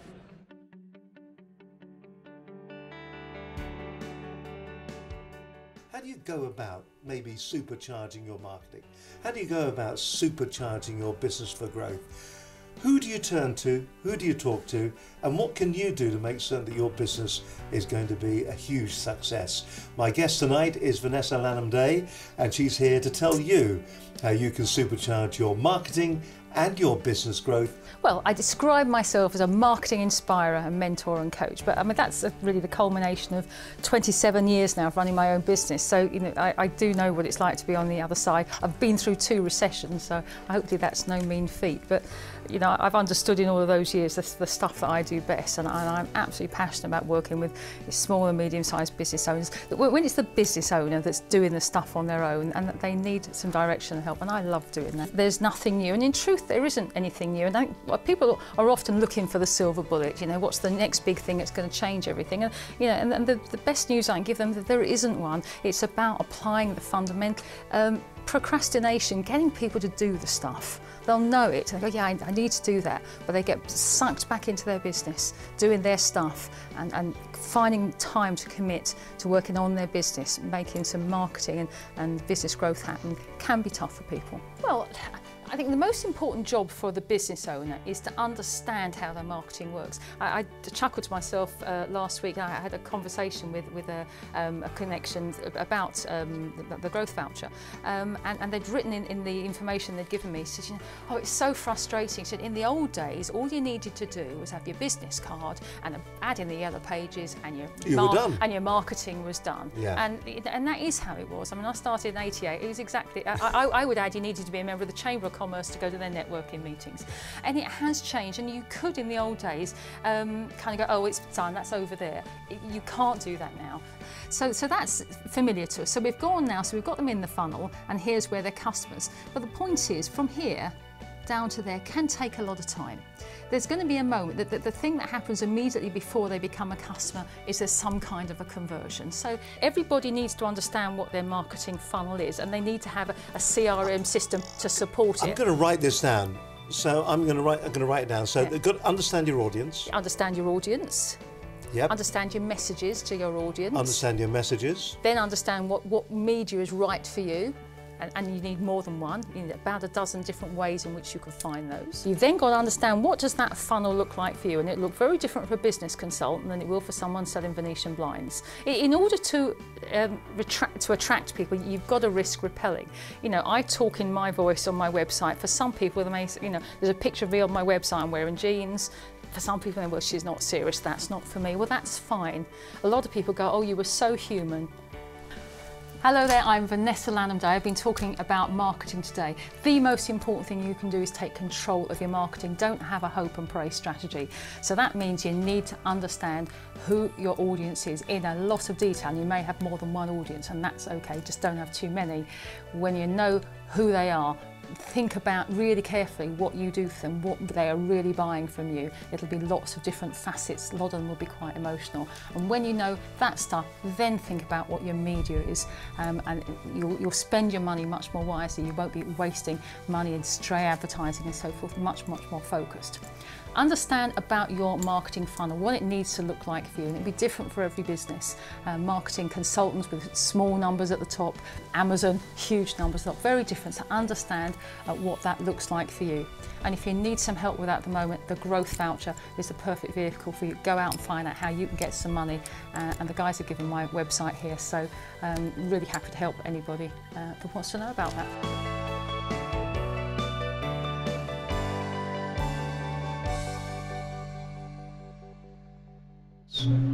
It is the business show. We're here at Olympia. It's lovely to have your quality as your quality. What am I trying to say here exactly? It's lovely to have you watching us. That's what I think. Now, those words will do. It had to fall apart eventually, didn't it? Just run out of mental capacity there just for a few seconds. Coming up in just a moment, apps. Have you ever thought about getting yourself an app for your business? How powerful can they be? How do you go about planning it? Who do you talk to about putting an app together? What can apps do? What can't apps do? Is it a way of growing your sales? Is it a way of growing income from the app in its own right? Is it going to be good for your business? Some of the questions we're going to be asking in just a few moments. And how long does it take? Just how long does it take to get something developed and get it out there so that your audience know that it's going to be there, your customers know it's going to be there. Fantastic opportunity, I think, for businesses at the moment, along with social media and the whole way that technology is going. There really is a lot of opportunities for you to grow your business using the technology. We're going to be talking about that in a few moments' time right here on Business Connections Live. Lovely that you are actually streaming. We are actually streaming the program. It's lovely that you are actually watching no matter where you are at the moment. It's great that you know you're enjoying the program. Thank you very much for all the feedback that we've had. If you're walking by the stand here at Olympia, as I said, we're live until 5. If you are walking past the stand, don't forget the website that you can watch the live stream on is www.businessconnectionslive.com. It's as simple and as straightforward as that. Or you could go to our YouTube channel, check us out there, and you can also subscribe to the channel simply by pushing that little icon that is on the screen right now. Okay, apps. That's what we're talking about. We're going to be talking about apps in around about 5 minutes' time.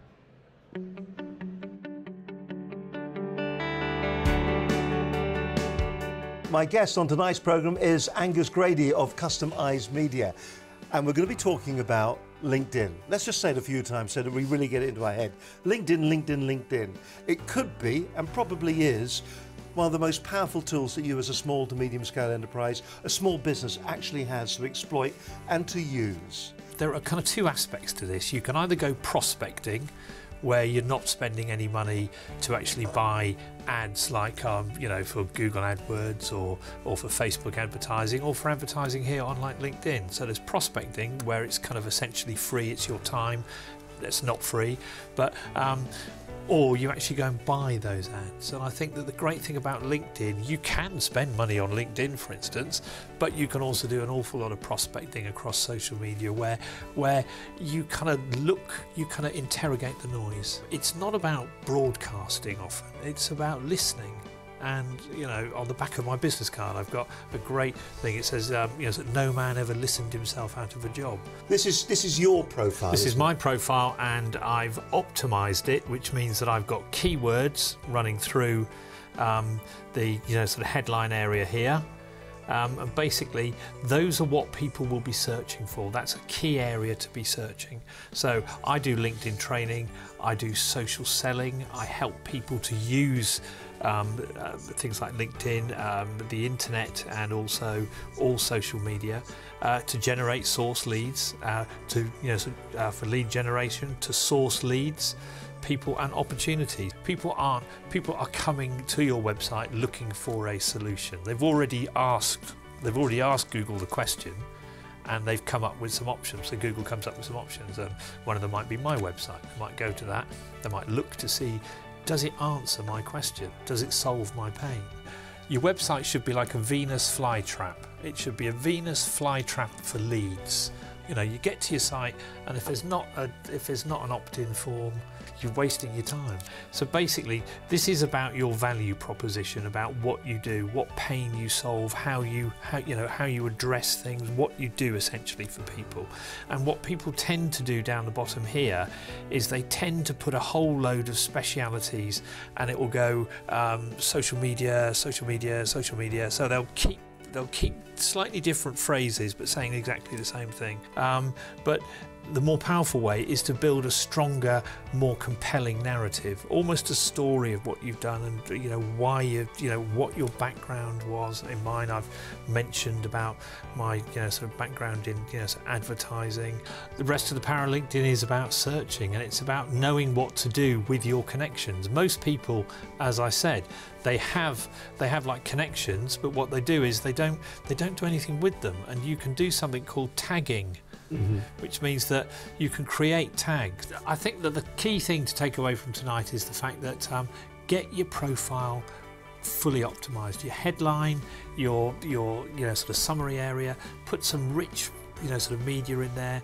Make sure you've got a clear call to action. In your experience section as well, make sure that you use your keywords in there as well. Try to remember to tag people. Because that's a great way of sort of communicating with people. And social selling is about engagement. It's about building relationships. We're no longer in the cold calling phase. We've got to think about how we can then take that relationship offline, so you get a meeting and build connections, but build them sensibly, and build them with sort of politeness. And try and think about what you would like to receive as an invitation. Use your groups, make sure your company page is set up, and link your personal profile to your company page. A must do that we didn't have the chance to do. I think that technology kind of got in the way a little bit there, but I mean, yeah, those are the key takeouts. And of course, contact me, connect with me. Just go into my profile, send me a connection, and just say that you watched the programme tonight, and happy to connect. And anything I can do to help, my phone number's on there, my Twitter address is on there, please feel free to get in contact.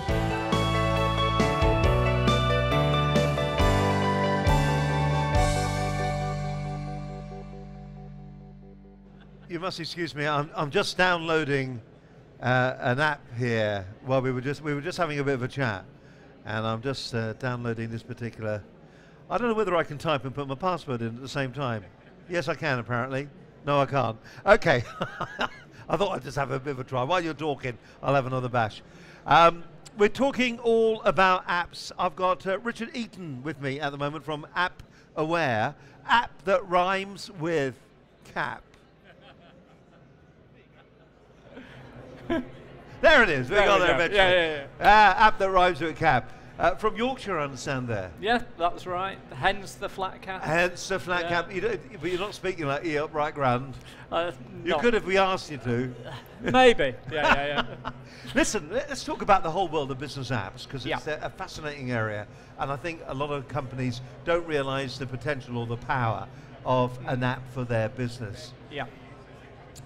What can apps do for an SME? If I've got a business, do I have to come up with the strategy for the app? Do I have to come up with the idea for the app? Or can I come to you and go, I've got a business, I'm running a business at the moment, it does X, Y, Z, and you go, I've got an app for that.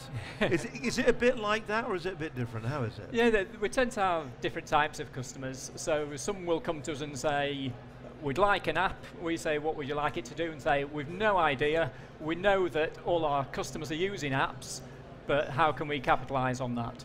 So what we'll then do with them is sit down, work out how an app can actually work for that business. So one example may be an IFA or a mortgage advisor would come to us. He's got no idea about technology. He wants to market to potential customers. So, of course, the potential customer for a mortgage app wants to know how much mortgage can I get and what will it cost me. That's all they want to know. So we'd probably suggest something like a mortgage calculator app for that person. There's no point literally replicating your website on an app and have it as something salesy and brochure. People won't download it.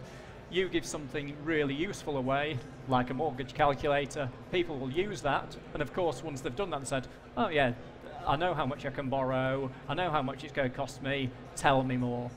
And then it obviously generates a sales lead for that mortgage advisor. Well, that's an interesting way of looking at it. I mean, I think the apps that I've come across have been nearly these, in inverted commas, nearly these brochure apps, yeah, where it downloads a number of, in some cases, dynamically updatable pages. Yeah. And if you follow what we're saying here, so you've got an app, and what happens is somewhere the page that you're actually looking at is stored remotely. So every time you open the app, what happens is it will download and update that page. So, I mean, for a business like ours, you see, that would work very well, because every week we do a brand new program. So every week what would happen, you'd open up the page and it would come up and go, here is the latest program.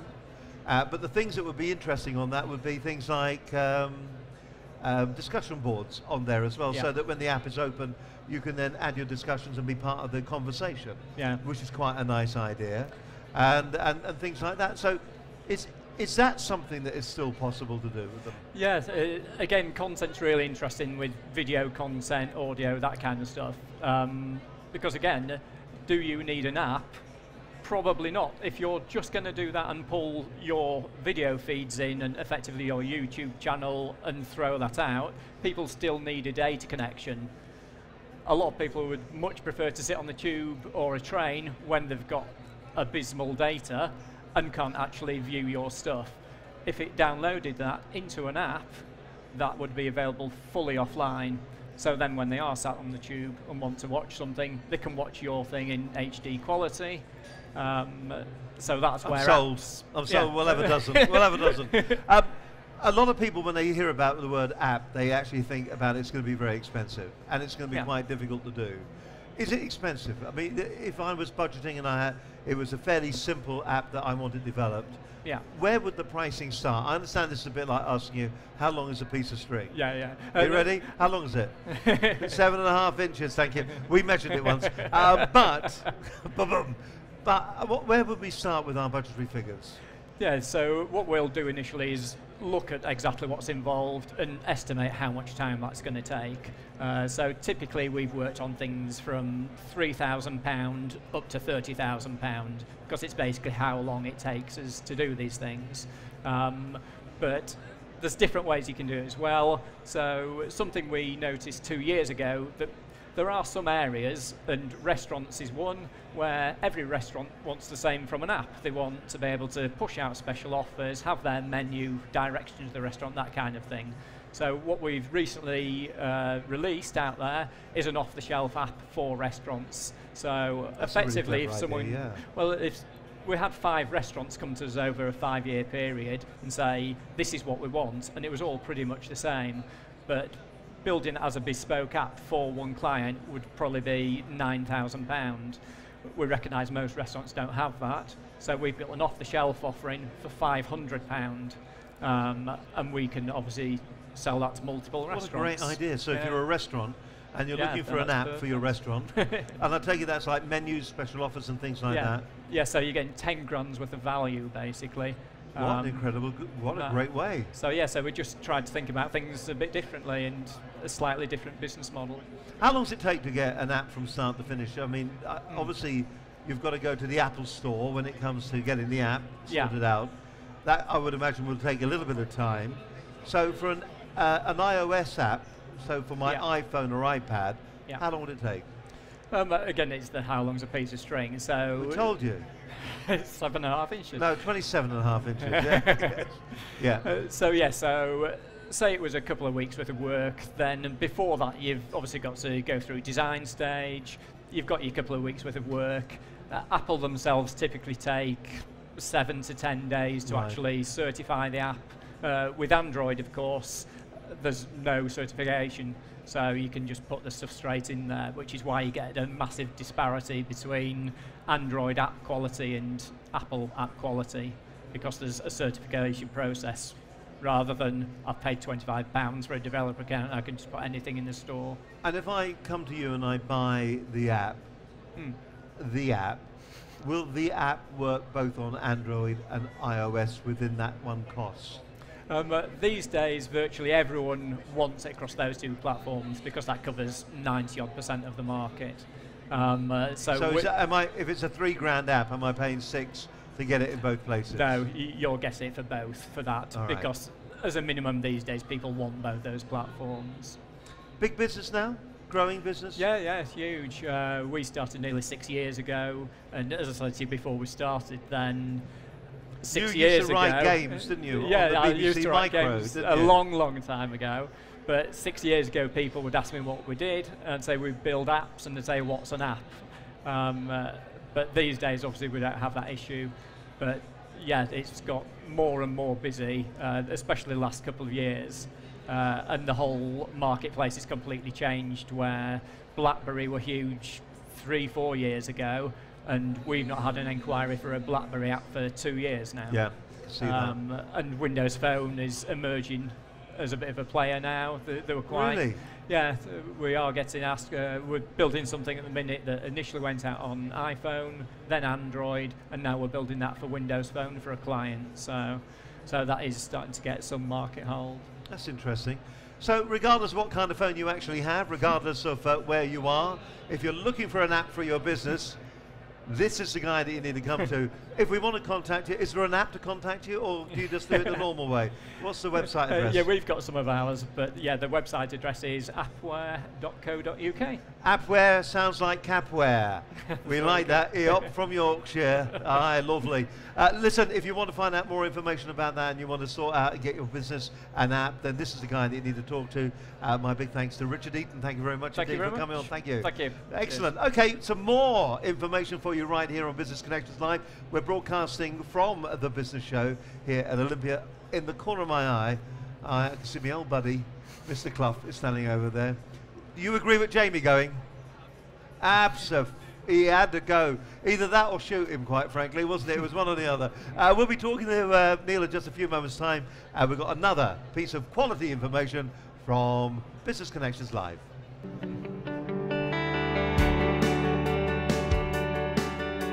This week I'm joined by Steve Nichols, author of Succeeding in the New Internet Revolution. He'll be talking about the evolution of the internet and the way we access it in the future. We train people around social media and really the internet technology and how you apply it to business, and that's really the key thing. We're really into the third wave, so we've gone from the PC to mobiles, and now we're moving into wearables, we're moving into the Internet of Things, and really we're sort of exploding into this whole area. It's really, I mean, it's really exciting times. But I think one of the key things is mindset and culture. So for instance, if you look at people like Google, they've opened a thing called the X Labs, where they're looking at futuristic stuff. But one of the things that they come up with is this concept of moonshots, and it's shooting for the moon. Now what they use a specific terminology, which is actually very snappy, which is 10 times is easier than 10% better. But if you're saying, right, we want to be 10 times bigger than we were last year, you have to think very differently. And if you look at the way that Google and a number of tech companies are thinking, that's how they're thinking. They're not interested in 10% better than last year. They're thinking, how do we change an industry? What would it be like if we were, we're 10 million now, how do we be a 100 million company? Every business has technology in it now. So there is no business that doesn't have a website, there's no business that doesn't use social media, there's no business that doesn't have a large component of technology in the business. One of the things, like if you look at Google, Facebook, Apple, all of these companies, the key thing that they do brilliantly is they are bringing in talent into their business. They're bringing the best of the best into their business. And when you bring the best of the best, you're basically bringing a pool of ideas, you're bringing brilliant people together, and those guys make things happen. They're not looking at survival, they're looking at how do we dominate this industry, how do we change this industry, and it's a very different mindset. I'm not saying everybody can do it. If everybody could do it, yeah, of course you would have everybody be successful. Yes. It's not easy to do. If it was easy, everybody would be doing it. But what I would say is, if you look around and you look at successful companies, they are the ones that are thinking differently to everybody else. If you're a small business, one of the things that you can't always be the innovator, because the quick innovator, but what you can do is be fast follower. Well, think about about retail, a few years ago, when Amazon came out, people didn't really know what that was and didn't take them very seriously. But now, every retailer, doesn't matter who you are, big or small, you now have Amazon as a competitor, even though they're not anywhere near you. Hi, I'm Steve Nichols from Social Media and Business, and what we've talked about tonight really is probably we focused very much on mindset. And I think for any business, mindset of getting the best out of technology, but getting the best out of innovation and ideas, mindset is very, very critical. You have two companies, give them the same technology, the same advantages, but if one is looking at sort of this business of 10 times bigger or better than 10% better, it's actually quite critical, because when we're talking around mindset, ideas, I think there's always going to be new technologies, but I think the key thing is to decide whether you're going to be an innovator, which means you're in front, but also remember that if you're an innovator and you don't have the muscle to really bring that into, all you're really doing is showing your competitors what can be done, and they'll probably do it better and faster. So typically you might be better off to be a fast follower than actually being the innovator who often ends up with arrows up their backside.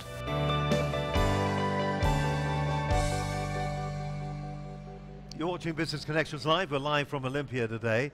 Brought to you by and powered by All Day PA. Fantastic. So our big thanks to them for being so wonderful and sponsoring our broadcast for the 2 days. So thank you to All Day PA. Now, my next guest is Neil Clough. Now, I've never heard of him either. That's actually not true. I have heard of him. Runner-up last year on The Apprentice. Yeah. And really, not because of that, you've actually a sound business person, aren't you? That's what's so nice about it. I'm definitely trying. I don't know. I know for everybody you talk to, everybody that meets you, it seems that you come up with all the right ideas, and I think that's what's so nice about it. Yeah. And maybe sometimes I think people will look at TV programs because it is entertainment at the end of the day. Yeah. Let's talk about what you're up to these days. What are you? Sure. What are you doing? Obviously at events like the business show today, so I'm speaking, motivational keynote at 3:30 today, so I'm looking forward to that. I'm also involved in a business called My Travel Pal, which basically is a promotional business that offers the best things to do while out and about. So basically if you want offers and promotions and deals, people can go on there and get deals and offers for different restaurants, bars and so on. So that's going particularly well, and I'm also launched a sales training and recruitment business. So actually on the back, believe it or not, of where I failed on The Apprentice with the, let's be honest, the shocking business plan. Yeah. I learned where I went wrong. I listened to the advice that I got, and I stuck to what I knew, which was sales, and that's where Prime was born, which is a sales training and recruitment business. So basically helping people land their dream sales role, which has worked for me for the last 15 years, so absolutely love it. When you look back at what you did on The Apprentice, I mean, do you still think to yourself, thank God I did that, because it must have changed your life? Yeah, it's changed my life obviously for the better, and we were just chatting before, just off air, it opens so many doors, and so many people are willing to speak to you because you've maybe got a bigger profile than what you had when you did the show. But at the same time, it doesn't give you success. What it does, it gives you a platform, and now it's about me going out there, making sure that I drive the business forward and make it a success. So The Apprentice has certainly just helped me and been a real part of my journey, really. The bit about the motivational speaking, because that's what you're going to be doing here today, and I think a lot of people, you do the circuit. Absolutely. And the thing that was interesting was that on the program, when you did that, it was because the team couldn't afford to pull somebody else in as the other team did, wasn't it? If my memory serves me right. And so you stepped up to the plate and you went, hang on, I'll do this. Yeah. The thing was, you were very, very, very good at it, and I think that surprised a lot of people. Yeah. Because it showed that you surprised me too. Well, you weren't just a one-trick monkey, were you? Yeah. Because you were very, very sales-orientated, and there you were doing the motivational speaking. Yeah. So who do you think you draw on? Where are you getting that experience from now? Who's influencing you? I mean, I've got a real motivation in my life of why I want to be successful, and it's not money. Money doesn't motivate me, believe it or not. It's nice to have a few million in the bank, but that's not why I do it. I've always just wanted to strive to be the best I can be, and it's a simple motivation to have. And unfortunately, when I was 18, my father passed away. And at the time, I was a budding football player, and he was taking me around the country to different trials. And when he passed away, I decided that football wasn't for me anymore, and I got into sales, and that's 15 years later, I'm here today. So the point of that, though, because I turned my back on my dad's dream at that early age, I'm so driven to be successful in business because I decided that was the path I wanted to take, and I want to make my dad proud of me. Really, really simple. So that's how I go about it. And when I talk for a motivational speaker way, I always really ask people to think, why are they doing it? What is their reason? Because actually, for me, to make my dad proud of me because I turned my back on his dream is a massive motivation. And once you find that, it can help you, strive to be successful. When you talk to the SMEs, the entrepreneurs, the solopreneurs that are here, and they're hanging on every word, what are the kind of mistakes that you hear them saying, or the kind of buzz that goes through the audience? What are the big mistakes that you've seen? Well, I think the big mistake is not making mistakes, because actually people are afraid to fail. And what I found in a lot of businesses and entrepreneurs, the real successful people are the people that have failed over and over again. They've never changed the goal, they've just changed the plan of how they're going to get there, and they always try again. And a lot of people are so close to success, but they give up because that fear of failure. And I'm a true believer in if you don't ask the question, the answer is always no. So I think in business, you should make mistakes because that's how you learn, and go about and be proud to make mistakes. All right, so that's the motivational speaking. There's, as you said, a couple of projects going on. You've got a couple of stands here. Tell us a bit about those businesses. Okay, first business, which is My Travel Pal, which is here today. We do offers and discounts for the best things to do when you're out and about. So, for example, hotels, spas, golf clubs, you name it. People advertise with us. We have a database of about 1.6 million people, which we actually send the offers and promotions out. So that's what we do in that business. We're exhibiting here today. I think it's stand 116. I've probably got that wrong, but right. stand 116. Somewhere around there. Yeah, somewhere around the 100 mark. So that's a great business. It's a fun business to be in. The other business that I'm involved with is Prime, which is a sales training and recruitment business, and that was born. And that's taking you back to your roots then, isn't it? That was born on the back of me, let's be honest, messing it up with a business plan on The Apprentice, which I hold my hands up to, and learning from that and sticking to what I know, which was sales, and that formed Prime, and we do sales recruitment in a different way because we actually use our training as our unique selling point. So we give training to the people we place into sales role and develop them over a 12-month period. So quite unique, quite different, but we're absolutely loving it at the moment. It's been great. I asked you before we started, does The Apprentice sit on your shoulder like a big parrot that you have to carry around, or a monkey that you have to carry around all the time? Did you ever watch it back again yourself? No, I hate watching myself on TV, believe it or not. People think, obviously you do The Apprentice, and some people go into it, let's be honest, they probably want to project their self-career and get onto TV. I genuinely did it because I wanted to win. I wanted to prove that I could be successful in business, and to me, that was the biggest platform to go in there. And it was a competition, and I love, the competitive side of it. So, although it's always there with me, it's part of my journey, and it's really helped me project my career. So I'm so thankful that I got the opportunity, really am. Well, as always, it is always a pleasure to talk to you. You're a nice bloke. I think you're a nicer bloke than you even came over on the telly. You're just a nice guy. So then, inside track then, here we are, we're right in the middle of this really dates this now, doesn't it? We're right in the middle of this particular series, certainly are. This particular season. Jamie went out last Wednesday. Who do you think is going to be still in there?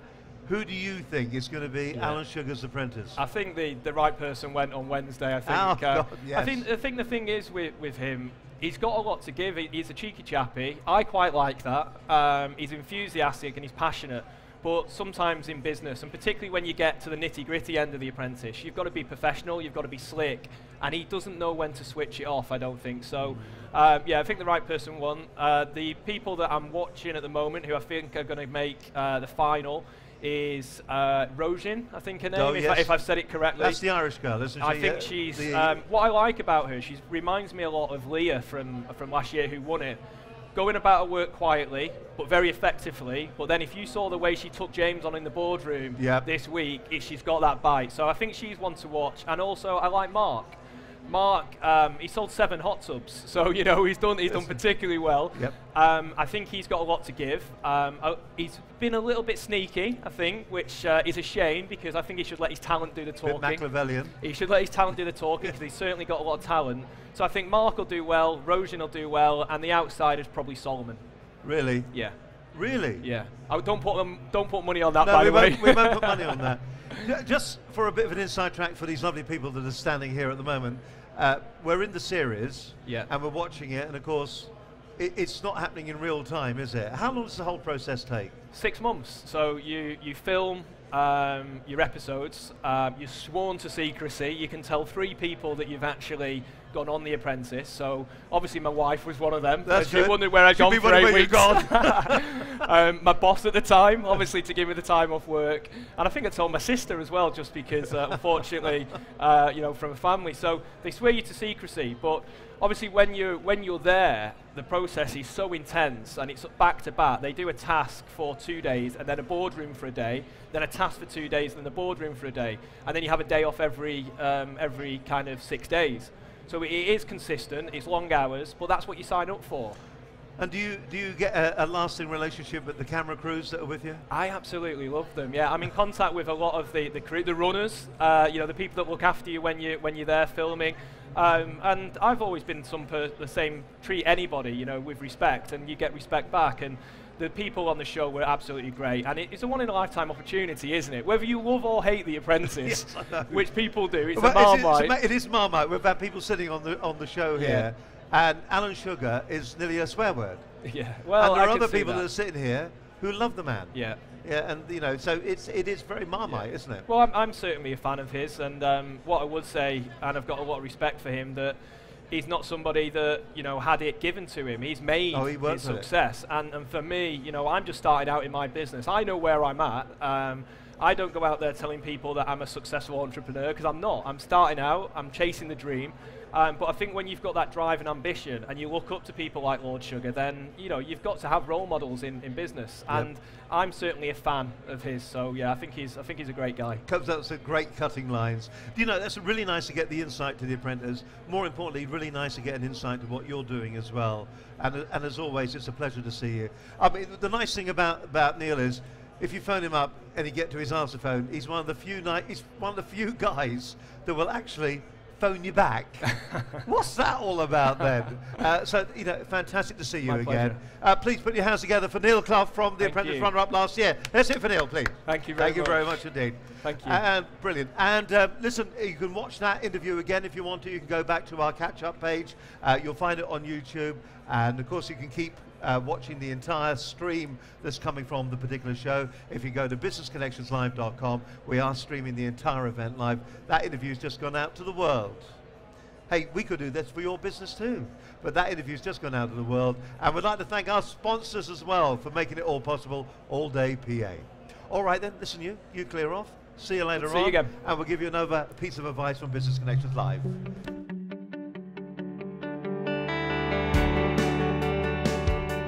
And tonight we're going to be talking to Michelle Turner-Davison on women entrepreneurs in business and being successful around juggling family and other commitments. It's all about your work-life balance. If you're finding that really difficult at the moment, and you're saying to yourself, it doesn't have to be women, you know, it can be men as well. That's important too to remember. But if you're not getting your work-life balance right, well, it's affecting you, isn't it? I'm currently the regional leader for 4 Networking and cover quite a big area, so I look after lots of teams and lots of meetings for the networking organisation that covers the nation. I think that there's been a lot of change over the last few years, where there's a lot of people that have come out of corporate environments into self-employment, for example. And in a corporate environment or in an employment environment, you have lots of things that are done for you. And one of the challenges that you have in the business world is that when people come out of a corporate environment into being self-employed, they are then responsible for everything. By not letting go of some of those areas, they're going to distract or detract from what they set out in business to do. But I also believe that quite a few people don't really know why they're in business. That's part of the challenge, is that we are caught up in what everybody else believes is right. And it takes a lot sometimes to step out of that mould and say, actually, let me look at what I believe is right and what's right for me. What is success to me? What is it that I believe success leads to? What's happiness for me? Sometimes it's the values that we have that we misinterpret as the material things that we have. So often when you're a mum, you have this ideal of a lovely house and the ideal of having lots of time with your children, etc. But to get that, you've got to work. Often though, if we can take more responsibility and start to be more aware, and when I say responsibility, I don't mean responsibility for everything that happens to us, but if we can start to think, well, actually, yeah, I'm in a difficult position right now. I know that right now, all of these, I'm under so much stress. Because it's very interesting, something you said about, you know, the death, the big things. When those things happen, and they do, and they happen to us all of a sudden, it's interesting how those are often the times when people change their lives. And then we can start to develop the connections that we need, the people around us that make the difference. Life changes. We don't know what the future holds. None of us know what the future holds. We talk about the future and where we want to be, but the reality is we don't know what's around the corner. So we can only work with what we've got right now. We can have an idea of where we want to go, and that's where understanding where we are now and our responsibility within that, how we can affect that. And it comes back to attitude as well, because we might be in a very challenging situation now, but if we can understand what we can do about it and what we can't, if we can't do anything about it, then why do we have a bad attitude towards it? It's Michelle Turner-Davidson from the Healthy Wealthy People Group. Many people struggle with the work-life balance, and the first thing that we need to do is actually understand what we mean by work-life balance. Because there's an awful lot of people that have their own ideas, and we can try and live up to somebody else's ideas, and that's going to get us into trouble as it is. So the first thing that we need to do is recognise the values and the things that are important to us, and then work out whether what we're doing right now is going to give us the work-life balance that we want. There are some constructs in there that are very difficult to get round. So actually sometimes we need a bit of help to work out who we are and where those values stand. But it's really down to us to make those decisions and to find out where we go with that. Support is also exceptionally key to how we move into a place of work-life balance. And those people in our support network have to be people that stand for the same things that we do, like-minded people. So the first thing that we absolutely need to do is to work out who we are and maybe use some tools to do that, maybe ask some questions of ourselves and start to be a bit more honest about what we need, what we're looking for in our lives, and don't expect it to happen straight away. Get some help, get some support, maybe, as I said, use some of the tools available, but go out there and be you. Be who you are, and then you'll find your work-life balance.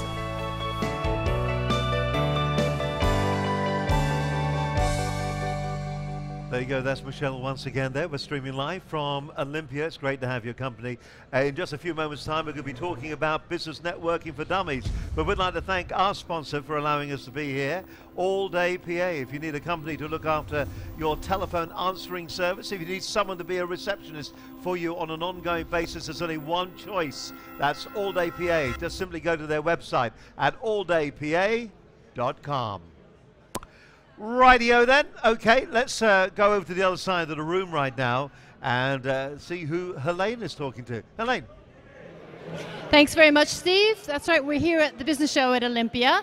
And actually a lot of the show today is around seminars. So we're going to speak to somebody who's been to a seminar. Valerie, you've been to one of the seminars today, haven't you? Yes, I've just been to see Business Networking for Dummies with Stefan Thomas. It was very clear, very concise, very good. His jokes weren't very funny, but his content was superb. If you really don't know how to network, he will tell you how to do it in a very basic level. So I found it very enjoyable. So we'll tell Stefan to brush up his jokes. What made you actually want to come and see something so specific? I'm starting my own business. It's called Platinum Property Partners. It's in renting out rooms to young people, HMO, property development. So I'm buying properties, but I need to hone up my skills in LinkedIn, in social media. I've been a stay-at-home mum for 20 years. So now I'm getting back into the business world. So specifically, the business show seemed a good idea to come. And is this the first time that you've been to this one, or do you come regularly now? No, I came in May when I was thinking of joining the franchise, and now I've come back because I'm up and running with my first property. Absolutely fantastic. So really there's new skills, the social media skills. And I think we had somebody on before who also was talking about how to make $1 million from LinkedIn. These are the things that you're finding valuable here. And have you walked around to see any of the other stands and exhibitions? What's your overall impression? Yes, but my main concern was to come and look at seminars and to listen to people who talk, who've done it, rather than the individual companies. For me, that's where I lack the expertise and I wanted to learn it. Thanks very much. So according to Valerie, this is a good place if you want to learn some of these new skills at the seminars that are here. And I think we've all seen that as we've walked around. So come down to the business show at Olympia, get down to a seminar and learn some of these great marketing skills. Back to Steve. Thanks a lot there, Helene. And the book that Valerie was talking about was this one here, Business Networking for Dummies. It all looks a little bit contrived to me. I didn't know that was going to happen. Did you sort that out? No, I didn't. That's disgraceful, if you don't mind me saying. Business Networking for Dummies, some unknown fella called Stephen Thomas. He's the author of that. He's a well-renowned author of Business Networking for Dummies. Stefan, great to have you back on the show again. Thank you. You were with us yesterday. We talked a little bit about how you maximize your return at an event like this to make certain that you do get the most out of it. What do you do after the event, though? This is interesting to me because I saw you yesterday morning right at the beginning of the show. You moved me around. I saw you yesterday morning. Valerie, thank you. There's Valerie over there. Well done, Valerie. Thank you. Well done. I saw you yesterday right at the beginning of the show. Seeing you now as we come towards the end of it, what people do after the show really interests me because they've got so much opportunity to follow up with all of these people that they've met, and most people won't bother. And people can follow up on LinkedIn, Twitter, Google+, Facebook, email, and even the telephone. In 2014, it's still okay to pick up the phone to some of the people that you've met here, and the people who pick up the phone are the ones who stand out because most people rely on email and rely too much on social media rather than also making that human contact as well. So will a lot of people go away, they'll put these, the cards that they've collected into a nice, neat database, and they may send a uniform email out, and off it'll go, and that'll be the end of it. And what a lot of people do, a lady came up to me at a networking event a few months ago, and said, I always follow up with people, but then no one ever replies to me. I'll just touch your mic again, there you go. Lovely. I've got a funny shaped head. Yeah, we know. But the lady said to me, I always follow up, but no one ever replies to my email. And I asked her to send me the email that she was sending, and it said, it was lovely to meet you this morning, and now here's 1,000 words on what I do and why you should buy from me. And we think that people are going to be interested in the same stuff as us. But we've got such an opportunity to engage with people. No one reads those emails that come through. No one reads the emails that tell you everything about someone else's company, and yet people continue to send them. There's nothing worse than receiving an email that comes through and it says, "Dear," first name, and the trouble is the word first name is still there. That's even worse, isn't it? That is. So really what you're trying to do is you're trying to engage with your audience, the people you've met. Just try and engage with them. Talk normally. Great to have met you. Thank you very much. Let's keep in touch in the future. Kind regards. One of the things that we're taught about building rapport with people, and I'm going to touch your cheek again. You do exactly that. I've got a funny shaped head and an odd voice. Right, there you go. It's not helpful to you guys at all, is it? But we're taught about building rapport with people and how to find something in common with everyone. But actually, everyone here has already got something in common with everyone else here. They've all been to the same show.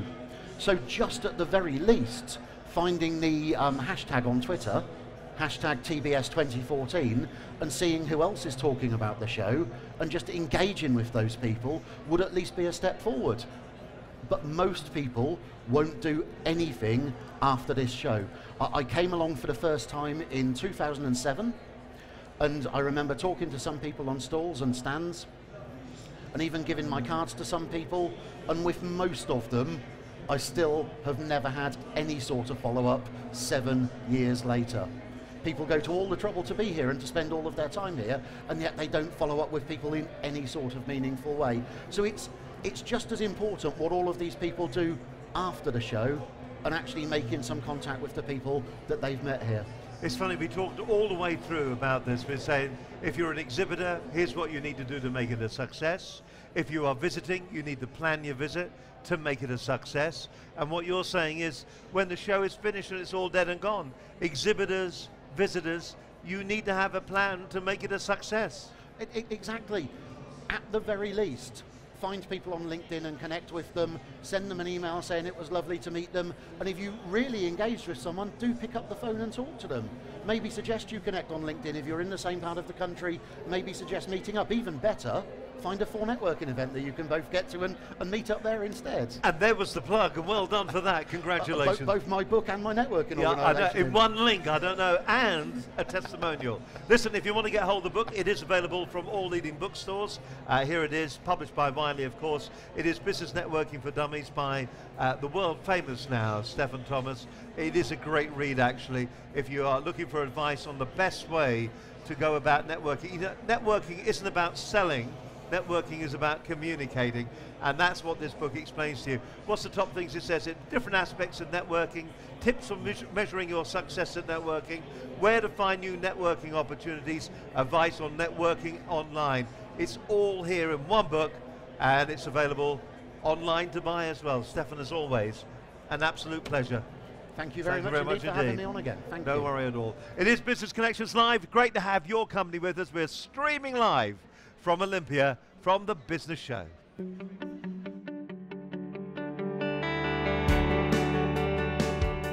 Tonight we're going to be talking about apps for business. With me tonight, my guest is Bülent Osman. He's from the App Garden. I spend most of my time trying to explain really what an app for business is all about. And it's really important for any business to understand that it's part now of a marketing strategy. And there are lots of statistics around that shows that we are interacting with these small pieces of technology many times a day, every day of our lives. I asked a very simple question, which is, can you articulate to me what is the purpose of the app? What is it there to do? What is its function? Now, it's a very simple question, but the answer can be actually quite difficult to articulate. Well, it's important to realize that there are so many apps out there that you need to differentiate your app from anybody else's. So what is the core reason why somebody would come back and use your app on multiple occasions? There needs to be more than just brochureware inside the app. And so really it's a matter of saying, well, what ways do you connect with your customers today? What ways do you wish to connect with your customers and potential customers and your broad audience? And how can the app help expedite that and improve that particular connection? Whereas if you have my app, let's say on your phone, then what it means is that you as an organization now can communicate with me at any point in time. There's a feature called the push notification. So it's important that we understand this because this is a very unique feature for apps. A push notification is a business-orientated, let's call it a text message. It's a short message, a little bit like a tweet, that if you were to send it to all of the people that have downloaded your app, it pops up on the screen, and the app doesn't have to be open at the time. It just has to be resident on the device, and then it'll pop up and it'll make a sound. And of course, we as human beings now are very much conditioned that if the phone goes, there's a little message that pops up. Even if we're in a meeting or some sort of conversation, we can't help ourselves, can we? No. We end up just looking, very sneakily looking at it and just digesting the essence of that message. An app is an app is an app. Well, that's not true at all. It's like saying anything in life. You have cheap and cheerful through to a Rolls-Royce type of solution. And I think it's important to say that there are 3 types of connections that you can make. It's either business to consumer, or business to business, or business to employee. So some large corporations now are talking to us because really what they want to do is communicate with their employees. Let me take you through the process. So we've got to the point where the app looks great. Our customers have been reviewing it and they've signed it off through Tag Viewer, and we're all good to go. There is a submission process we have to go through. So we have to write some keywords. You mentioned last week's guest about keywords and that sort of thing and SEO. Well, it's the same with the with the apps. You know, because there are so many apps on the App Store, you want to be found. We also work with our customers to come up with all the keywords that are important. So when anyone does a search on video, for example, hopefully your app will come up as an example. And so we go through that process. Once we collect all that data, we then submit the app to both Apple and to Google. Now, it's interesting, with Google, typically we can get it live on the Google Play App Store in about 48 hours. Because there are no checks, Google don't really mind, there are no quality thresholds. Whatever you decide to do, they'll accept it. But with Apple, they're far more particular, so they go for a very, very stringent review process. Every single app is reviewed thoroughly by somebody at Apple. And so it typically takes between 10 to 14 days for that review process to come through. Okay, thank you. Well, my name is Bülent Osman from the App Garden. So to find us, it's www.theappgarden.co.uk. The key thing to think about is your customers. How do you wish to connect with your customers? How do you wish to improve the loyalty that you have with your customers? And what can you offer in an app that can increase that interaction, a two-way communication with you and your customers? So if you have an idea, please do contact us. We will help you with that idea, land it, and if you wish to go forward with us, we will then take your app live and help to increase your business.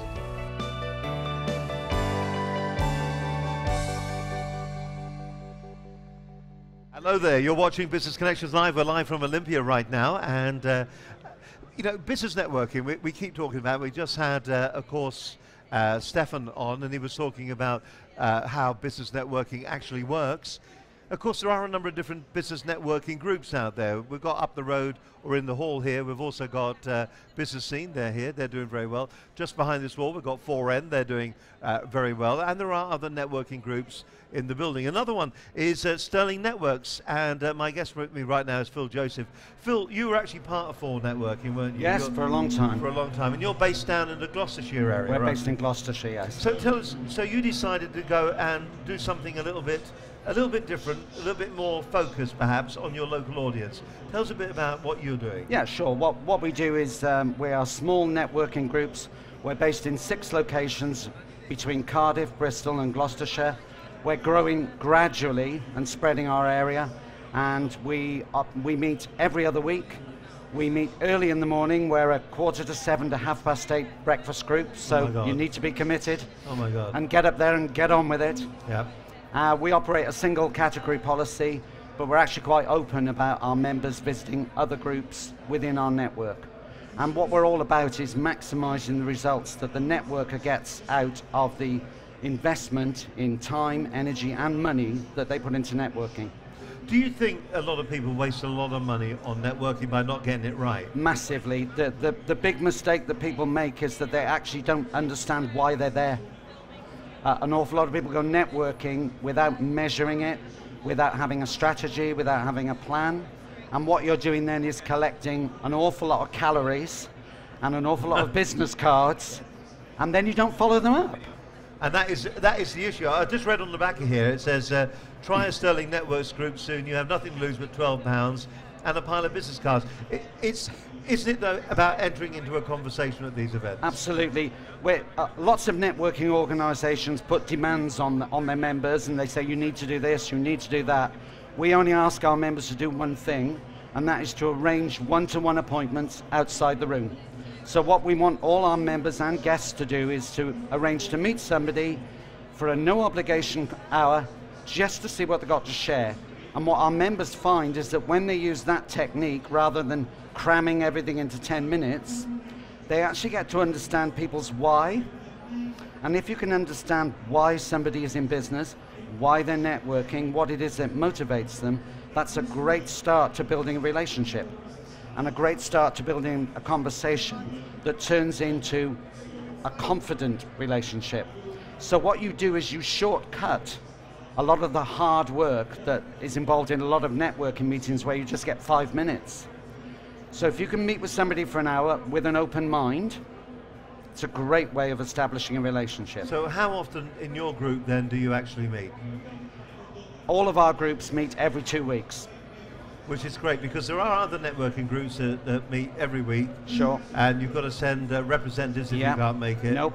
And it seems a little bit sort of restrictive in what you can do. It's a bit controlling, which is what I didn't like about it. And also sometimes in that kind of organisation you can feel like you're being told off and being expected to perform. I mean, you know, if you've paid for a membership and you don't turn up to a meeting, I'm going to call and ask if you're all right. Yeah. I'm not going to call and tell you off. Right. And a very good point as Yes. well.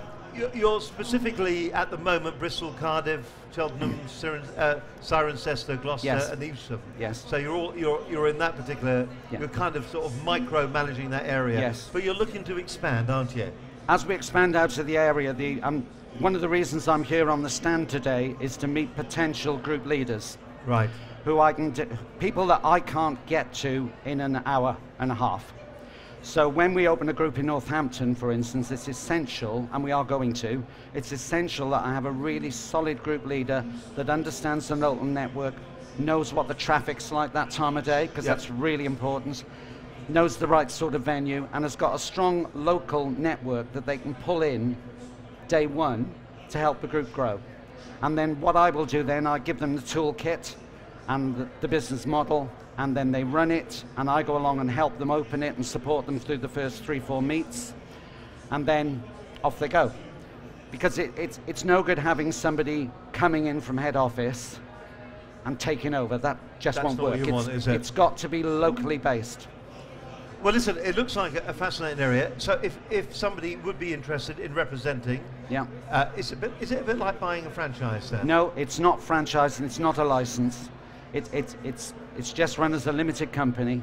It's not franchised or licensed, although it looks a little bit like the license model. I've had several people come up to me on the stand and ask if they could license our business, which was interesting, but that isn't what we want to do. Excellent, fantastic. If you want to find out more about it, the web address is? The web address is www.sterlingnetworks.co.uk. And there's a telephone number here as well if you want to find out more details, or if you're interested in being a leader for one of the group events. Sure. And can I get that out? You certainly can. I can just about see it. 01452 723 999. Straightforward and easy. Sterling Networks, if you want to be part of that, all you got to do, if you're at the show right now, or if you're just about to come down the cash and tail end of it, you can come down and you see Phil Joseph on his stand as well. That's fantastic. Thank you very much for joining us.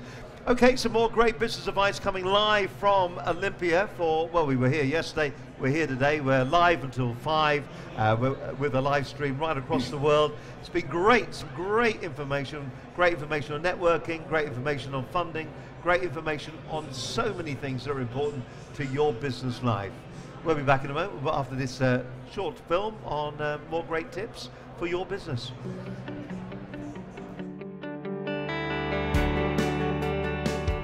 Legal services for business, the future of legal services for business, how the whole landscape there is changing at the moment. My guest tonight is Andrew Weaver from Lawyer Fair.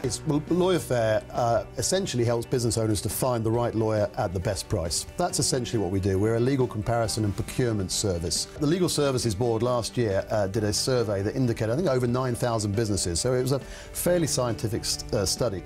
And it found out that 7 out of 8, which is a remarkable figure, 7 out of 8 SMEs felt they didn't get value from legal services. So a majority of business owners actually preferred to muddle through rather than seek external legal help. There is no doubt that the market has become much more competitive, and it doesn't matter how big or small you are, you want your legal fees bill to be as competitive as possible. The ability now for the business owner to find good quality, cost-effective legal advice it's transformed from where it was even 3 or 4 years ago. So what we do is we get an instruction come in from a business owner. They require, let's say it's a commercial lease renewal or an assignment of a lease, and we will match them with pre-approved expert lawyers. So we try to qualify lawyers on the basis of what's their attitude and approach to fees. Are they prepared to do fixed or at least indicative fees and stick to them? But the value of a lawyer as a business owner is actually equally important. Is there evidence of the value? Is there a way of understanding whether that lawyer who's more expensive is actually going to deliver a longer term better impact for you? So part of our criteria is we build up our panel of lawyers from the bottom up. We are hand picking and selecting them based on that value add. And the way that we qualify that is that we look at their market reputation, what their reputation is amongst their peers, perhaps amongst the Legal 500 and various other directories. We also ask them for 2 or 3 testimonials that we then will speak to. We're not interested in them just giving us a couple of quotes from their website. We want to speak to 1 or 2 of their clients. So we do some due diligence that is of a level that makes us confident that they are the right.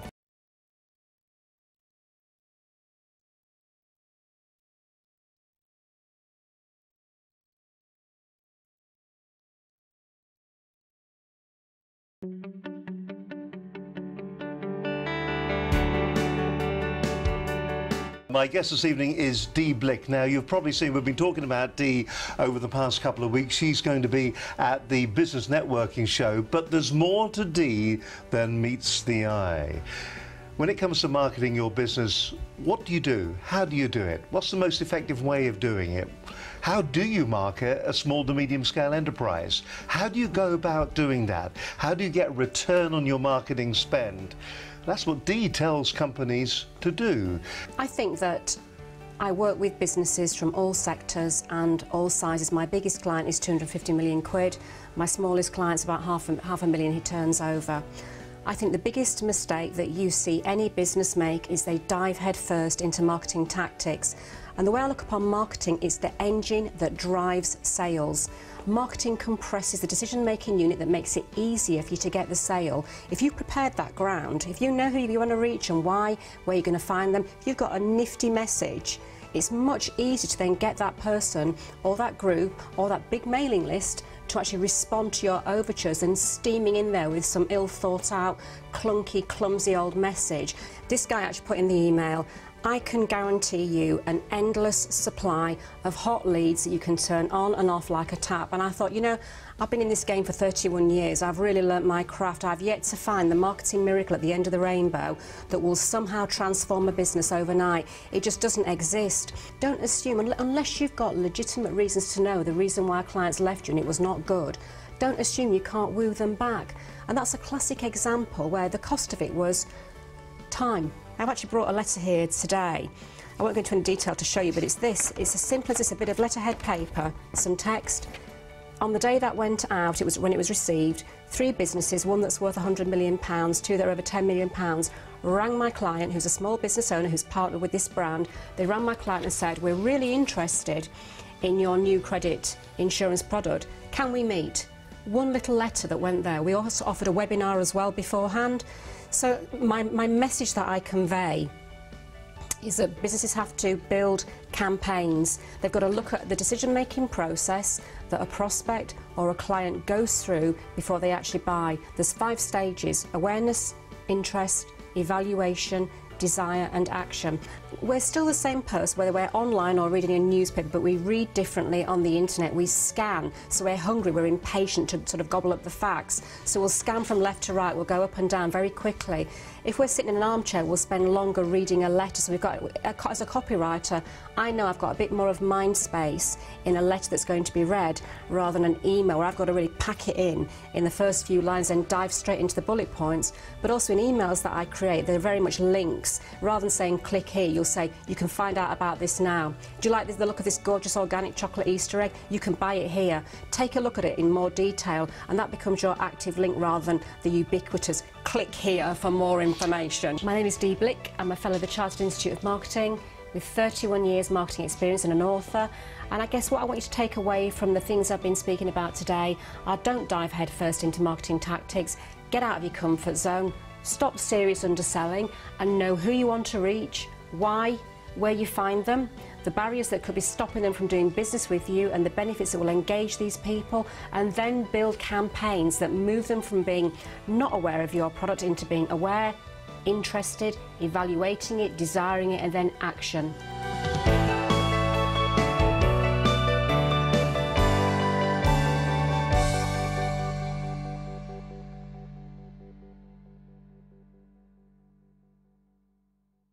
Hello there, you're watching Business Connections Live. We're live from Olympia, and our thanks to our sponsor who's been with us all day today and working very hard actually on the stand.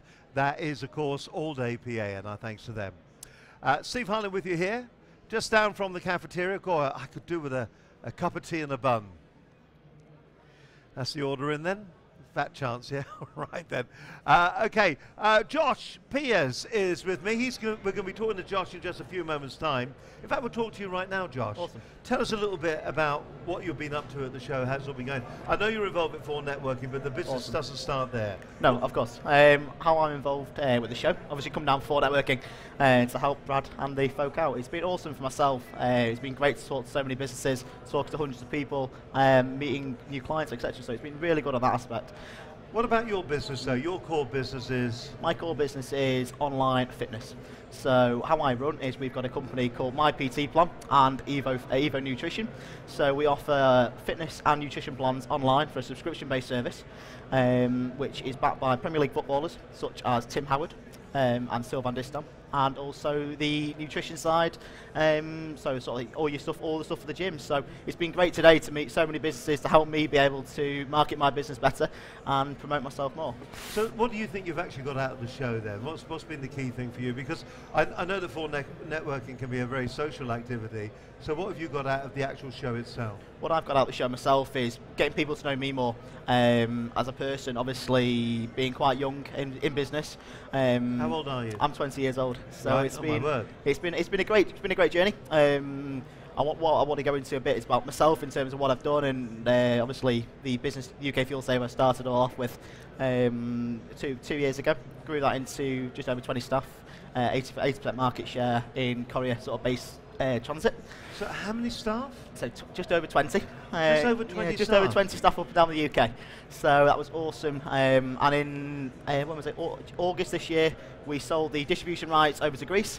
So still a director of the UK Fuel Saver, but obviously distribution is over in Greece now. So it's been a great transition period for me to be able to put my focuses into my second and third business, which has been awesome. And obviously, you asked me what I'm going to get from the show, and what I'm getting from it is a great personal experience, meeting fantastic people, working alongside great people with 4N as well, and it's really developing myself as an entrepreneur, as what I want to be known as. As a young entrepreneur and coming into it, I mean, what are the things that you've learned? Do you think? Things I've learned is don't ever be disregarded by age. Obviously, people see myself walking around the show and sort of think, you know, especially people exhibiting here today, it's great to tell people your story, because no one really knows about you until you open up. Your true values and beliefs have always got to be the core of your business. I believe that's the biggest thing I've learned. Obviously, passion has got to go behind it. And obviously, myself, personally, you've got to keep motivating yourself, keep going. You've got to be at the top of your game to be successful. Where did the brand and the product come from? The brand of the product, very strange story, but it all came back a year ago now. The product came from there not being a simple enough sources for training plans online for the training plan business. We've got My PT Plan. Is that something that you developed yourself? Of course it is. I've got a business partner, obviously he's the one who trains the Premier League footballers. So we've got a great working relationship. My sort of side is the business development and business growth. The passion myself, which helped me get into it, was the gym. It was the one place when I was working, obviously, with the staff all the time in the office. It was the one place I could really get out and really sort of motivate myself and get that clear head like everyone wants. That's really what gave me the idea for My PT Plan at Evo Nutrition. So what kind of value is the business valued at now? The business, I wouldn't want to put a value, but we are in negotiations into sort of a very good figure, just below the $500,000. So, wow, well listen, congratulations, that sounds fantastic. And to be doing it so young. Business has been going, what, for 2 years? Correct, yeah. So for 2 years, here you are, you're 20 years old, and it looks like, and one of 3 businesses. What did the other 2 businesses do? The other 2 businesses was the personal fitness, which was what I was saying, which is My PT Plan, and the other one is Evo Nutrition. So launching on the 13th of December, we are launching a new e-commerce site to sort of go against the nutritional supplementation businesses in the UK currently. So we've been working for the last year on our own goods to be able to put together proteins and supplementation for gym goers, and we can't wait for the 13th of December to be able to go out there and show people what we've been developing. Well, it is an inspiring story. Thank you. Absolutely fantastic. Thank you very much for coming on. If people want to get a hold of you, Josh, which is the best website to go to? Best website is www.myptplan.com, or follow me at Josh_Piers on Twitter. So mybtplan.com. .com. That's the Great, one. fantastic. Josh, thank you very much indeed. Thanks for having me. Great to talk to you. Awesome, Absolutely thank you. fantastic. And I think that's absolutely inspiring as well when you get an opportunity to talk to somebody. Started a business 2 years ago, serial entrepreneur, and he's only 20. What's that all about then? Listen, more business advice for you right now from Business Connections Live. Mark Hughes is the gentleman's name. He's from FunkySocialMedia.com. If you've been thinking to yourself, look, how am I going to integrate my Facebook into my business? How am I going to make Facebook work for my business? And you've been thinking to yourself, well, do you know what? I don't really know how to go about it. I don't know where to start. Is Facebook the right thing actually to be using to be promoting my business? I think categorically the answer is going to be yes. It's just one of those tools that's out there that you should be using when it comes to social media to promote your business and to make certain that you are successful. Well, I'll tell you, one of the ones that I see quite often is where people start promoting their business off their personal Facebook page. Now, obviously, there is a distinction. You have a personal Facebook page, and then you have the ability to have what they call a business fan page. So the distinction is very vast in what you can do in terms of marketing off your personal page. Yes, you might have friends, yes, you might have a friend-driven kind of business, but at the end of the day, you don't have what they call app pages. You don't have the ability to drive traffic to a particular app page. So say for instance, that's a lead generation page where you can grab a name and email and get people onto your potential prospects onto your database. You can't do that off a personal page. So it's how you position yourself and your branding and everything else it's a lot more synonymous to the business fan page. You know, so it's really a case of using the social media platforms to your best advantages. And that is to start building a list, is to start getting those names and emails. And this is where a lot of small business owners, they don't place a lot of value on the list and building that list and keep building. In other words, generating and creating a funnel.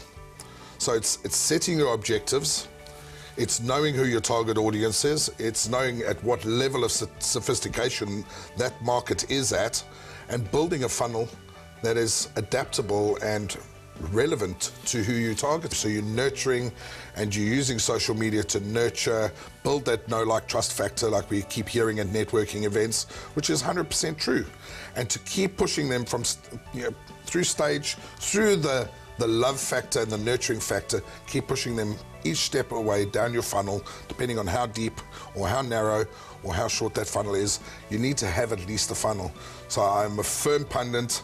I keep banging on about it to all my clients. Make sure you start building your database, because if, for instance, you do go out of business, it doesn't mean that you're necessarily out of business forever, because if you've got that database, you can pretty much start again tomorrow.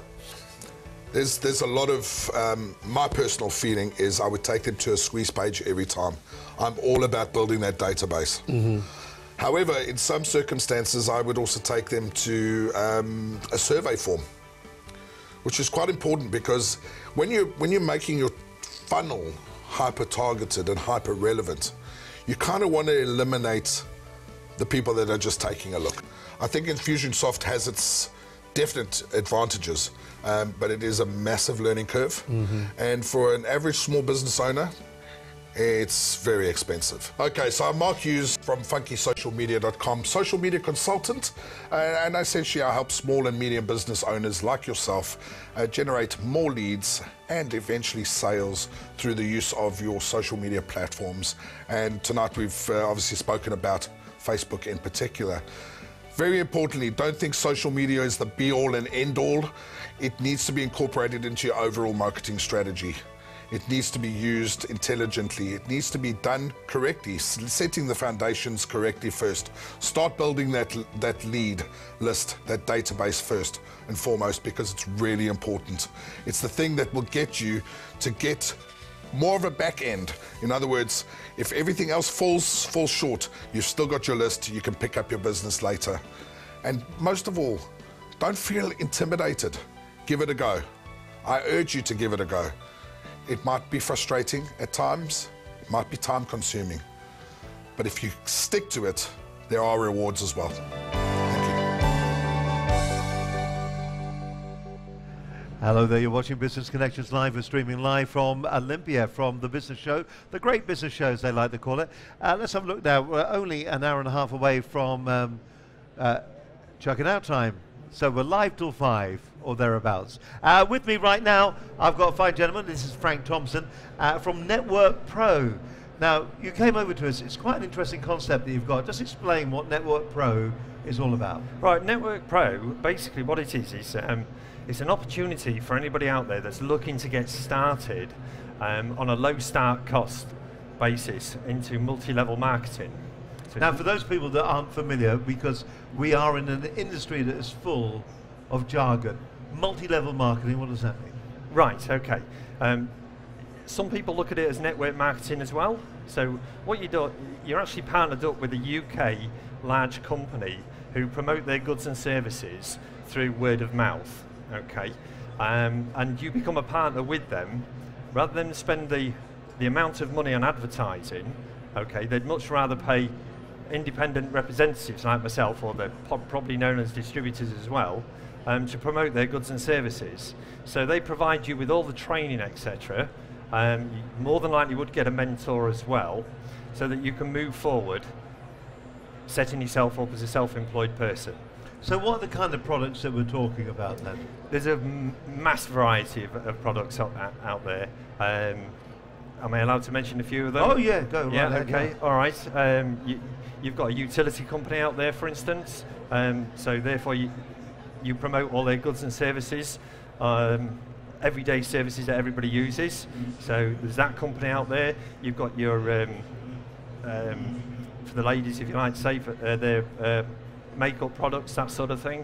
So you're effectively acting as a freelance representative of that company, and you go to the networking events, you set up events for them on their behalf or whatever, and you just promote their products. That's and right, you, yeah. and you make your money on the return from the sales, is it? Absolutely. On a commission basis. Yeah, absolutely. So it seems to be an ideal way, an ideal path for somebody who is somebody who wants to go freelance, go self-employed, to go out there and do a low-cost startup. Absolutely, yeah. Are you restricted to the number of individual people you can represent, or is it a case of there's a list and you go, I think I'd like to represent that utility company, and after that you are Mr. Utility Man? Or can you go, you know what, I don't mind, I will represent to some of my customers utilities, to some of them cosmetics, some of them this, that, A, B and C. Can you do that? Yeah, I mean, again, that's the beauty of it as well. As a representative for those, you go out and promote their goods and services, and somebody else says, hang on a minute, how did you get involved in that? That sounds like something I could do on a part-time basis. So you then introduce to them the company themselves as well. Is there a minimum entry requirement for somebody to get involved with this? Usually most of them say minimum age is 18. That's it. And that's it? Yeah, because generally the company provides all the training, they've got the backup, etc., and we roll from there. And is there a cost involved if I want to actually get involved on this? Yeah, there's usually a very small cost, but it is a low cost. All right, so it sounds absolutely fascinating. If people want to find out more, where will they find you? Who can they talk to? Right, okay. If they want to check me out on my LinkedIn profile, just check out Frank Thompson and go to that and get back to me. That's not a problem at all. Love to talk to them. And is there a website address for the organisation? If they check it out on LinkedIn, yeah. It's all on LinkedIn? Yeah, absolutely. Absolutely fascinating. If you are looking for a low entry option, if you are self-employed or you're looking to be self-employed and you're looking for maybe that low entry option, this could be the ideal way forward for it. You can check out, as we said, Frank Thompson on LinkedIn. Have a word with him and he will point you in the right direction. Frank, thank you very much indeed. Absolutely fascinating insight. And I think that's what the real beauty of this particular show, that we've got different levels of people in business, all the way through to the multimillionaires and the funding and all the rest of it that is here, all the way through to entry-level opportunities for people in business. Okay, we've got more hints and tips for you right now on Business Connections Live. This week I'm joined by Philip Skinner of Shaw Walker Lees Accountants. You know, they're probably one of the most important things when it comes to making certain that your business is going to get it right. Many businesses, they all kick off, they go down the route, but without a qualified accountant looking after, well, the money side of your business, you can truly get yourself into a bit of a pickle. mostly with small businesses, particularly when they've set up a limited company. Now obviously there are various reasons why you might trade to a limited company or not, and we look at each individual case. But we have a number of people come to us, they've started up a limited company, and they've read that it's quite a good thing to do, and someone said, oh, you know, a friend down the pub has said, you want a limited company. So they form a limited company, perhaps they do it themselves, they can do it online, it's very cheap these days. And then the worst thing they can do is they treat the limited company money as their own. Frowned upon by the revenue. All right, there are ways around it. For example, providing you can repay the loan within 9 months of the accounting year end, that's when the corporation tax is due, then you needn't pay the tax on the loan. So for example, supposing you borrowed £20,000 from your company and your year end has just ended the 31st of March, you've got to repay that loan by the end of December. You know, you're dealing with HM Revenue and Customs, that's your corporation tax for a company, or income tax if you're self-employed. You've got, as you say, VAT returns. You may employ staff, you've got payroll. So, and then if you've got staff, you've got human resources, you know, you've got a whole multitude of things. So we can actually talk clients through the processes, contracts of employment. Lots of small businesses don't have proper contracts of employment. I think first of all, I want to look at what your business is. I want to know how much research you've done. Very, very important that. I want to know if you want to see a business plan. We're quite critical about business plans. If you're looking to raise any money, then we can probably help you there. But obviously we're not going to let you loose at a bank if the business plan isn't right. More businesses fail at the start than succeed, so getting the right advice at the beginning is important. As I said, we don't charge for initial advice, but I think getting the basics right. For example, we need to know the type of medium. You need to know, should you be a sole trader? Should you operate through a company? Perhaps a partnership? You know, these are fundamental issues, and each one of those has different tax implications. So very early on in the meeting, the initial discussion, we get drill down to what the business is about, how you're going to sell your business, and I want to look at your budget and your cash flow. See a lot of business plans that are terrible. I see a few that are very good. The ones that are very good, they can always be improved upon. The key thing is not make it too long. Really get the nuts and bolts right. The executive summary, very, very important. There are lots of people who are in business as partners and they don't have any agreement really, it's a handshake. But if they fall out, then you have to rely on the Partnership Act of 1890. Now, I mean, basically everything is split 50-50. But it's so important when you're setting up a partnership. We help clients in there, particularly in professional practices like architects, surveyors and people like that, because inevitably someone is probably going to put in more money than the other. You've got to set up the business bank account. Both partners have got to sign. Take it away. Okay, well, I think you've heard quite a lot from me, and I hope you've got a taste of the sort of issues that we get asked lots of times, and I suspect they might be I may have answered some of the questions for you. I hope I have. But the key thing is, do talk to your accountant. Make sure they give you a clear explanation. Don't be afraid to ask. You know, that's what we're here for. But if you feel that you're not really getting the advice that you think you should be getting, perhaps from what you've heard today, just contact us. We're always very amenable, willing to talk to people. There's no initial charge, as we said earlier, just a consultation, come and have a chat, you know, in our boardroom, and we can just see how we can help you, if at all. But I'm sure there's something we can do for you. We have a wide range of services, tax planning, as I said earlier. I think that's one of the key things. Nobody likes paying tax. We can help you reduce your tax. Corporate finance, there's a whole thing, VAT, we spoke about. There are lots of traps for the unwary. But just don't get it wrong, that's the key. Talk to us and we'll help you.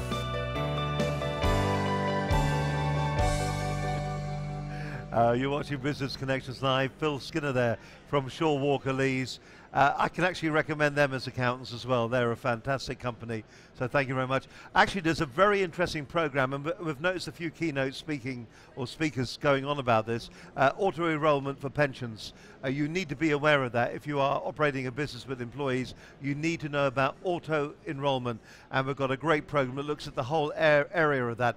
That particular program that Phil was talking on there, when it comes to setting up your business and setting up your business finances, I don't know about you, but we come across it on a regular basis where people think because they've set up a business account and they've got their personal account, and all they're doing is as they earn the money, they put it into the business account, they think they can use that money as if it was their own. And so many small to medium scale enterprises or owners find themselves in a situation where they get into a right old pickle with the revenue. So do watch the program. It gives you some advice on what you need to do and what you can do to get yourself out of that, just in case you go down that particular route. Okay then, time to join our roving reporter, the lovely Helena. Who have you got there?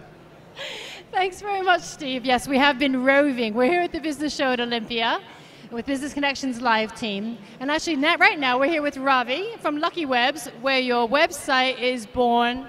Lucky. Exactly. Ravi, you've been here as a visitor. How has the show been for you? It has been excellent. I really enjoyed it simply because I've been on both days, and I've taken the time to go into networking events, speed networking events, seen the keynote speakers as well. So it was a lot to take in. But I think the second day, I was more organized. That's very interesting, actually, because there is a show guide, and I've done some research before I came, but that's a very good point, because if you look around and you know where you want to go and book early, because some of the keynote speakers get booked up quite early. So you've really made a go of it. What is it that your business does? Well, I help startups how to build their own websites, and I run a free course in a place called Google Campus in Old Street. So they bring in their laptop, and for 8 hours, they see me step by step on how to build their own websites. So they build their pages, homepage, about page, contact page, add their tweets, their Instagram photos, know how to add videos, and they add their content, and they leave with their own website on their own domain, on their own hosting as well. So they have the skeleton of a site, and now they can grow and build it their way. So you can do that in 8 hours in a Google Campus. And I think you do this in a few other places as well. So have you found that there's some customers here that might be coming to you? I've got, 15 so far, and it's been going really well, actually, I have to say. So I think the moral of the story here is prepare, do your research, attend everything that you can, and you'll wind up possibly with 15 customers as well. So back to you, Steve. Thanks a lot there, Helene. Absolutely fascinating once again, so thank you very much to do. Great information from this show, and I think you'll agree on that. Now, one of the people that's been supporting us all the way through the show is All Day PA, a fantastic company. If you're looking for a great telephone answering service, a receptionist, an all-day PA. Hey, it does what it says it does on the box. They've been looking after us all the way through the event, and one of their teams joined us here from their marketing team, marketing director, isn't it? I believe so. I believe so. It's Tori. Tori, great to have you on the stand. Thank you, Steve. For those people who don't know who All Day PA is or what they do, how would you describe the service you provide? Quite simply, we're a telephone answering service. We're 24 hours a day, 365 days a year. So if and when you can't be there to answer the phone for whatever reason, you're in a meeting or you've decided to go get married at Gretna Green, we're there to make sure that your business stays open when you're not. And that's what's so important about it, isn't it? So you're there, and it is 24/7. I asked one of your team, how long have you been open? Are you open, 7 days a week? And somebody said, we've been open every second since 1999. Yeah, that's right. And I thought that was a great answer. Yeah. How many PAs do you actually have at All Day PA? We have just over 200 people employed at All Day PA. So we're very much looking after everybody, making sure that there's always somebody on hand to answer the call. And obviously, their shifts are split between the office hours and then the evenings and the weekends. Who's your typical customer? We don't really have a typical customer. We answer phone calls for businesses genuinely of all sizes, from the one-man band, kind of, I'm thinking of starting a business, I think I want to do it alongside my job first. I'm not that sure yet. And then we've got the multinational corporations. We can take 1 call a month. We can take 500 calls a day. It's such a huge spectrum. We do. We use your service ourselves, and we find it invaluable. So our main switchboard line is diverted all the time to All Day PA, and then what happens? Our team, and we feel they're our team because whenever you then pass the call on to us, we'll get a call on our mobiles, regardless of where we are, or on whatever line we dictate, and you'll get a lovely gentleman or a lovely lady who will say, this is so-and-so from All Day PA, and I've got this person for you. And by that time, they've found out who it is, what they want, and if we aren't in a position to receive the call, you then actually log everything, don't you? Yes, we do. And then you email that on. Yeah. It is a fantastic service. Do a lot of companies use all-day PA the way we do? A lot of companies do use it the way you do. Other people use it just purely as a message-taking service. Other people use us to take their orders, process payments. Some people use us as an engineering call-out line. Literally, whatever you need, if it's at the other end of the phone, we can do it. And I suppose what you're really selling here is you're selling you're selling professionalism, aren't you? Absolutely. So the person that is answering the phone, Yeah. you must have thousands of hours of experience of people being able to answer the phone professionally and in a business-like way. Well, I mean, it's like you said, we've been open every second since 1999. All of our staff receive, a good 12 weeks training before we kind of let them loose officially on the phones. We make sure that we've got people experienced in business who've been in business for years and they've come from different backgrounds. We've got people who have maybe just finished university. We've got such a wide range of people answering the phone calls, and they all bring a little bit of their own personality, a little bit of their own life experience to it. But what we do emphasise all the time is customer experience. And I take it as well that many of the PAs, well nearly all the PAs I would imagine, have actually been PAs for companies and large organisations. Yeah, that's the case. Very much so. Well, I'll tell you what, it was an insight. We came up to your building at the beginning of the week, and we did a little bit of filming up there. We did. If you want to actually visualise and see what goes on at All Day PA, here's an opportunity. They are the premier service. Have a look at this.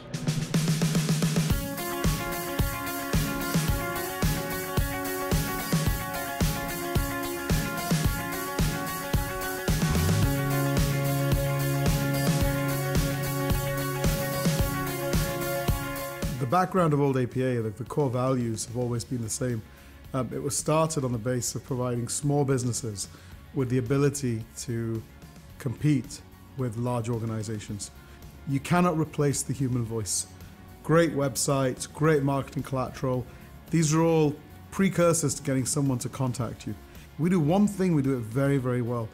We answer your phones. We are the first impression for your business. Being a PA means representing the company in question as one of their staff members. So obviously it's important to me that I convey the same standard, the standard that that company actually want me to. We have to put ourselves in that we work for that company. We work for that company, so how are we going to help that customer?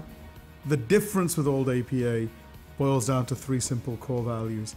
The first is our human assets, our staff, the training that goes into our staff is second to none in the UK. The amount of time that we spend in giving the staff the full training, I think cannot be competed with by anybody in the UK.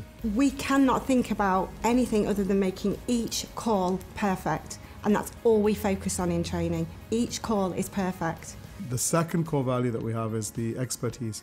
Collectively, we probably have a few hundred years worth of expertise, knowledge of answering phone calls.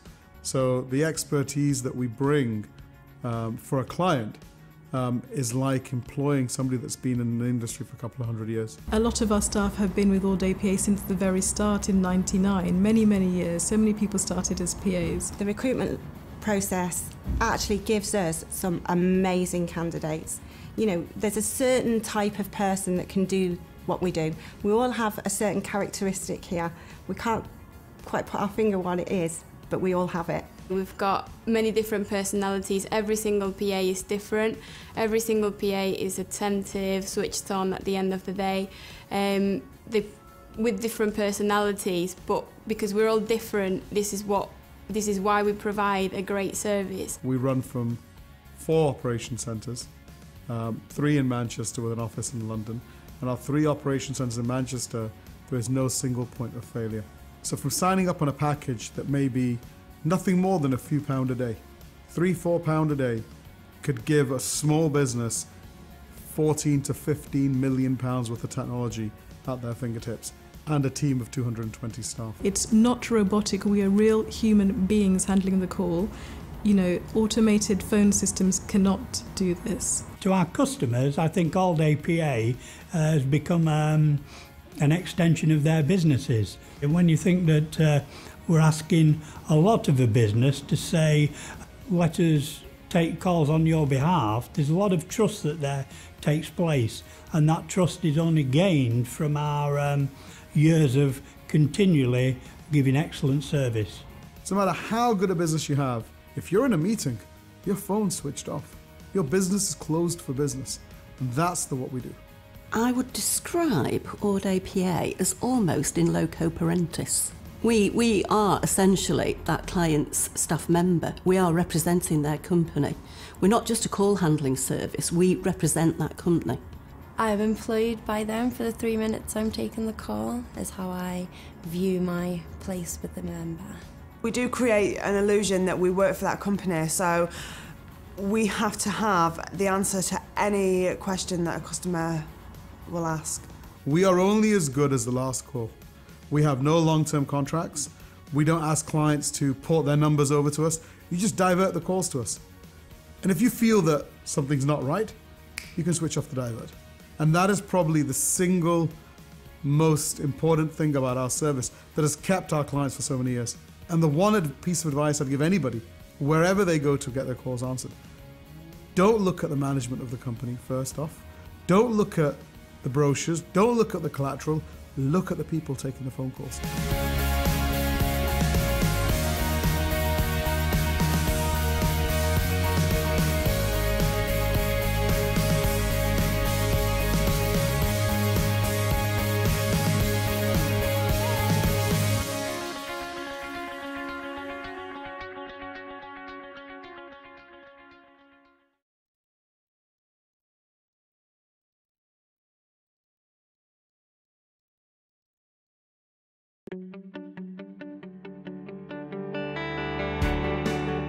This week's guests are Vanessa Green and Fiona Butler of Wigwam PR. I think the first mistake is not recognising where the story is. So we often have clients who come to us and tell us about great news. That might be internal news for their company. It might not be what the outside world wants to hear about. And when talking to them and hearing about their business, we suddenly find out all sorts of information that really does make good PR. So the first bit is identifying the right story, which is the most crucial part. So the main idea is that at Wigwam we are a senior team, so it's really key that we understand our client's business. So that's sort of where we start off, with the business knowledge and experience to really understand what needs to be done for them. And it's a bespoke programme for each client. It normally encompasses ranging from sort of writing to award entries to speaker opportunities. So there's a whole programme all put together, but the key thing is really understanding their business objectives and goals, where they want to go, and making a programme that suits that is realistic, on message, and making sure that everyone's behind it. Again, it's a very bespoke service, so we will really look at what a client may need and also what the impact of that may be. So there is no point in just promoting a CEO or somebody senior in the organisation if they've got such a strong personality but they're not backing up that with any information about the brand, the products, because at the end of the day, PR is helping them to grow as a company and to sell their services and products. And so sometimes we have to sit with people who are very excited about the technology and say, what we need is the business benefits here. What we don't need to know is from the bottom up how this actually works. What are the benefits that a customer can buy into here? How's it going to give them some business advantage? And really keep on that focus. We all buy products for a benefit. What we need to do first of all is find out which press to target, so where their audience is. So for Nigel, he started off wanting very local coverage, and that's a really nice local story and innovative local business. Budgets are tight these days, so you've got to make the money work really hard, so be very focused and targeted. And it's amazing really, we've had stories which have been in the Surrey Advertiser and the Financial Times, and we've had more impact and more results from the Surrey Advertiser, although like you say the vanity was, wow, you've been in the FT. And I think that's one thing that we're very good at looking at is, where do you actually want the results? because it's easy just to go and get reams of coverage. What you really want to focus is the impact on the business. Absolutely, and across the board on your communications, PR is sort of the cornerstone where the messaging is developed, the strategy is developed, and I think it is just that judgment call on any communication, on any channel that goes out. It needs to be consistent with the core objectives of the business. Make sure you know the reasons for doing PR. What do you want to get out of it? What messages do you want to convey? And who do you want to get those messages to? I'd say that PR can help you really understand your messaging and how you sit against your competitors. So if you do go down the route of meeting with a PR company, make sure that you feel slightly interrogated by that company. They should know all about you, really understand what your ambitions are and help you hone your messaging. If you're doing PR yourself, make sure you really understand the process of writing a press release, understand what a key message is, and don't be afraid to use it. It's really important that the wider world knows about what you're doing as an organisation, and therefore the sales will hopefully follow.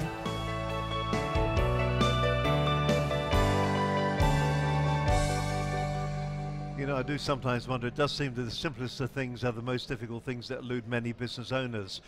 Just talking there about PR and marketing. When you're writing that press release, what are you trying to convey? Most press releases these days, when you send them out to the press, actually end up in the bin if they're even lucky to get that far, maybe straight to the shredder. So you just got to be a little bit aware when you are writing your press and PR releases. You're watching Business Connections Live. We are here at the show. I tell you, it's been an interesting old show. I'm just getting comfortable, but it has been an interesting show. As you walk down the hall, we've got the likes of Sage. They're just down the end of the hall. They're the main sponsor of this. And of course, there's accounting software. And there is so much other accounting software that is available out there. Of course, you've got things like Cashflow, K-A-S-H-F-L-O-W, Cashflow, online accounting software, which is absolutely perfect. But just to show you the diversity of the people and the stands that are here. Beginning to empty out a little bit now, as you can see. I mean, it was cram-packed there earlier on today, but at around about what time are we now? Just coming up to 4 o'clock on the live stream. At around about 5, well, not around about, exactly 5 o'clock, they'll be shutting the show tonight. But it's been a very, very successful show, not only for the exhibitors, I think, of this particular show, but also for the visitors as well. And it's been the whole element of making absolutely certain that what you do, look, there we are. Well, that's nice and bright. It's one of those things that you've got to make absolutely, all right then, don't take the mickey. You've got to make absolutely certain that you do plan out your day. If you've got a stand, if you're coming to a show like this, you're spending a lot of money. It could be anywhere, 5, 10, 15, 20,000 pounds. Once you've got the price of your staff here, the stand space, people out of the office, it's going to cost your business a lot of money. Are you really truly getting an ROI on that? Are you maximizing your ROI on your stand space and your exhibition spend? Just got to consider that. And if you're coming out of the office for a day to visit here, are you just coming as a business anorak, as a visitor, turning up, doing the rounds, walking around? We spoke to Steph Thomas a little bit earlier on, and what Steph was saying to us was some people will come to a show like this, they will collect a whole load of different business cards, and what they will do with them is absolutely nothing. They'll do nothing. They won't send an email even saying it was great to meet you today. They'll do nothing with all the information they gathered. So the question you've got to ask yourself is, why bother going at all? Why bother going at all? Why bother coming to a show like this, collecting all these cards, walking away? It's a waste of your time. Okay, I'll tell you what, we'll give you a little bit more business information right now on Business Connections Live. We're streaming the whole event from Olympia. This week's guests are Vanessa Green and Fiona Butler of Wigwam PR. I think the first mistake is not recognising where the story is. So we often have clients who come. My guest this evening is Phil Smith from Soundtrack to Your.com. Yes, I know it sounds like it's a name that isn't quite finished, but what they're saying is it's a soundtrack to your, well, everything, to your life. It can be to your life, to your marriage, to your work day. It's all there. You fill in the gap where you think another word should be. Soundtrack to Your.com. music.com. It's really how we use and consume music in our lives, really. It's the fact that we all have great music that sort of we like to run to, or we like to listen to when we're on the bus going to work, or, you know, we reminds us of our holidays, reminds us of lovers, future and past. It reminds us of the stuff that we had at our wedding, first record we bought. And we thought, well, if you had a record shop where you chopped all this up into these categories, into these new genres of the way that we use music, it's immeasurably much more interesting and useful for people like you or I or anybody else to actually go and find new music to listen to. And it's all about that, crowdsourcing musical taste. The music that is on the website, who does it belong to? Whose is it? Is it mine? Is it yours? It obviously still belongs to the publisher of the piece of music in some way or another. So who does it belong to? For instance, I went to the site, I'm not a member of the site today, I went on there and I was listening to Aerosmith. And I thought, well, who does that belong to? Well, the way it actually works at the moment is that it is a completely legal service. Completely legal. And what we actually do is we use pre-licensed libraries of music, both from YouTube and another provider called SoundCloud. That's the way that you get to hear all the music that you actually want to listen to through the site. So it's pre-licensed by YouTube and it's pre-licensed by SoundCloud. Well, the money that we originally raised has taken us to this point and will certainly sustain us for the next 3 to 6 months, so that's not really an issue. Over that next 3 to 6 months, the issue is then to raise the next fund of actual, which would be your first proper fund of round of funding, beg your pardon. And you're going to be doing crowdfunding, We're doing this with a site called ShareIn at the moment, sharein.com, and they're a brand new crowdfunding platform. Fantastic people based in Scotland, and we are launching with them, and they go live to super launch in a few weeks' time. So in a few weeks' time, anybody and everybody will be able to have an opportunity of owning a piece of soundtrack to your, one which I strongly urge people to take up. So how do you drive audience? How do you get people It's not there? the snappist. Well, the simple truth is it's by what it is. It's not essentially going to catch anybody who say is interested in just joining a music service like Google Play or Spotify, one of those. But what it is going to interest people is going, do you know, I'm going to start running this year because obviously that's what I need to do. What music should I listen to? Talk to your friends about it, find stuff out. It's people who are interested in music for specific things you will find with us. Who are your mentors? The ones that we've used have been terrific, really. We've got a great group of people. We have 3 or 4 people who are on our board one or two have done internet businesses of their own. One guy did an amazing motorbike business online, made a fortune and sold it. We've got people from the city, we've got people from legal, we've got people from marketing who are all actually sitting with us and have been giving us the most awesome advice. And to be honest with you, if that's one of the things you really ought to consider, is the quality of your business is probably at the beginning is predicated upon the quality of the professional advice and skills and enthusiasms those people can bring to the party, and we've been blessed. I'm Phil Smith, soundtracktoyour.com, and if I was as truthful as I can be, the things I would absolutely tell you to do about setting up your own business is, more than anything else, believe in your idea. Hone that idea until that idea isn't an idea, it's your idea. That's what it's got to be. And then you've got to drive it, you've got to find the right people and work as hard as you can. It's never going to be easy, but it's a heck of a lot of fun.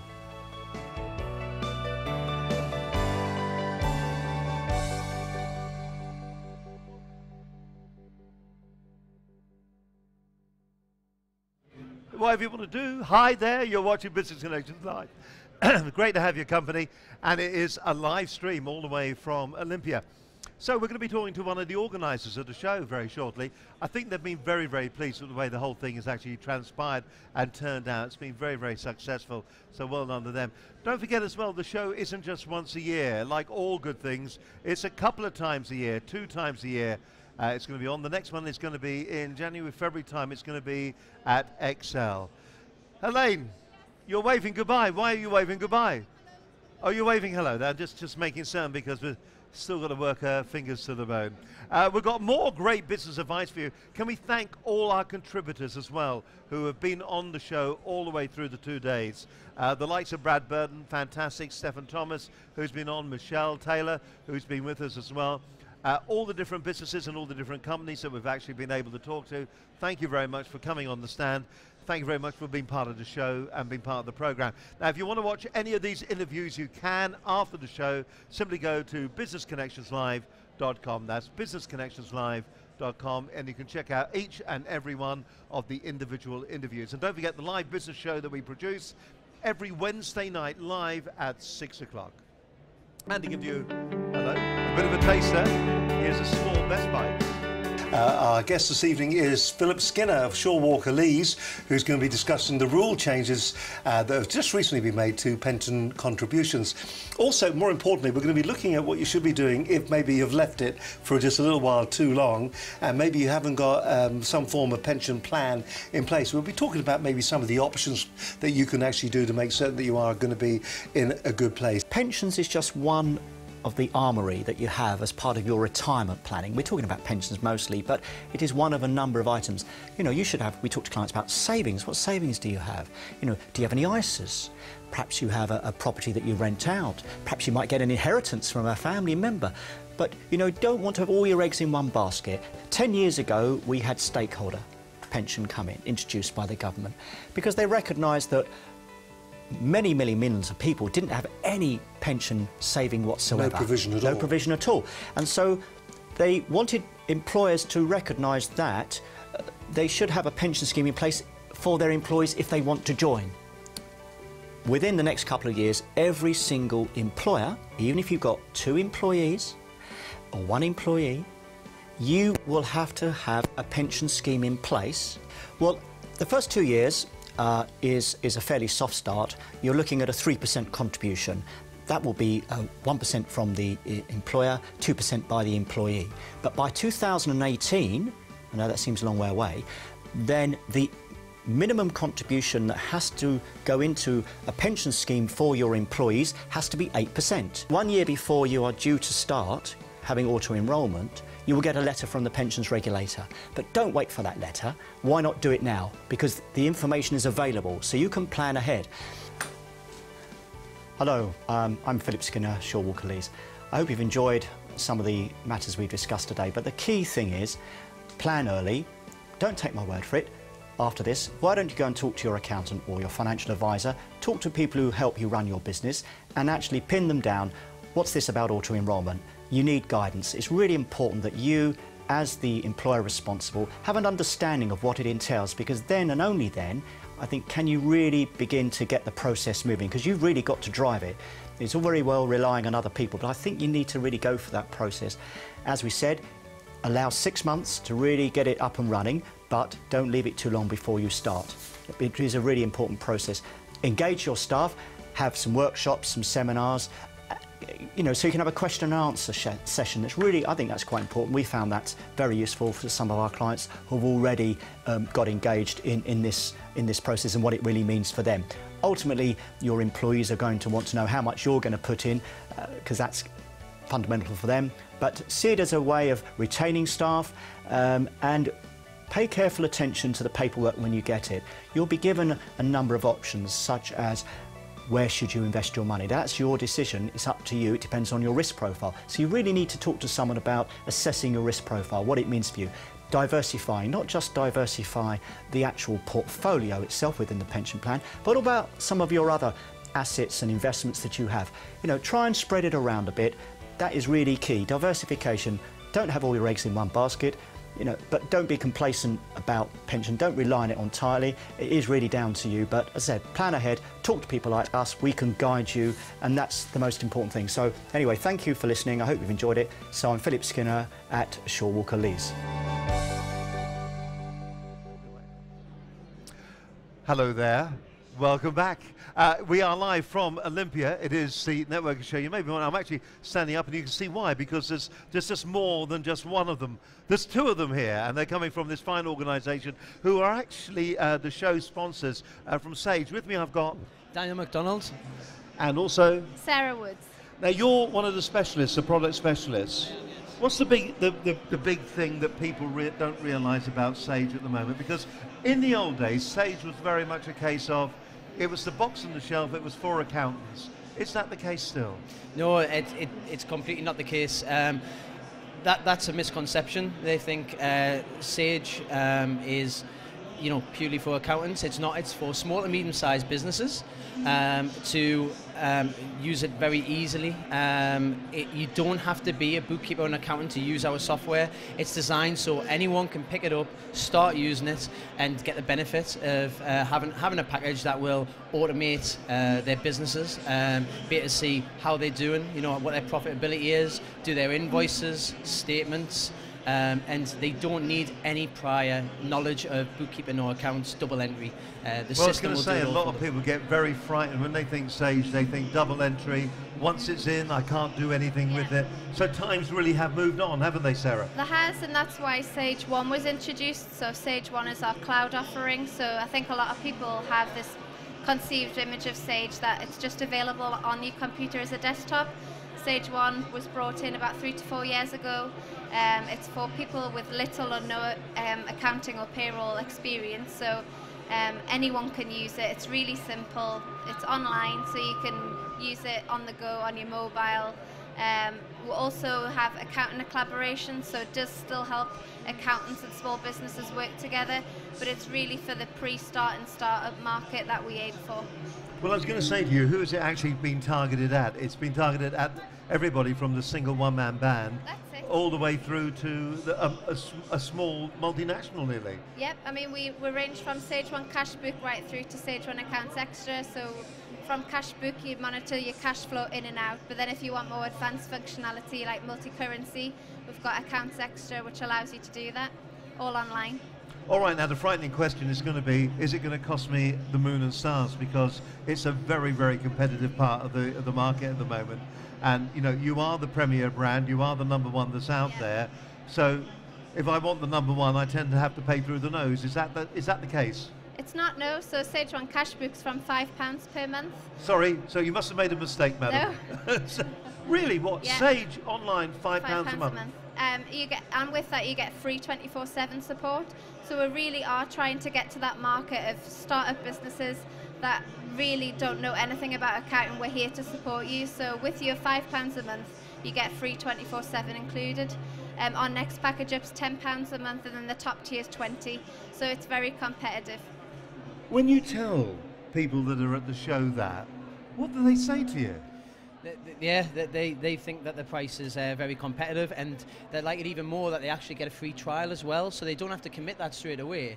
And for anyone at the show today, what we've got is a 3-month free trial, so not just a month. They can use it for 3 months before they even have to start paying anything.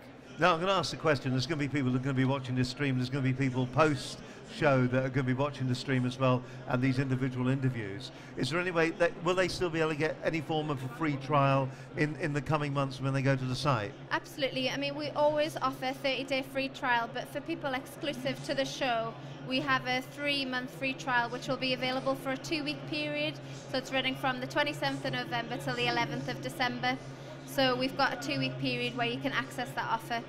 And is it a code you have to put in or anything like that? It is, yes, but if you visit sage1.com/startnow, you'll get an automated email which will give you all the information they would need to know to access that offer. We also are giving away a survival kit, so business survival kit, how you survive and how you start and how you grow. We've also got a business generator toolkit which will help you do that business planning, and also you get the free offers as well. Well, it sounds an incredible offer. It's fantastic to hear that Sage has, I suppose it's wrong of me to say move with the times, because you've always been moving with the times, you've had to. But it just shows that you now recognise that the market isn't just big multinationals and big corporates. The small guys need some help as well.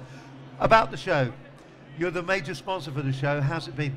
It's been brilliant. I mean, this is one opportunity that we get to do to talk to our customers. You get a lot of existing customers that come to us, but also those pre-start. So we're very passionate about helping small businesses survive. They are the economy, so we're really passionate about supporting small businesses, not just with our software, but for business advice as well. We're here to help.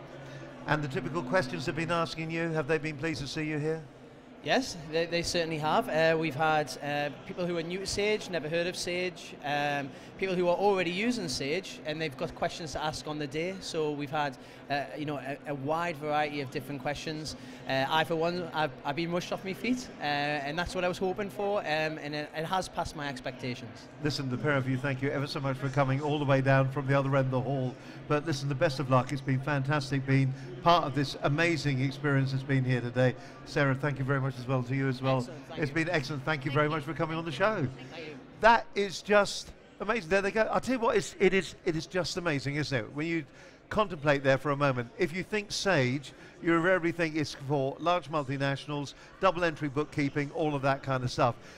Yes, there are other packages that are out there at the moment, but the nice thing is that Sage have recognized that, and what they've done now is to put together a complete range that's going to be suitable for small, medium and large businesses. And isn't that what you're looking for? You just want to get it right so that at the end of the year your bookkeeping is going to be simple, accurate and straightforward. Once again, well done to Sage, and they are the major sponsor for the entire business show here from Olympia. Cracking, fantastic to talk to them as well, and what a nice pair of guys as well. Okay then, it is Business Connections Live. Let's go for another one of our business hints and tips. Here you go then. Hi everyone, my name is Jonathan Fowle, the Managing Director and Founder of the Rockstar Mentoring Group. Yes, we're going to be talking about mentoring tonight and of course investment, because a lot of startups as well, more startups than anyone actually, value mentoring, believe it or not. We would welcome, and we do welcome, clients of any age. It really comes down to what the business idea is, if it is a startup, but most of the time, money or age, what age gives you is it gives you experience, which is one thing that a lot of our young entrepreneurs who do come to us lack, and that's why they see the value in finding a mentor quickly. But no, anyone who's coming along, as we spoke about earlier, where they've just been in a career for the last 15 years, they've always had that goal and that dream to do this for themselves. There are certain ideas, if you make it into year 3 and you can genuinely see that the reason it's now not working is because there's been something that's happened outside of your control, then that's why I didn't give up. A good entrepreneur is someone who can start effectively with the ability to make sales at high margins. That's another very important point.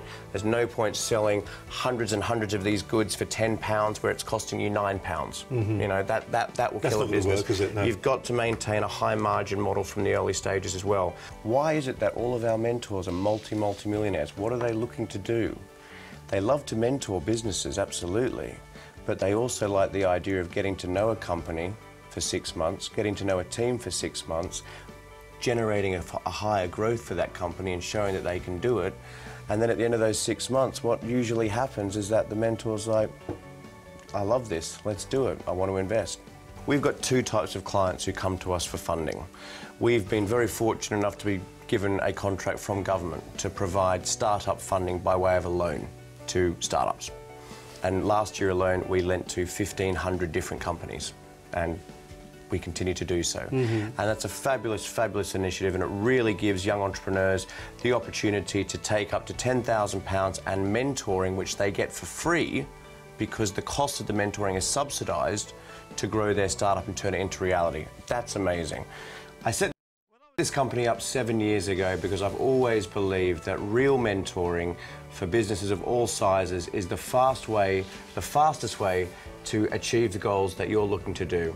And what's real mentoring? It's firstly learning from someone who has genuinely been there, done it and worn the t-shirt. Someone who, in a Rockstar Mentor's case, has started, built up and sold their own company for an average price of £18 million. And they're the type of mentors that we've got within the group. And please don't ever feel intimidated by such a number. They're all lovely, wonderful people who are giving up their time to want to work with you and are obviously keen to potentially invest in your business as well. Our doors are open to people who are even at the ideas stage, right up to more established SMEs themselves too.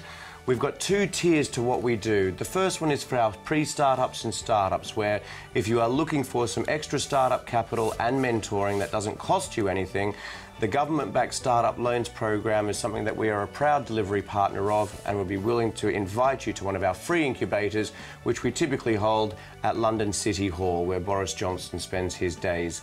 The second tier of mentoring are for those of you who don't need funding. You've just hit that glass ceiling, as an example. You just want someone who can work with you over a set period of time to achieve a specific goal that is relevant to your business, that you know that you can leverage off their experience, their guidance, their support and their contacts to make it happen for you. The website address is www.rockstargroup.co.uk, where you'll see all the different products for your services, for your needs. And again, my name is Jonathan Fowle, the Managing Director, and really look forward to seeing you soon. Thank you. I'll just clear my throat there. Jonathan Fowle there, and he is literally just maybe 30 metres away from us, just right over this way, behind us there with the Rockstar stand. What's been good about that, it's like having the Dragon's Den. They're all sitting up there, and people have been coming along onto the stage and pitching their business ideas. What they do occasionally actually pick up an idea here at the particular show, but generally, in most cases, what actually happens is they give those businesses a little bit of advice. A cup of coffee.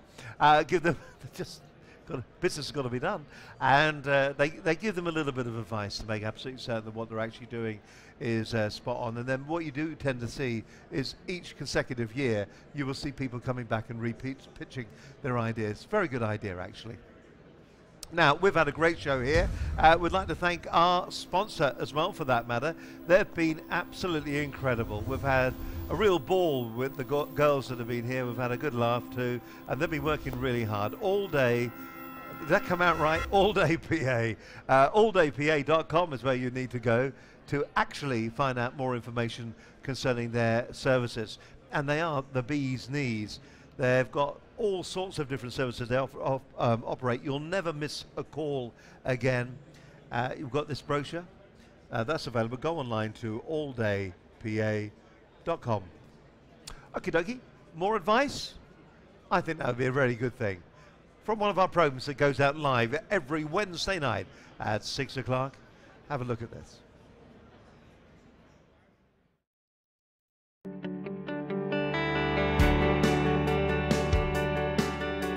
This week I'm joined by Steve Nichols, author of Succeeding in the New Internet Revolution. He'll be talking about the evolution of the internet and the way we access it in the future. We train people around social media and really the internet technology and how you apply it to business, and that's really the key thing. We're really into the third wave, so we've gone from the PC to mobiles, and now we're moving into wearables, we're moving into the Internet of Things, and really we're sort of exploding into this whole area. It's really, I mean, it's really exciting times. I think one of the key things is mindset and culture. So for instance, if you look at people like Google, they've opened a thing called the X Labs, where they're looking at futuristic stuff. But one of the things that they come up with is this concept of moonshots, and it's shooting for the moon. Now what they use a specific terminology, which is actually very snappy, which is 10 times is easier than 10% better. But if you're saying, right, we want to be 10 times bigger than we were last year, you have to think very differently. And if you look at the way that Google and a number of tech companies are thinking, that's how they're thinking. They're not interested in 10% better than last year. They're thinking, how do we change an industry? What would it be like if we were, we're 10 million now, how do we be a 100 million company? Every business has technology in it now. So there is no business that doesn't have a website, there's no business that doesn't use social media, there's no business that doesn't have a large component of technology in the business. One of the things, like if you look at Google, Facebook, Apple, all of these companies, the key thing that they do brilliantly is they are bringing in talent into their business. They're bringing the best of the best into their business. And when you bring the best of the best, you're basically bringing a pool of ideas, you're bringing brilliant people together, and those guys make things happen. They're not looking at survival, they're looking at how do we dominate this industry, how do we change this industry, and it's a very different mindset. I'm not saying everybody can do it. If everybody could do it, yeah, of course you would have everybody be successful. Yes. It's not easy to do. If it was easy, everybody would be doing it. But what I would say is, if you look around and you look at successful companies, they are the ones that are thinking differently to everybody else. If you're a small business, one of the things that you can't always be the innovator, because the quick innovator, but what you can do is be fast follower. Well, think about retail. A few years ago, when Amazon came out, people didn't really know what that was and didn't take them very seriously. But now, every retailer, doesn't matter who you are, big or small, you now have Amazon as a competitor, even though they're not anywhere near you. Hi, I'm Steve Nichols from Social Media and Business, and what we've talked about tonight really is probably we focus very much on mindset. And I think for any business, mindset of getting the best out of technology, but getting the best out of innovation and ideas, mindset is very, very critical. You have two companies, give them the same technology, the same advantages, but if one is looking at sort of this business of 10 times bigger or better than 10% better, it's actually quite critical, because when we're talking around mindset, ideas, I think there's always going to be new technologies, but I think the key thing is to decide whether you're going to be an innovator, which means you're in front, but also remember that if you're an innovator and you don't have the muscle to really bring that into, all you're really doing is showing your competitors what can be done, and they'll probably do it better and faster. So typically you might be better off to be a fast follower than actually being the innovator who often ends up with arrows up their backside.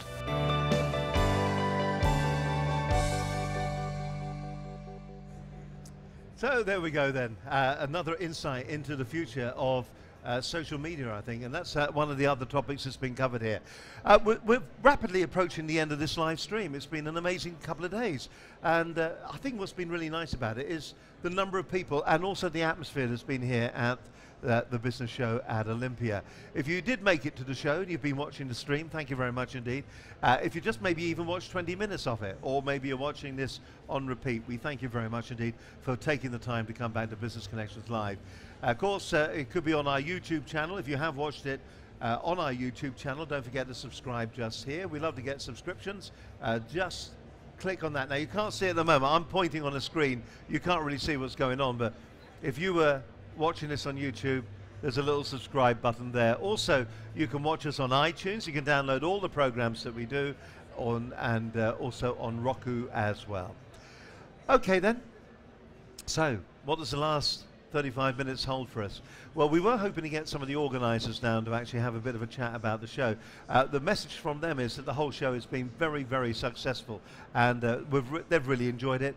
It's been fantastic for the exhibitors, and it's been fantastic for the visitors. Remember, the next time you come to a show like this, remember all the fundamentals. If you're an exhibitor, plan ahead. Make it absolutely clear that you know what your product is that you're selling.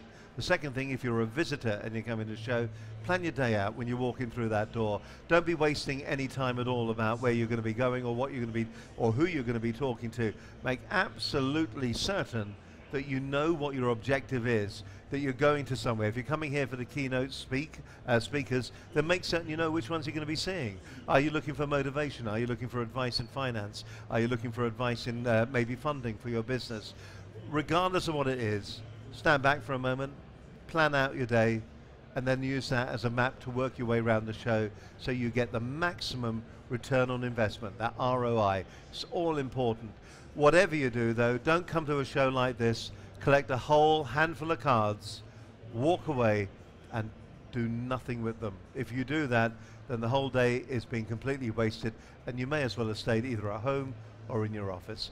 Maximize your return on your investment in the time that you've given to come to the show. Now, as we've said as well, there are two of these each and every year. There's this one here that is at Olympia, and the next one is going to be at the Excel Centre, and that's a cracking show as well. We're going to be there too, and we're looking forward to seeing you come along and visit the show. All right, then let's have another piece of fantastic information. Oh, I see. I can keep talking.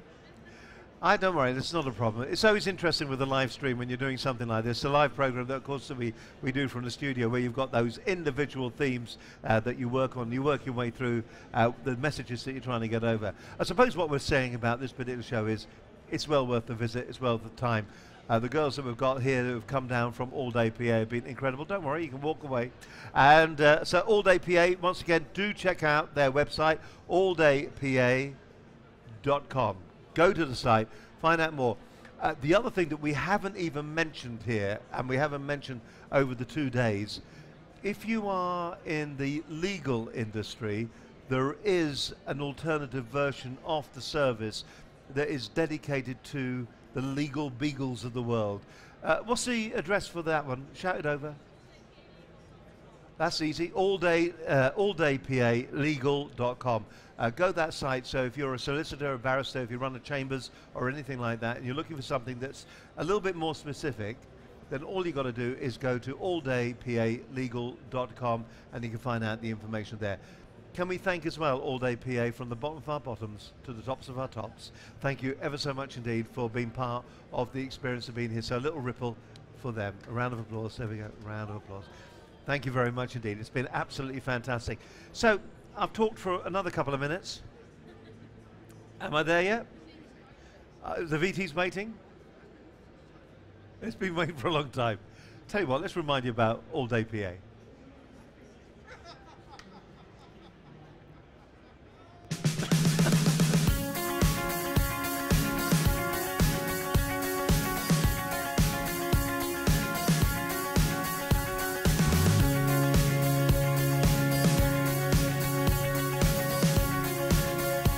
The background of All Day PA, the core values have always been the same.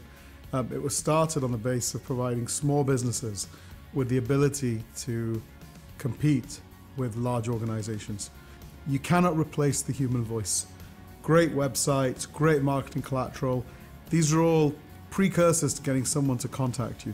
We do one thing, we do it very, very well. We answer your phones. We are the first impression for your business. Being a PA means representing the company in question as one of their staff members. So obviously it's important to me that I convey the same standard, the standard that that company actually want me to. We have to put ourselves in that we work for that company. We work for that company, so how are we going to help that customer? The difference with All Day PA boils down to three simple core values. The first is our human assets, our staff, the training that goes into our staff is second to none in the UK. The amount of time that we spend in giving the staff the full training, I think cannot be competed with by anybody in the UK. We cannot think about anything other than making each call perfect, and that's all we focus on in training. Each call is perfect. The second core value that we have is the expertise. Collectively, we probably have a few hundred years worth of expertise, knowledge of answering phone calls.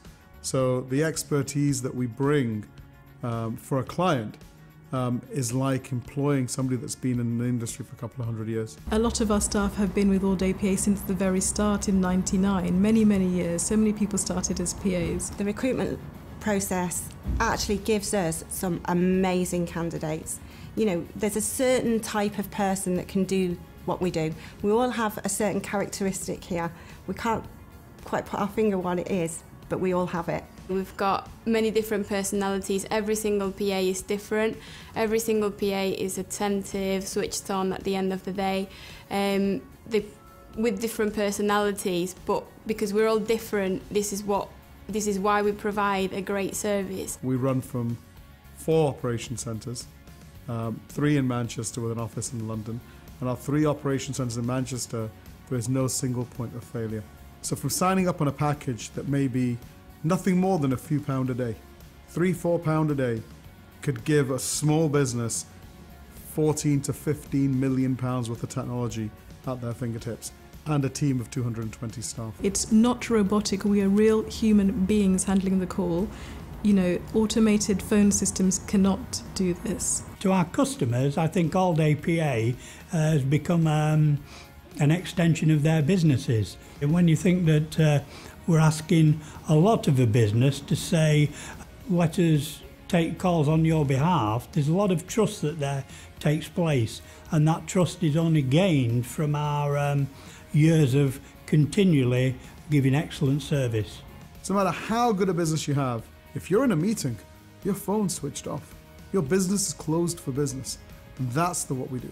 I would describe All Day PA as almost in loco parentis. We are essentially that client's staff member. We are representing their company. We're not just a call handling service, we represent that company. I'm employed by them for the 3 minutes I'm taking the call, is how I view my place with the member. We do create an illusion that we work for that company, so we have to have the answer to any question that a customer will ask. We are only as good as the last call. We have no long-term contracts. We don't ask clients to port their numbers over to us. You just divert the calls to us. And if you feel that something's not right, you can switch off the divert. And that is probably the single most important thing about our service that has kept our clients for so many years.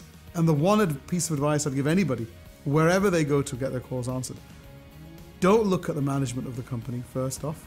Don't look at the brochures. Don't look at the collateral. Look at the people taking the phone calls.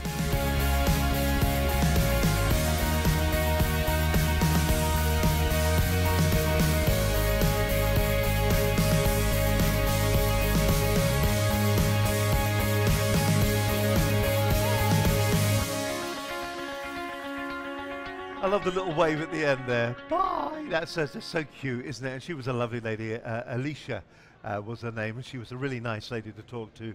Really got the whole idea of it, the fact that for 3 minutes she was working for another company at that particular time. So therefore, just like having your own receptionist, somebody that answers the phone and cares about I'll look at that, cares as much about the business as you do, care about your own business. Well, here we are. Look at that. It's just creeping by now, and 25 minutes to go to the end of the stream. Looks like that's pretty much all the guests that we're going to have. I must, as I said, thank the guests that we've had today. We've had Frank Thompson, of course, from Network Pro, who was just Neil Clough was great. What an insight into The Apprentice that was. 6 months to film, sworn to secrecy. You can tell only 3 people. That was a real insight into The Apprentice, and he agrees with us. James had to go last Wednesday as well, for that matter. Michelle Turner Davison, she joined us along with Stephen Thomas as well, who was a fantastic pair. Stephen, of course, is the author of the best-selling book, Networking for Dummies, and Michelle Turner Davison, part of the 4 networking group, but more importantly, has her own business as well. And we had Seth Summers, the skills page. John Davis, we like John Davis, don't we? John Davis, Just Cash Flow. Don't know whether you saw that interview. If you have an opportunity to check it out, do. If you've got a business and you're finding that you're running occasionally into maybe late payment of invoices and you're looking at a way of actually sorting yourself out on that, here, just said your name. I said your name and you came back. Neil Clough, thank you very much. Goodbye. Safe trip, mate. Safe trip. So Neil Clough just leaving the Neil Clough is leaving the building. Oh, kisses. Well, there we are. It's all going on here now. So Neil was fantastic. Michelle Turner Davison, brilliant as well. Matthew Parfrey from Franchise Expo, very interesting gentleman as well. If you are looking at some way of perhaps maybe starting your own business and you're looking for a franchise that you can buy into, that takes place at Excel in the new year. And Crowdcube, Mike Royston, he joined us there. Once again, an alternative, another way to actually find the funding that you need for your business. Okie dokie then, let's have another piece of business advice for your business from one of our live shows. We broadcast every Wednesday night at www.businessconnectionslive.com. 6 o'clock is the time, Wednesday evening, and you can tune in and get some free business advice to make your business more successful. Now, this week I'm joined by Mike Osborne, Managing Director of Phoenix Business Continuity Unit, an acknowledged leader and award-winning continuity and business continuity disaster recovery service. Phoenix IT Group is a UK-based specialist provider. We provide infrastructure support, break-fix maintenance, application support, help desk services for business. And a big part of what we do involves around supporting IT infrastructure. And of course, as businesses developed over the last decade, email, applications that give 24/7 availability of data on any device, being able to keep those businesses up and running has been a growing part of the Phoenix business. When you look at a lot of the things that have happened, the recent floods, if you go back a decade, some of the terrorist incidents that are fortunately beyond us in recent years, there's a whole profession that has kept business in London, particularly the big financial institutions, up and running through all those crises. The reality is one of the biggest drivers right now to people looking at business continuity is satisfying customer concern. Because if you think about it, what What your major clients would be interested in is if they're putting business your way and then they're embedding whatever you do into what they do, right, and they've got this big brand and reputation and large customer base to satisfy. If you fail, they fail. When you explain that there are business benefits to this, that you can grow an organisation on the back of having this, rather than it being yet another cost of doing business, they very quickly get it. When you then move on to the fact that it's not as expensive they thought in the first place, you've broken down another hurdle. And in terms of the top 10 threats to business, they say unplanned IT and telecom outages is number 1, right, cyber attack is number 2, and data breach is number 3. Well, when I think of disasters, I'd have said fire, flood, terrorism. I don't think I'd have said IT, cyber attack and data breach. So that just shows you how far technology has moved on in the potential threat to business. But you mentioned 9/11, of course, that was America's big terrorist incident, and one that really shook the foundations of business continuity and disaster recovery across the globe. The smaller you get, the bigger the actual impact of having a disaster, because you're not resilient, you haven't got a second office. So for the really small firms, it is a topic that they need to look at, but it's really quite simple.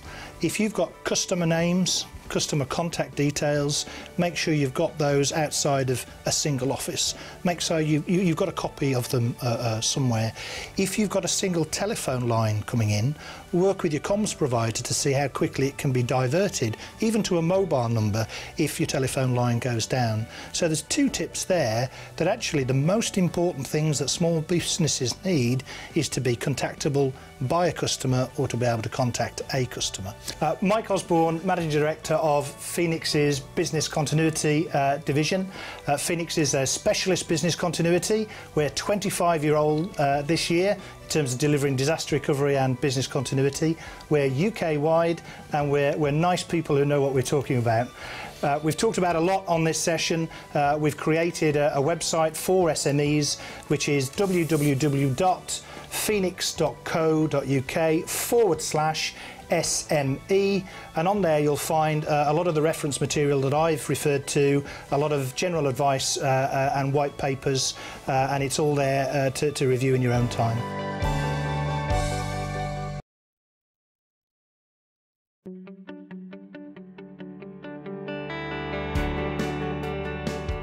My guest this evening is Dan Smale. He's the owner of the Client Factory. And tonight it is pay-per-click management.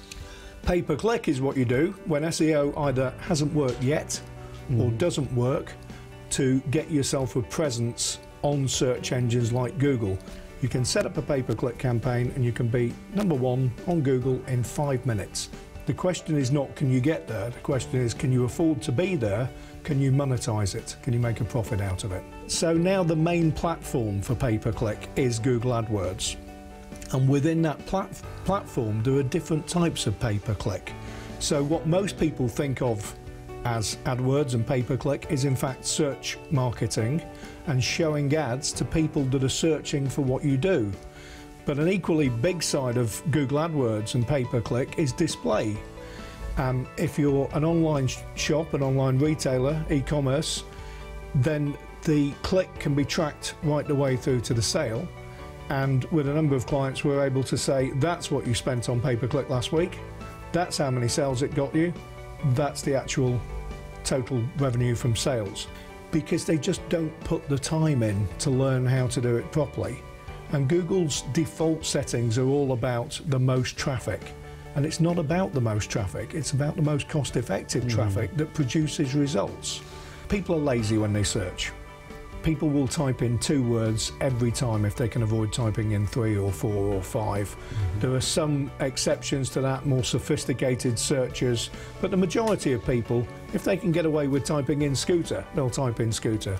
The longer the tail phrase, the far greater the statement of intent that the searcher is making. They're less general, they're less vague, they're more serious about the search. They're looking for something very specific. So yes, of course you want to grab those people and you want to take them to exactly the right page.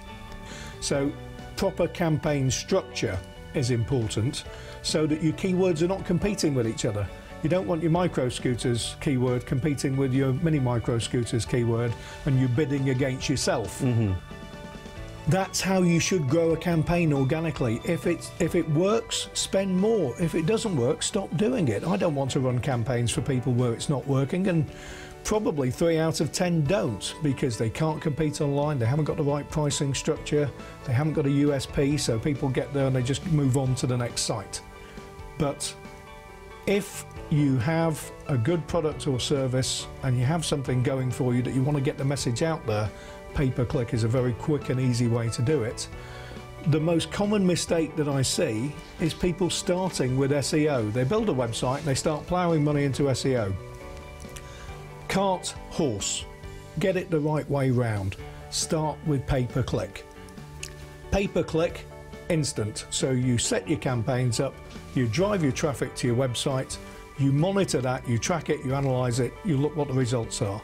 If it's working, then you invest the money in SEO to reduce the reliance and cost of pay-per-click over time. Good evening, Dan Smale of the Client Factory. We specialise in online marketing and in particular in pay-per-click.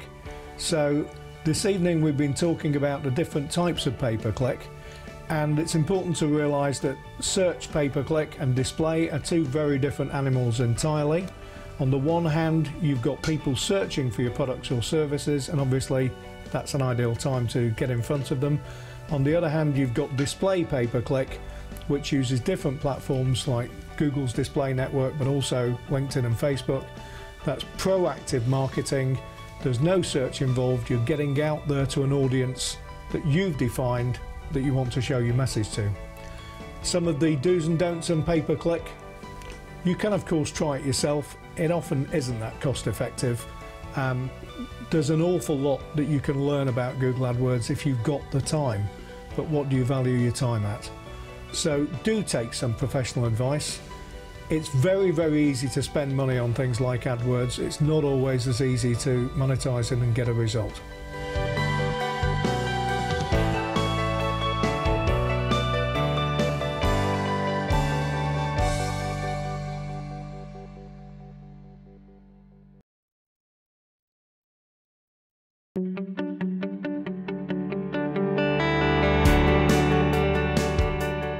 My guest tonight is Tony Pinn. He's the COO, Chief Operating Officer of Crossflow Payments, and tonight we're going to be talking about supply chain financing services through peer-to-peer lending as an alternative source of finance to businesses wishing to improve cash flows and strengthen supplier-buyer relationships. Well, I think our principal aim is to fill a gap, a need that exists today in the marketplace to provide finance to small businesses. We hear a lot in the market about the lack of lending, particularly from the main banks these days. And we're looking to come in and help fill that gap by providing finance, and we do that off the back of a technology base. So we've built a modern technology environment that will allow us to get in between the buyers and suppliers. We source our funding from a broader range of funding providers. In our case, we're looking at investment funds, hedge funds, pension funds maybe.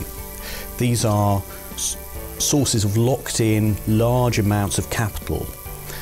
They are looking for opportunities to use that capital to, yes, achieve a return, but also in a way that's relatively safe compared to maybe other forms of investment that they could undertake, but also that supports the economy generally. We've talked to large organisations that have said to us, we have certain suppliers, and they might not be big suppliers, but they're absolutely critical. If they went under, if they failed, that would maybe mean that we cannot continue production of whatever it is we produce for a period until we can replace them. Well, ultimately, it's any business of any size who has a need to finance what they're doing. Every business will need funding at some point in their life cycle. We've seen in the press that the banks have said that no, in fact, the SME market is awash with cash, and there isn't really a need for funding. I think if that's true now, it won't be true in the future. Every business at some stage will need funding. So our service will support any business that is in need of cash flow at some stage. I think we come across a lot of large organisations who do, believe it or not, care about their suppliers. Well, we've talked a lot this evening about cross-flow payments, the situation we're in and the market we're in.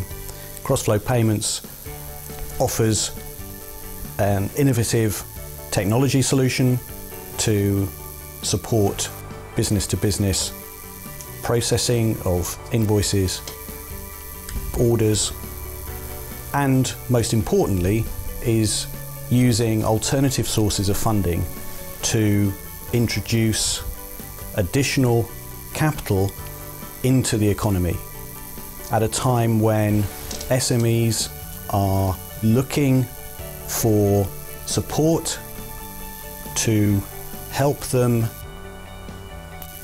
transact business with their customers at a time when the economy is growing. If you're looking for additional finance, then look at some of the alternatives out there.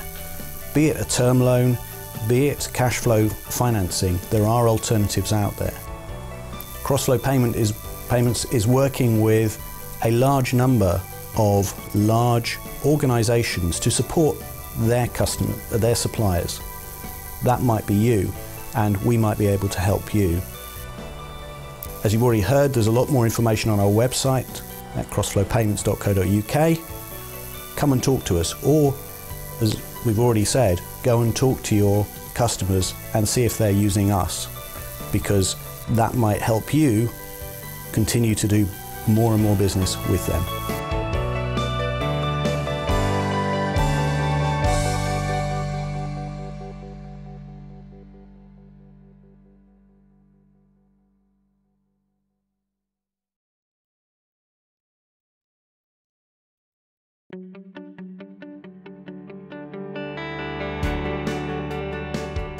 Now, I want you just for a moment to look into my eyes. Not around the eyes, but look into my eyes. Our guest tonight is Nikki Creel. She's talking about NLP and the power of words. In fact, she says it's all in the eyes. In fact, it's all in the eyes, it's all in the words that you use. In fact, it's in your complete body posture as well. NLP is something we all do inadvertently. We don't realise we do it. But how do you harness the power of NLP in the business world?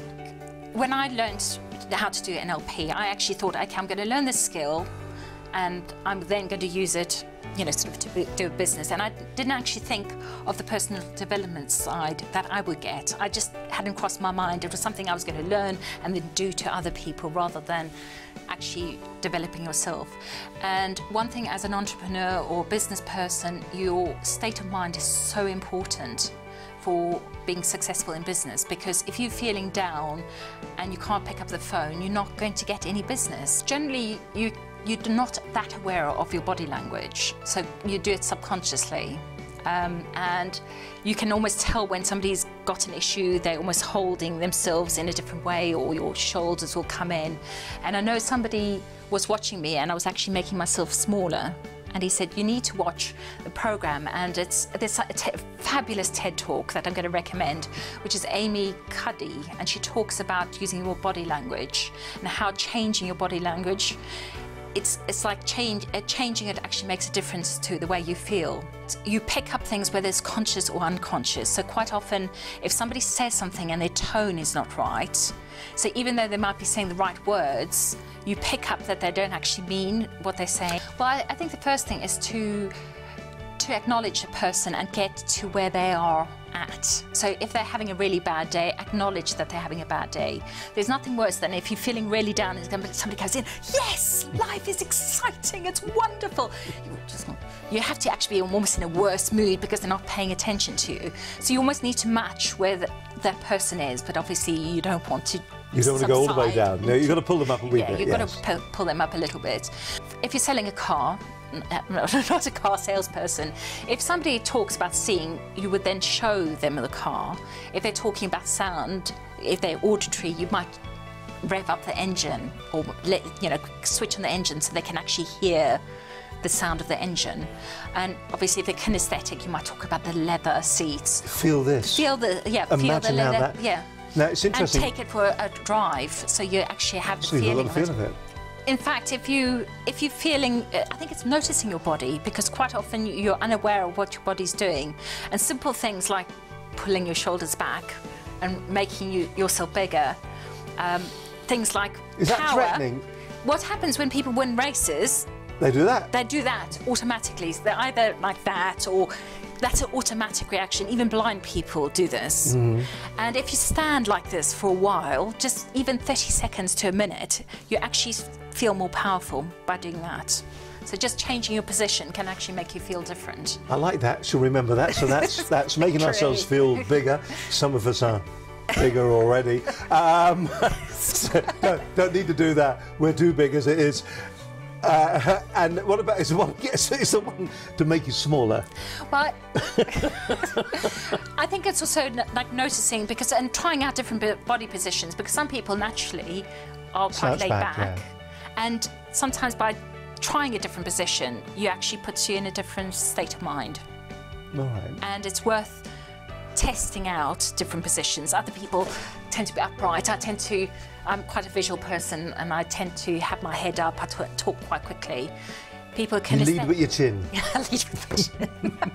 Whereas some people are very quiet and tend to speak slowly, and it's worth getting into somebody else's shoes to actually experience the world. Well, with NLP, I think the main thing is to remember that your mindset affects how effective you are in business, and really about you want to develop relationships with people, and the more you can develop yourself as a person and think of the other person and put yourself in their shoes, it will help with relationships. And questions are really powerful. If you ask the right ones, you get a lot of information from people when you do that.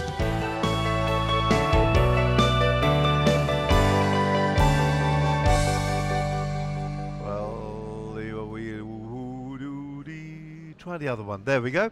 Hello there. And that apparently wraps it up for this live event. We'd like to thank everybody that was involved. I'd like to thank my director, Will Kinder, who's sitting on buttons and switches over there. Cameraman has been, of course, Neil Phillips. Thank you very much to him. Gordon Bagster, who's been producing, and also Linda Bazant, who is one of our executive producers. Myself, Steve Highland. I'd like to thank you very much for being with us. Also, our runner today has been Jake, who's done a sterling job and also had to go on the buttons as well. That wraps it up for us hopefully for just another couple of months. We'll be back again on Wednesday with the live program from our studios. We look forward to your company there. We're going to be talking to a whole host. We're going to be finding out a little bit more about also all-day PA on Wednesday night. You can watch or re-watch the live stream of the entire event by simply going to businessconnectionslive.com. That's businessconnectionslive.com. Go to that and you can find out more about us, and you can also find out and see some of the programs that we've got. And remember, there are programs on absolutely everything from crowdfunding all the way through to marketing and social media. businessconnectionslive.com. Straightforward, easy, and a great place to go to get business information. From me, Steve Harlan, thank you very much indeed for watching our live stream over the last 2 days. Our thanks to the organisers, but probably the biggest thanks indeed to All Day PA for supporting us at this particular event. Till we do it again on Wednesday night, from me, Steve Harlan, and the rest of the team, it's bye for now. Thank you for watching.